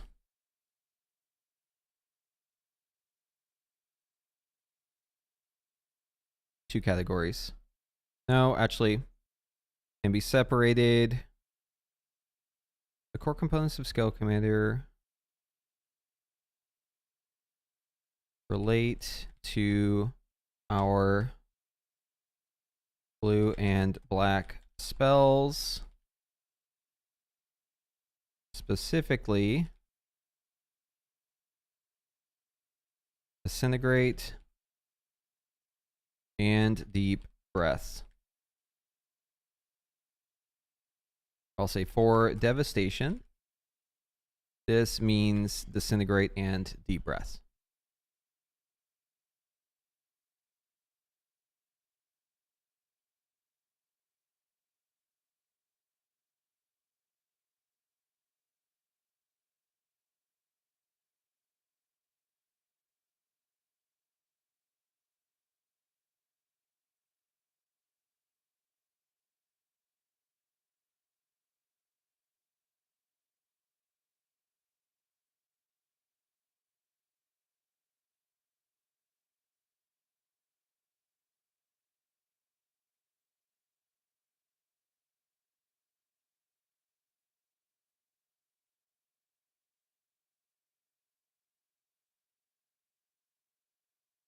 I want to get the same guide I'm working on over here on my other monitor.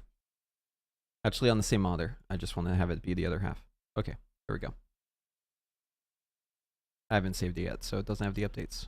Yeah, so just a refresher. Everything in here deals with mass disintegrate or burnout. Or it's just like a super minor thing.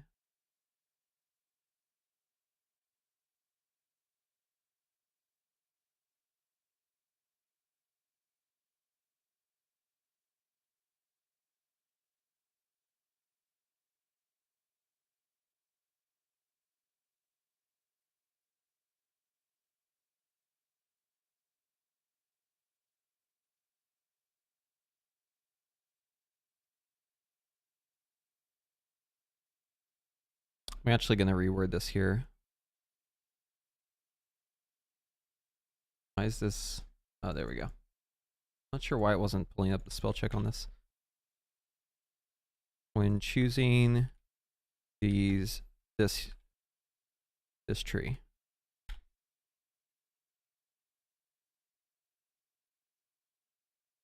The core components of Scale Commander relate to our blue and black spells. For Devastation, Disintegrate, and Deep Breath are significantly upgraded when choosing this tree.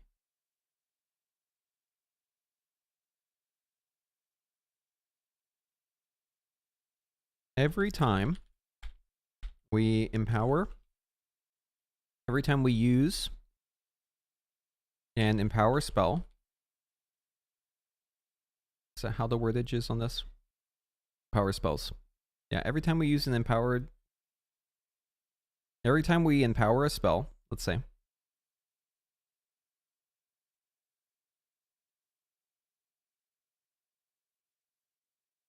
our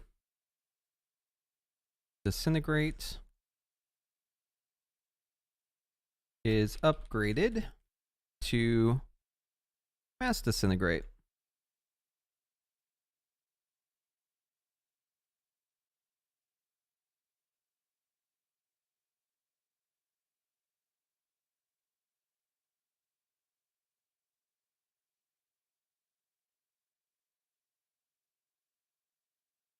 Allowing it to cleave additional targets or increase in damage.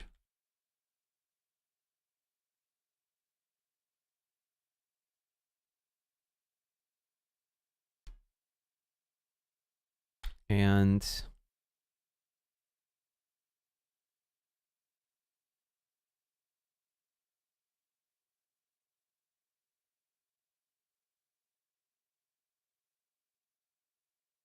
mark the target for bombardments.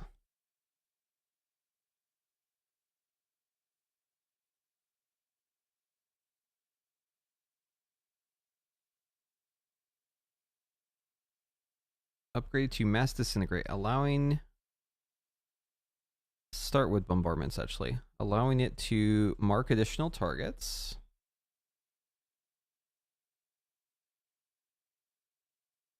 Actually, we'll get rid of this part for now. Allowing it to cleave additional targets or increase in damage. This will also cause the target to be marked for bombardments.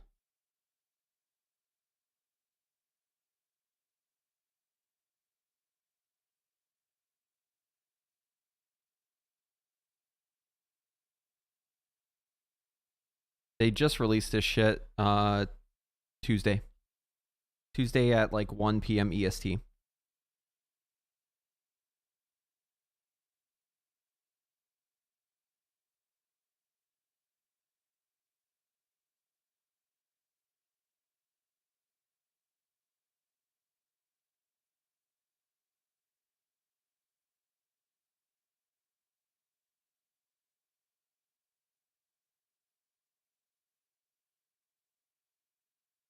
This tree also reworks deep breaths into a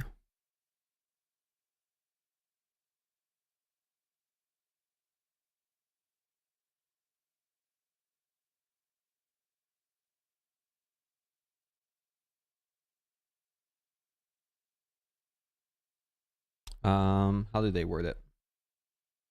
Now be steered. A steerable ability.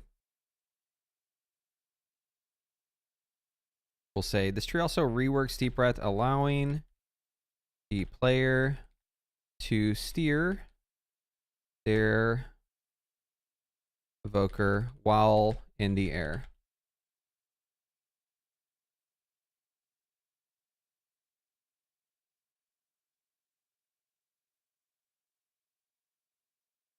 Causing it or increasing its damage,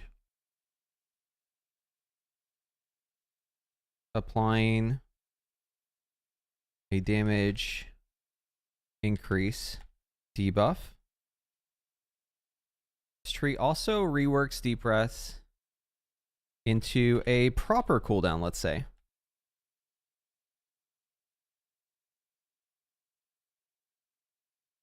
With maneuverability,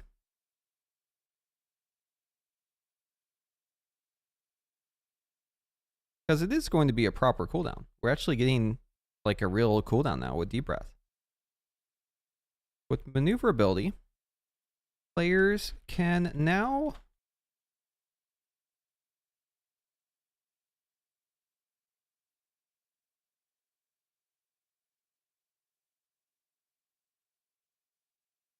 Players can now steer.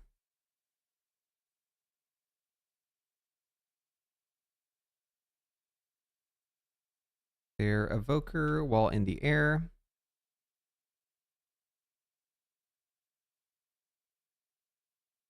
In addition,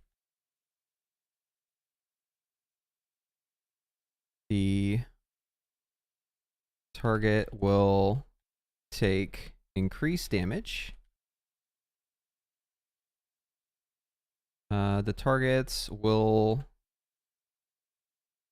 have their defenses melted. In addition, the targets will have their defenses melted, causing them to take increased damage from the devastation evoker for a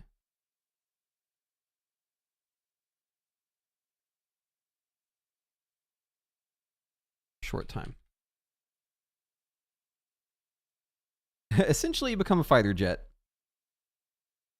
It actually is sick. Scale Commander is like unironically fucking sick. It really is. At first glance, you might see it and be like, ugh, deep breath, gross, ugh. But then you like think about it, start realizing, oh wait, there's a lot of interactions here. Holy shit, this is going to make our talents fucking crazy.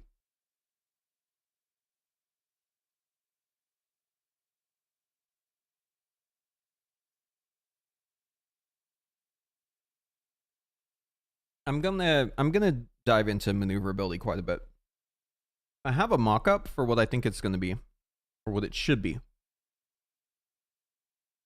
I'm not a game developer, but I feel very strongly that the ability should not have a reticle, because a reticle is used to target an area. If you have a reticle, but then you take control of your character, that means that the area that you target may not be the same place that you end up. Therefore, having a reticle makes no sense for Deep Breath if you're running this talent. You should not have a reticle. Just doesn't make sense. There's no other ability in the game where you have a reticle and you place it and then the ability just like doesn't go where you placed it. So what I think should happen with this ability is whenever you press it, it should do this. So you button press it, right? You fly into the air. Once you press the button, your character just immediately goes into deep breath mode, right? You fly up. And then right here, as soon as it's armed, so like as soon as you're in the air, so that takes about a second, right? You fly up. You'll automatically start charging forward with it. Now, while you're charging, you'll be able to turn left or right by just giving inputs. You can turn your camera.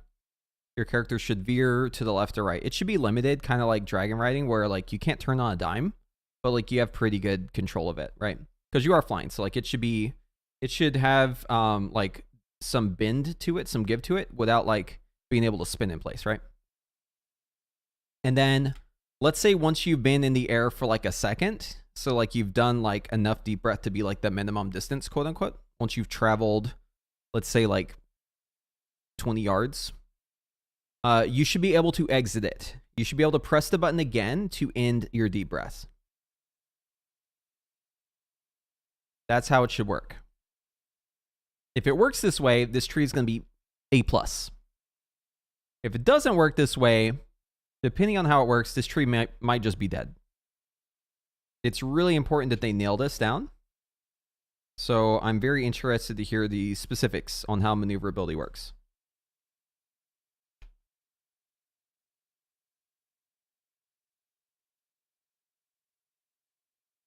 The TLDRs, as long as it doesn't suck to press deep breath, we're good.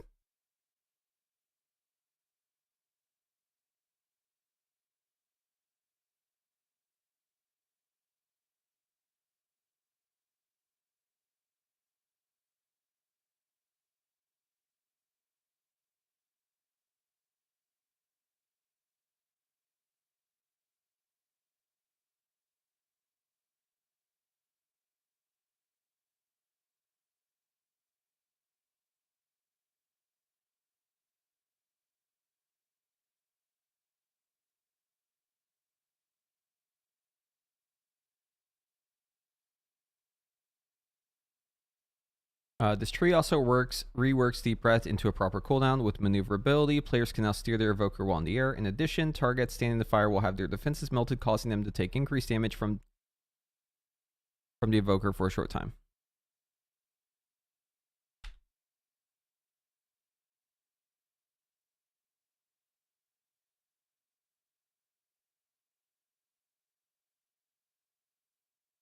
I'm going to add a note here. At first glance, this tree is fairly straightforward. But where things get interesting are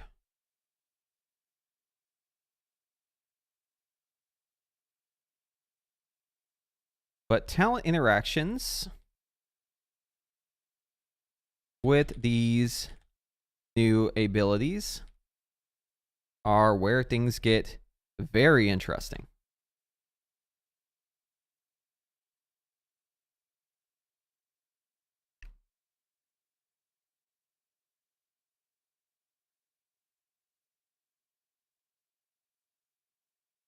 Okay, so there's our summary paragraph. Well, it's not really a paragraph, but our little summary. And now we're going to break down the individual abilities, kind of like how I did for Mage.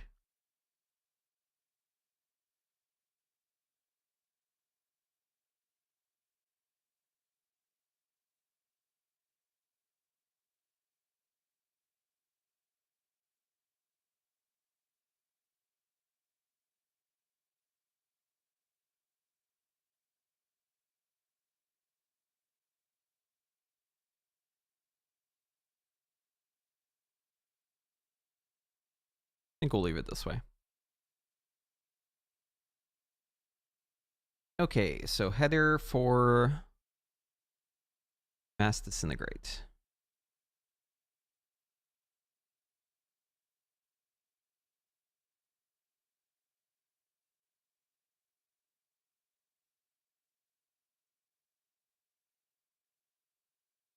This is the first node of SCALECOMMANDER.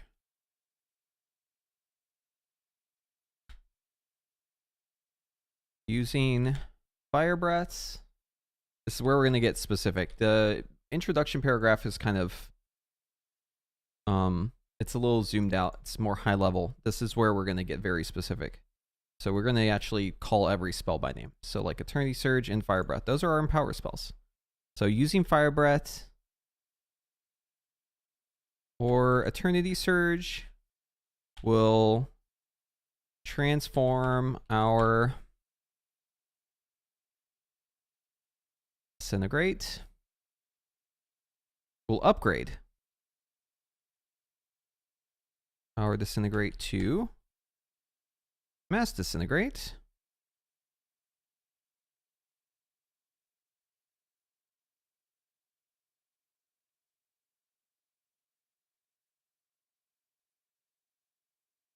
Oh, let me save it so far.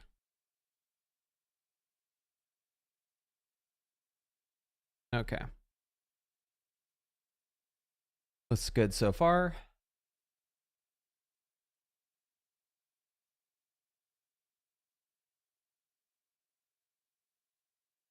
Okay, yeah. This is the first node of SCALECOMMANDER. Using Fire Breath or Eternity Surge will upgrade our Disintegrate to Mass Disintegrate.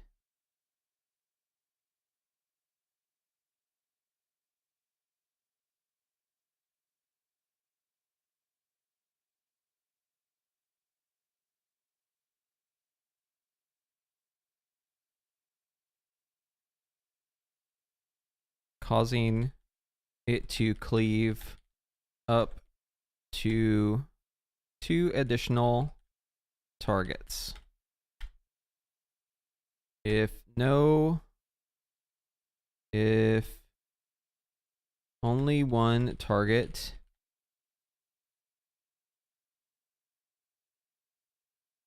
damage is increased if there are not, if no additional targets are in range. We'll just say damage is increased for each missing target.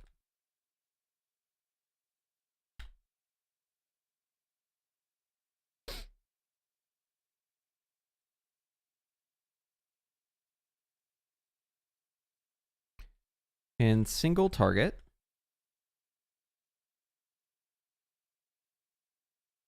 Using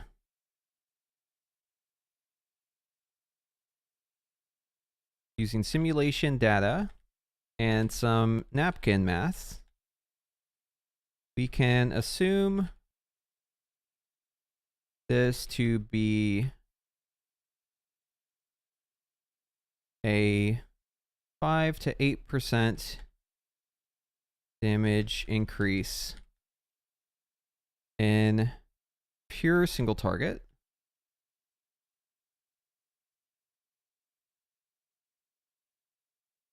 Depending on if it stacks, depending on how the buff works, we'll say.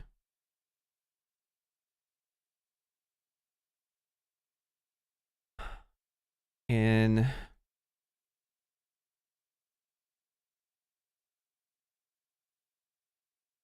where this ability, where this trait really pops off is, or we'll say cleave is where this trait really pops off.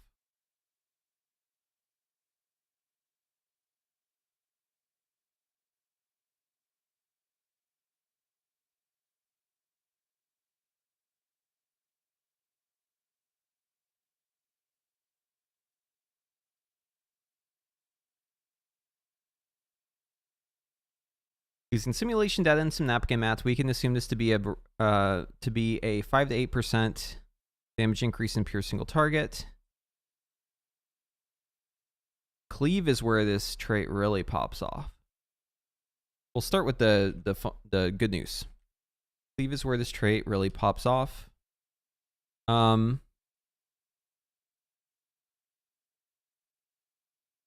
Actually, hold on. How do I want to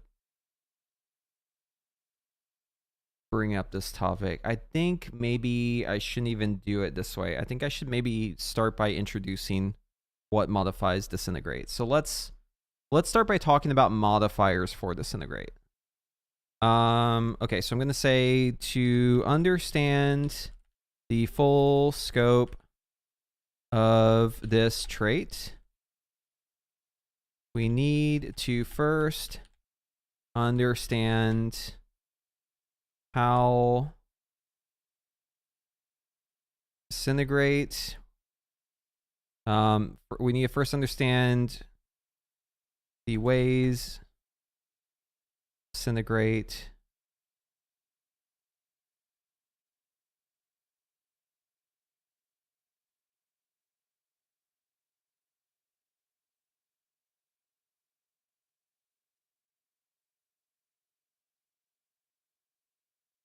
we need to first understand disintegrate modifiers, we'll say.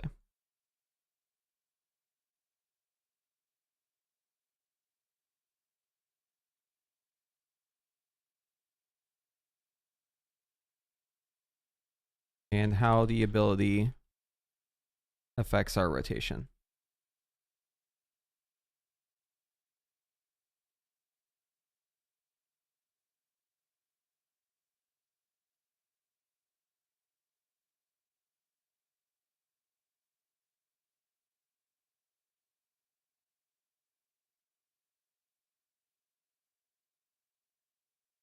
We'll mention causality, we'll mention scintillation.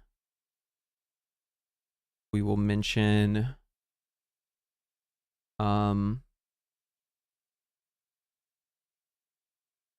catalyze.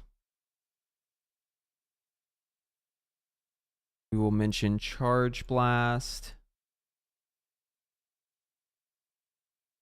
We will mention eternity span.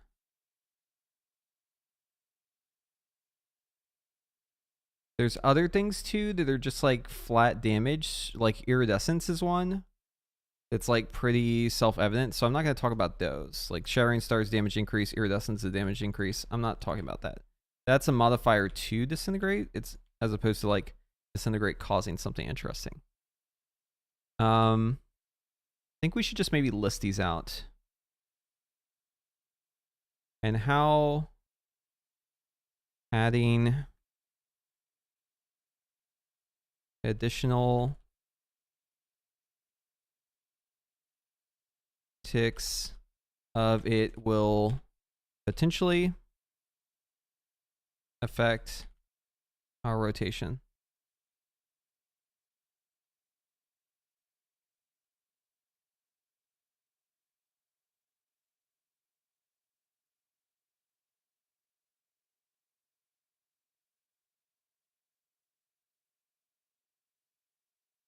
Okay.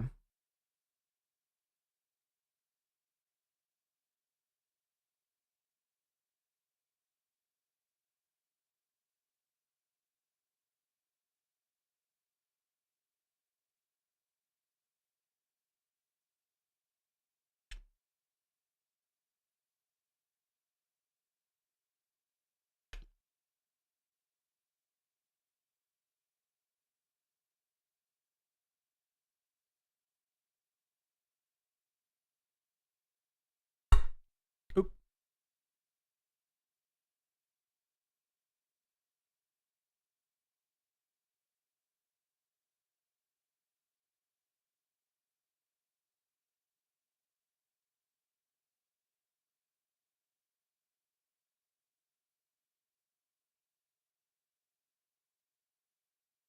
So let's start with causality interactions.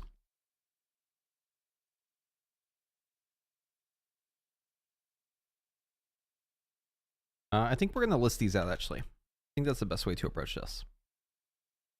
So let's make an unordered list.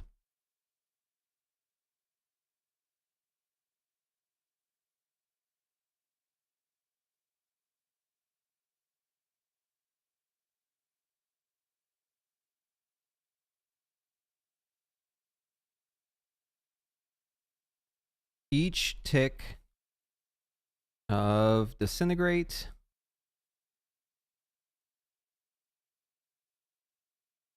reduces the cooldown of Fire Breath and Eternity Surge.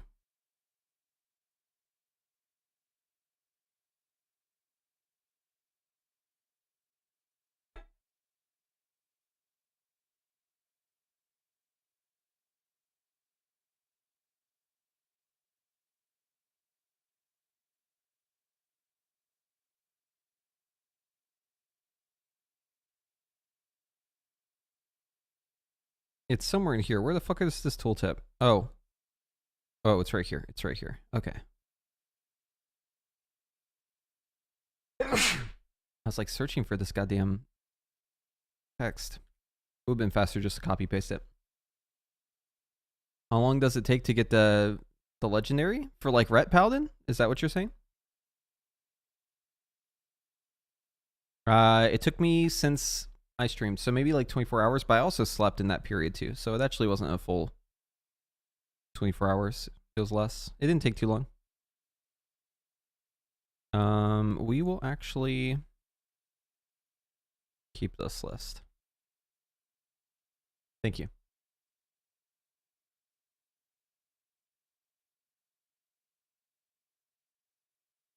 I'm actually gonna make this a header, so let's do 5, H5. Causality interactions.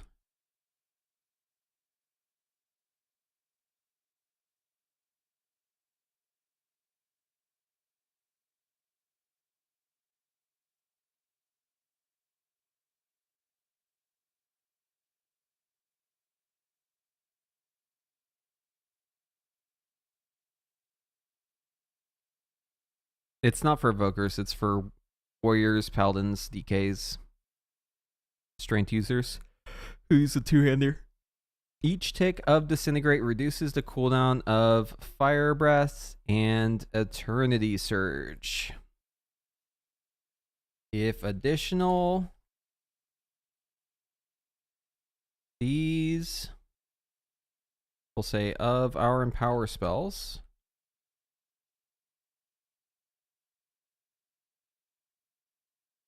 Fire Breath and Eternity Surge. These are some of our strongest cooldowns.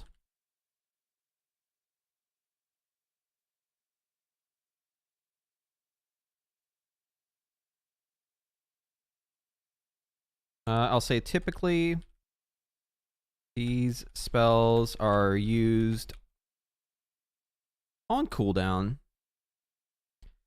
and they are very strong.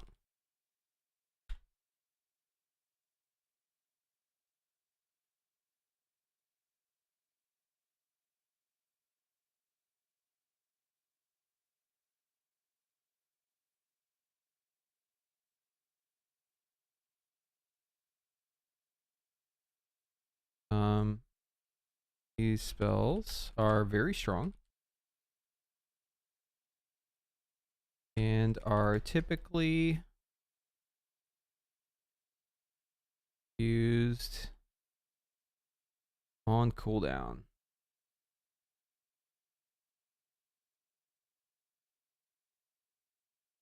They also have interactions. So let's talk about iridescence now.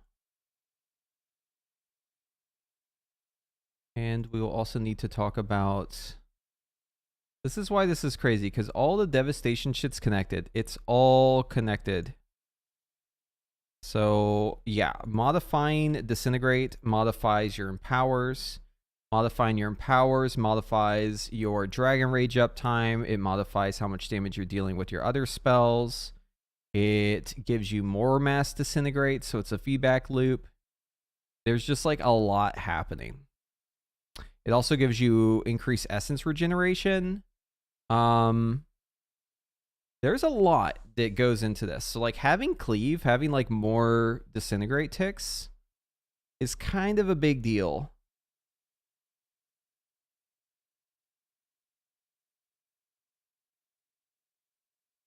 We also have to talk about Power Swell. I mean, shit, there's just like so much here that we have to cover. Let's start with the basics. Using these spells also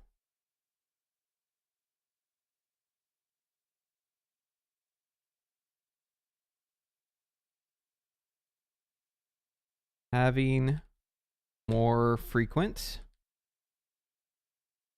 Empowers means also having more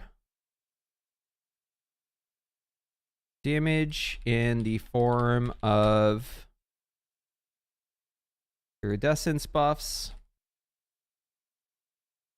Power Swell, essence regeneration resource equals 12. Am I remembering this right? Resource equals 12? No, that's chi. The 13. Insanity. Is it 16 maybe?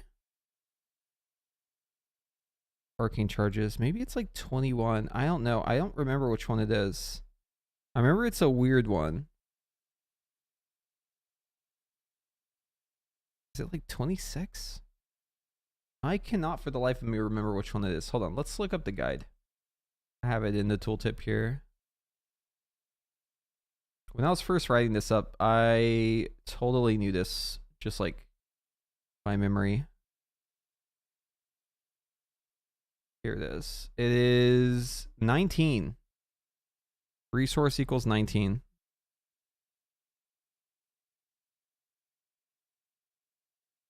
Frequent Empowers means also having more damage in the form of iridescence buffs. Power Swell, essence generation.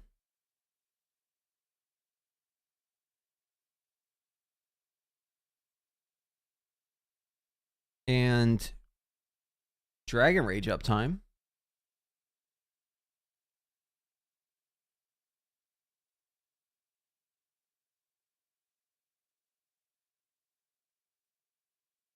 Via animosity. I still haven't decided, no. Still have not decided. Gonna wait and see what happens next season, season 4. Gonna wait till the expansion is like wrapping up, and then I'll make a decision. Because I gotta figure out where I'm gonna raid if I come back. That's gonna be the hard thing, because I like my current raid times. I was getting really fed up with the latency, but I'm actually feeling better about it now. I had like a really bad stint of time where I was having like all sorts of internet issues. Haven't had those issues in a long time. I think it was mainly issues with the VPN. I think my VPN wasn't set properly.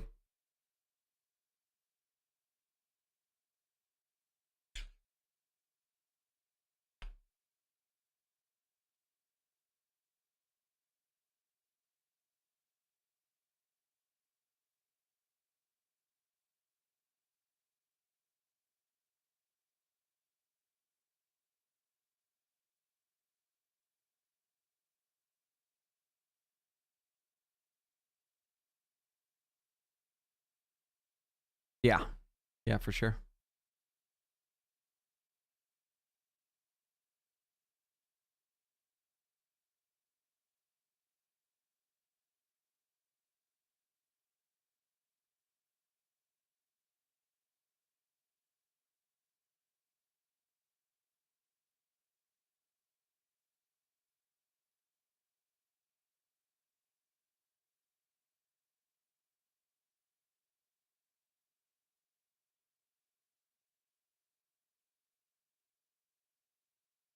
Okay.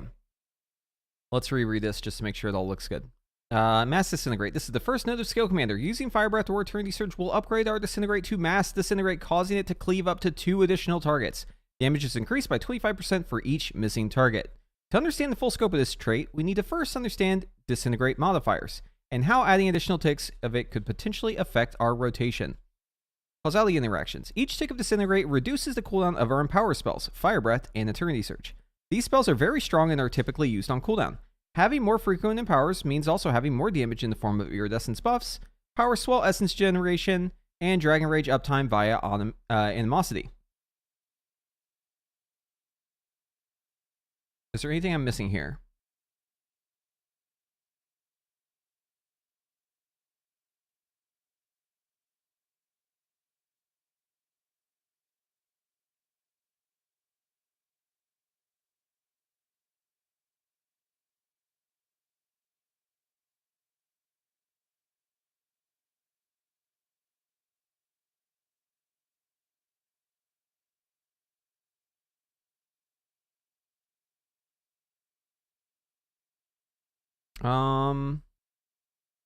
I guess technically we'll have more Leaping Flames, but like I'm not going to talk about like every little interaction. I just want to talk about like the big ones. Okay.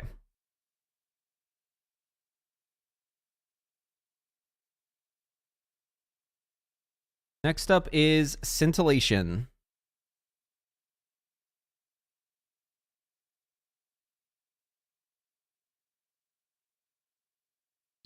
Let's see. I'll actually rename this one to Causality Interactions with Mass Disintegrate. And then we're going to call this one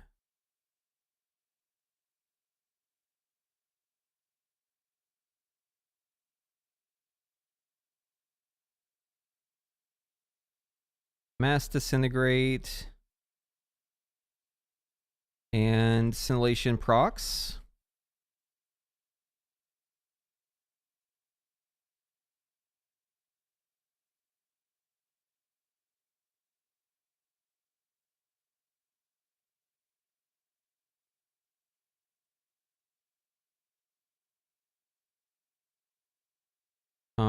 So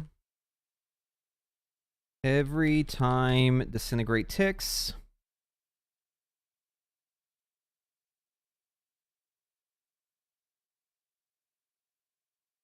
it has a chance to proc Scintillation.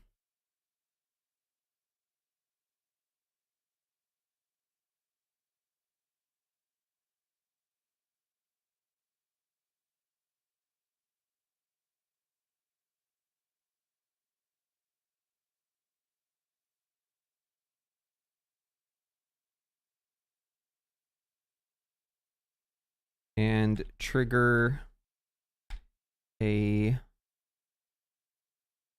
level 1 Eternity Surge.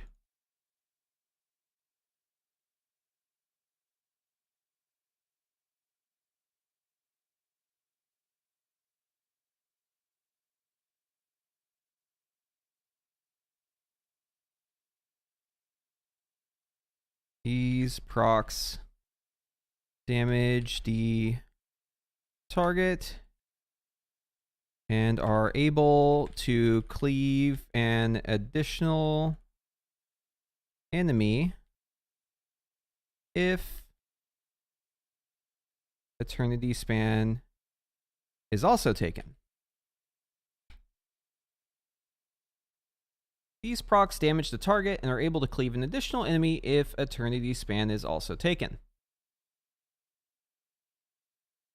Since each tick...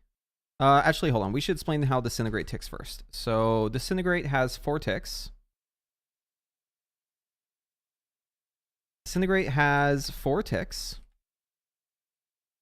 Or we'll say, actually, each Disintegrate cast will have up to 4 ticks,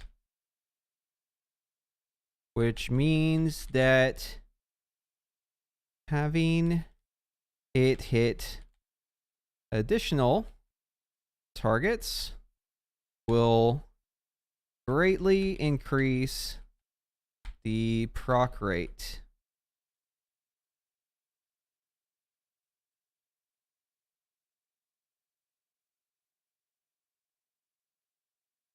Each time Disintegrate ticks, they'll have a chance to proc Scintillation. These proc damage... actually, let's say this is a damage proc.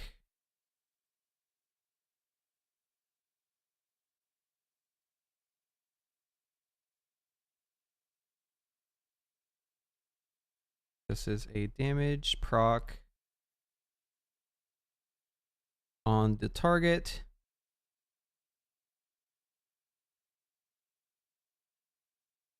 That can also cleave an additional enemy. This is a damage proc on the target that can also cleave an additional enemy if Eternity Span is also taken.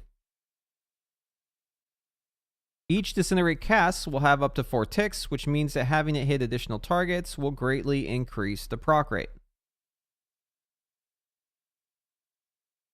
Yes.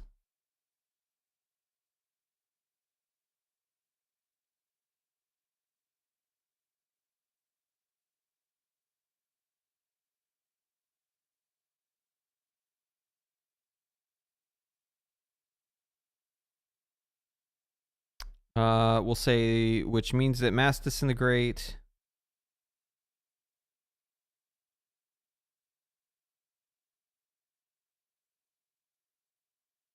will have 3 times the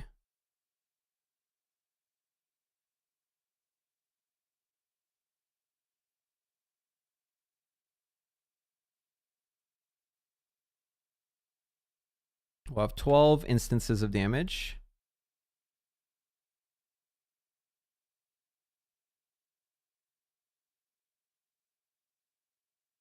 Can you transmog the Lego? Why would you ever do that? No, keep it that way.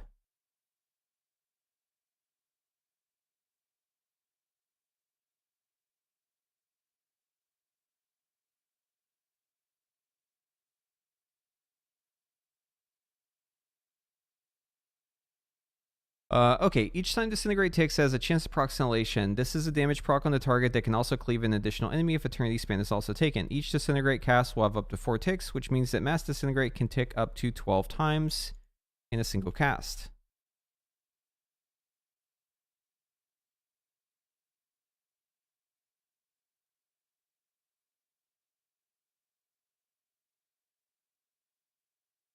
I'm going to leave it at that. I'm not going to talk anymore about this one.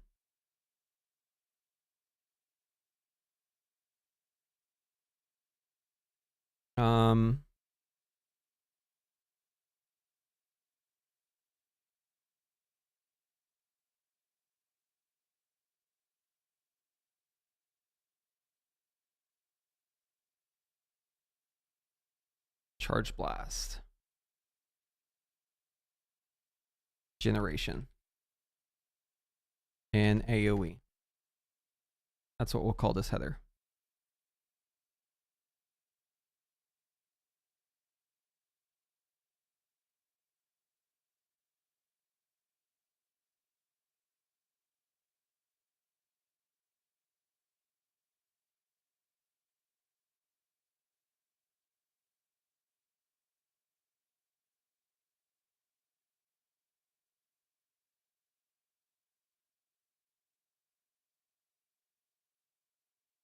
Actually, this doesn't need to be a full header. We can just add it in here with the Annihilation procs. This means more damage and more Charge Blast generation and AoE.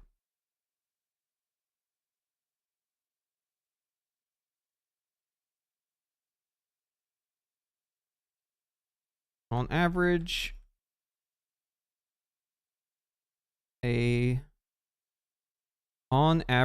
a Mass Disintegrate that hits 3 targets should generate 15 stacks of Charge Blast.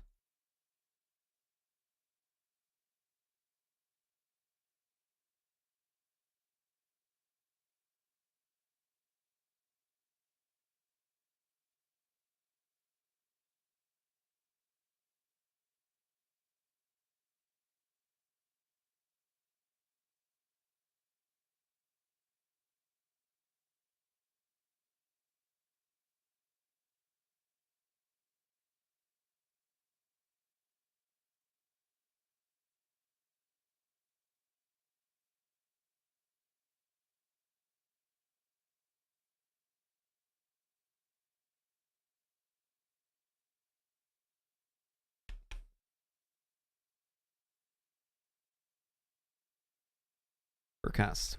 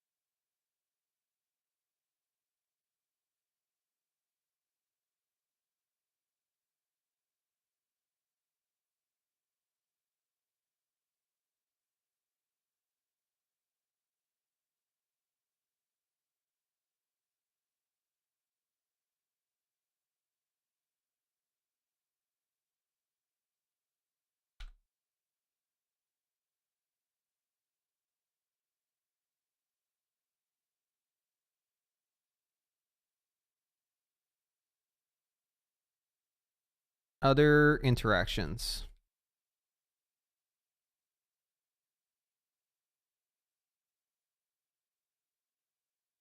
Call this category.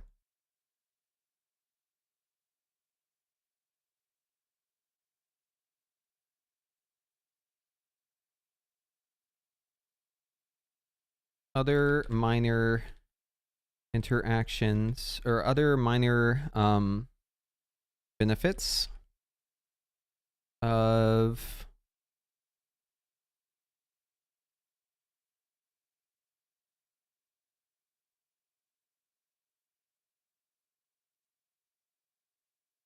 there are other minor benefits of having mass disintegrate hit multiple targets at once. One of those is that allies will can potentially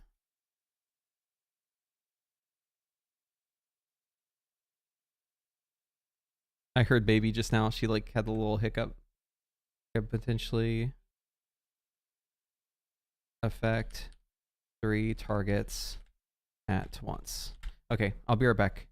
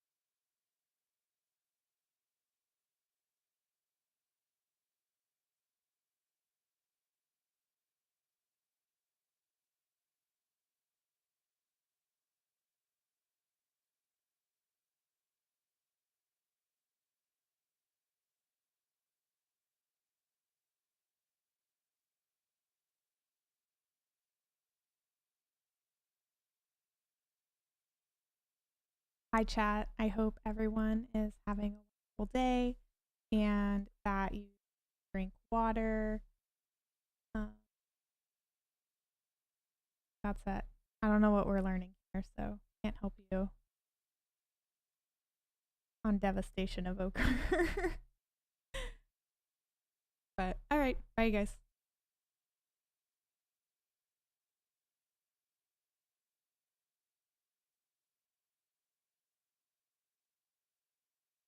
And we're back.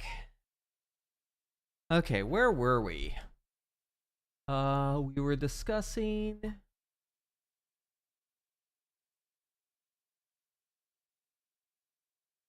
trying out my hands, hold on.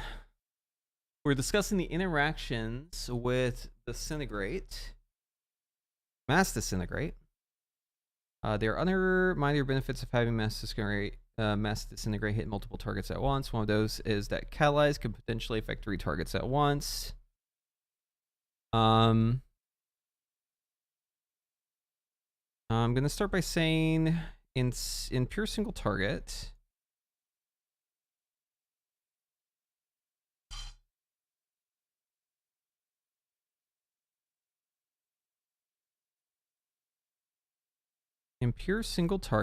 in pure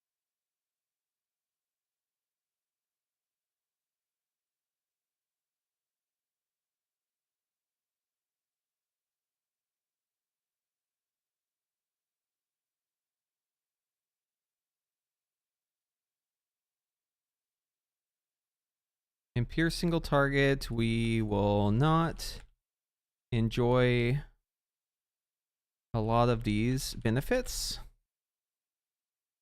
and will instead get a damage increase. Using simulation data and some quick napkin math, we can assume this to be about around a 5 to 8% overall damage increase.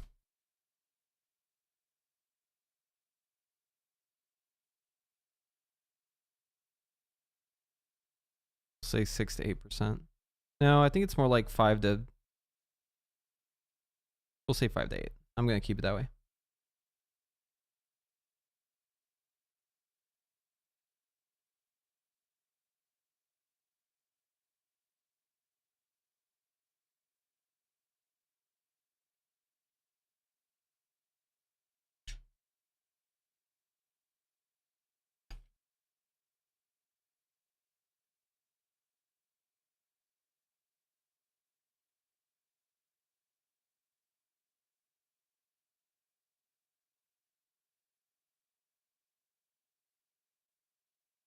Of 50% per disintegrate per empower.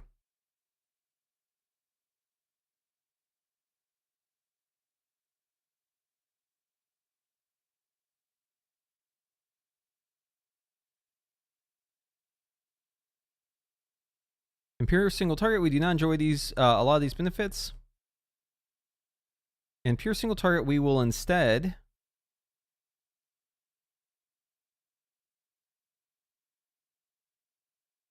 enjoy an increase of 50%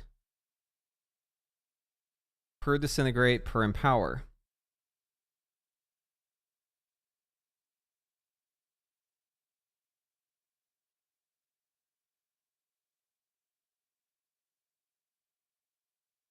In pure single target, we will instead enjoy a damage increase of 50% per disintegrate per empower. Using simulation data and some quick napkin math, we can assume this to be a 5 to 8% overall damage increase.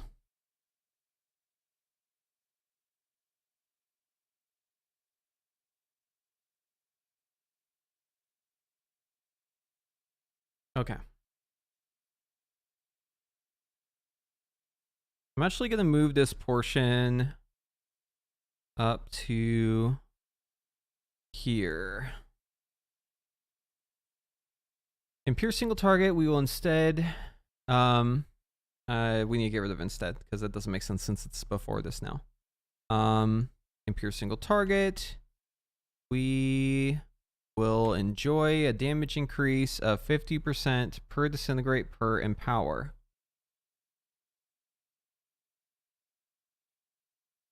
Using simulation and some quick napkin math, we can assume this to be a 5 to 8% overall damage increase.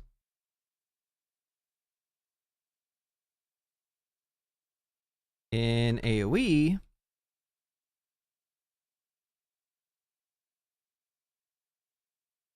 the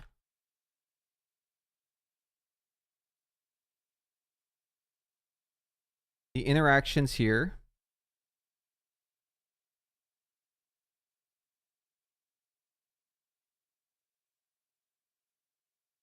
in AoE, it's a bit more complicated. Let's just put it that way.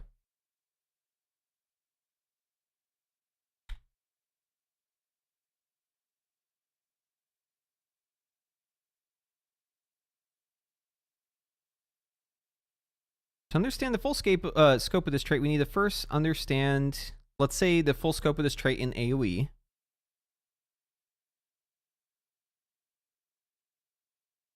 We need to first understand how disintegrate. We need to first understand disintegrate modifiers and how adding additional ticks of it could potentially affect our rotation. Each tick of disintegrate reduces the cooldown of our empowers. Fire breath and eternity surge. These spells are very strong and they're typically used on cooldown. Having more frequent empowers means also having more damage in the form of iridescence buff, power swell essence generation, and dragon rage uptime via animosity. It also means more mass disintegrates.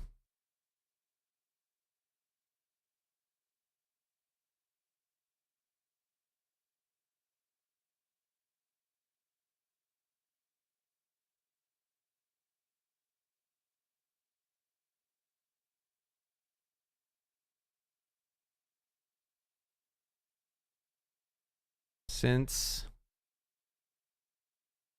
empowers are how we generate them.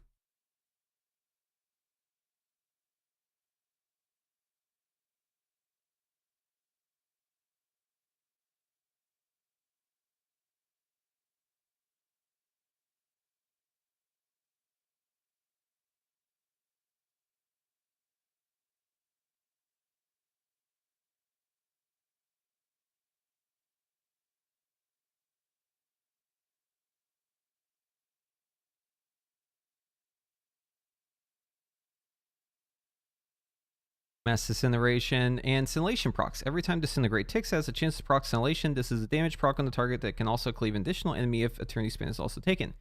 Each disintegrate cast will have up to 4 ticks, which means that mass disintegrate can tick up to 12 times in a single cast.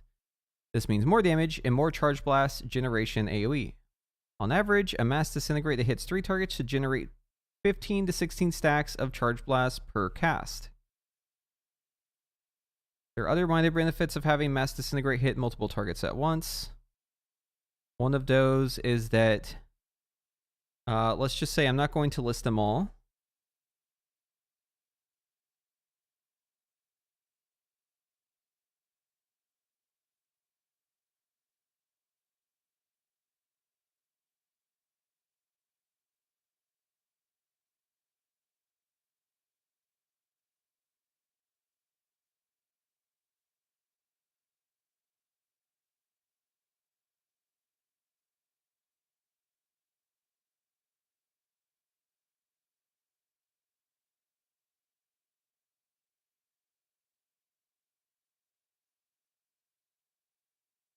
Not going to list them all, but one is that catalyze can potentially affect 3 targets at once.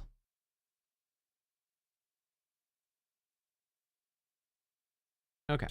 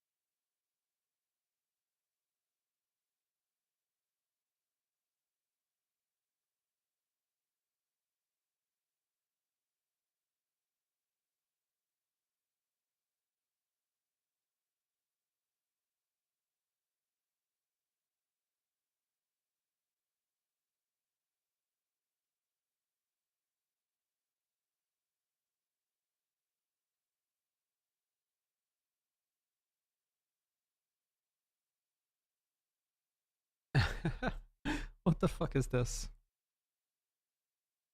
Okay, there's been a lot of shit posting in the Devastation Discord after Scale Commander information. Oh man.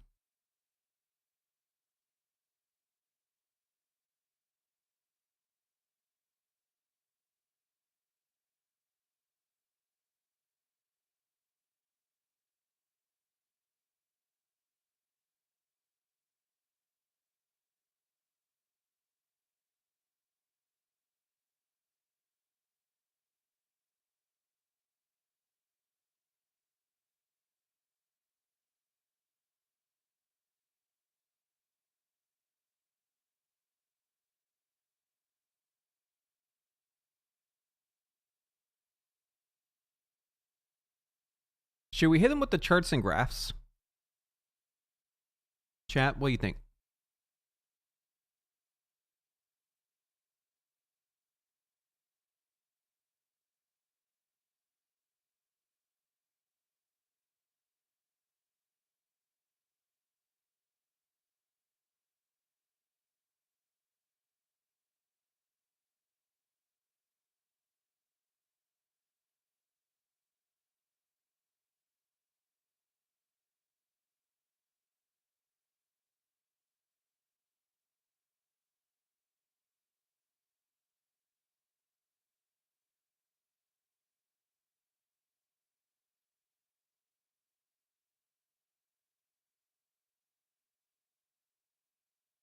I need to find my spreadsheet I used to use for Evoker stuff.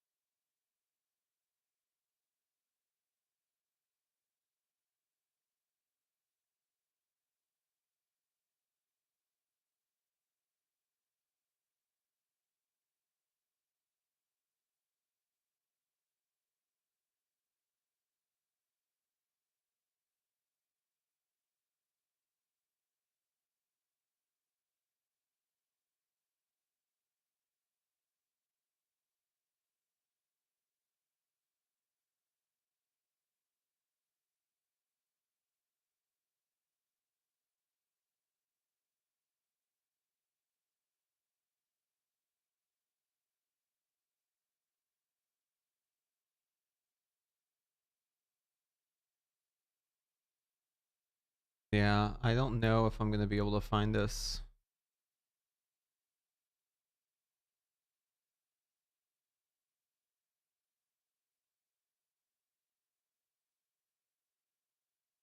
I might just have to redo this sheet.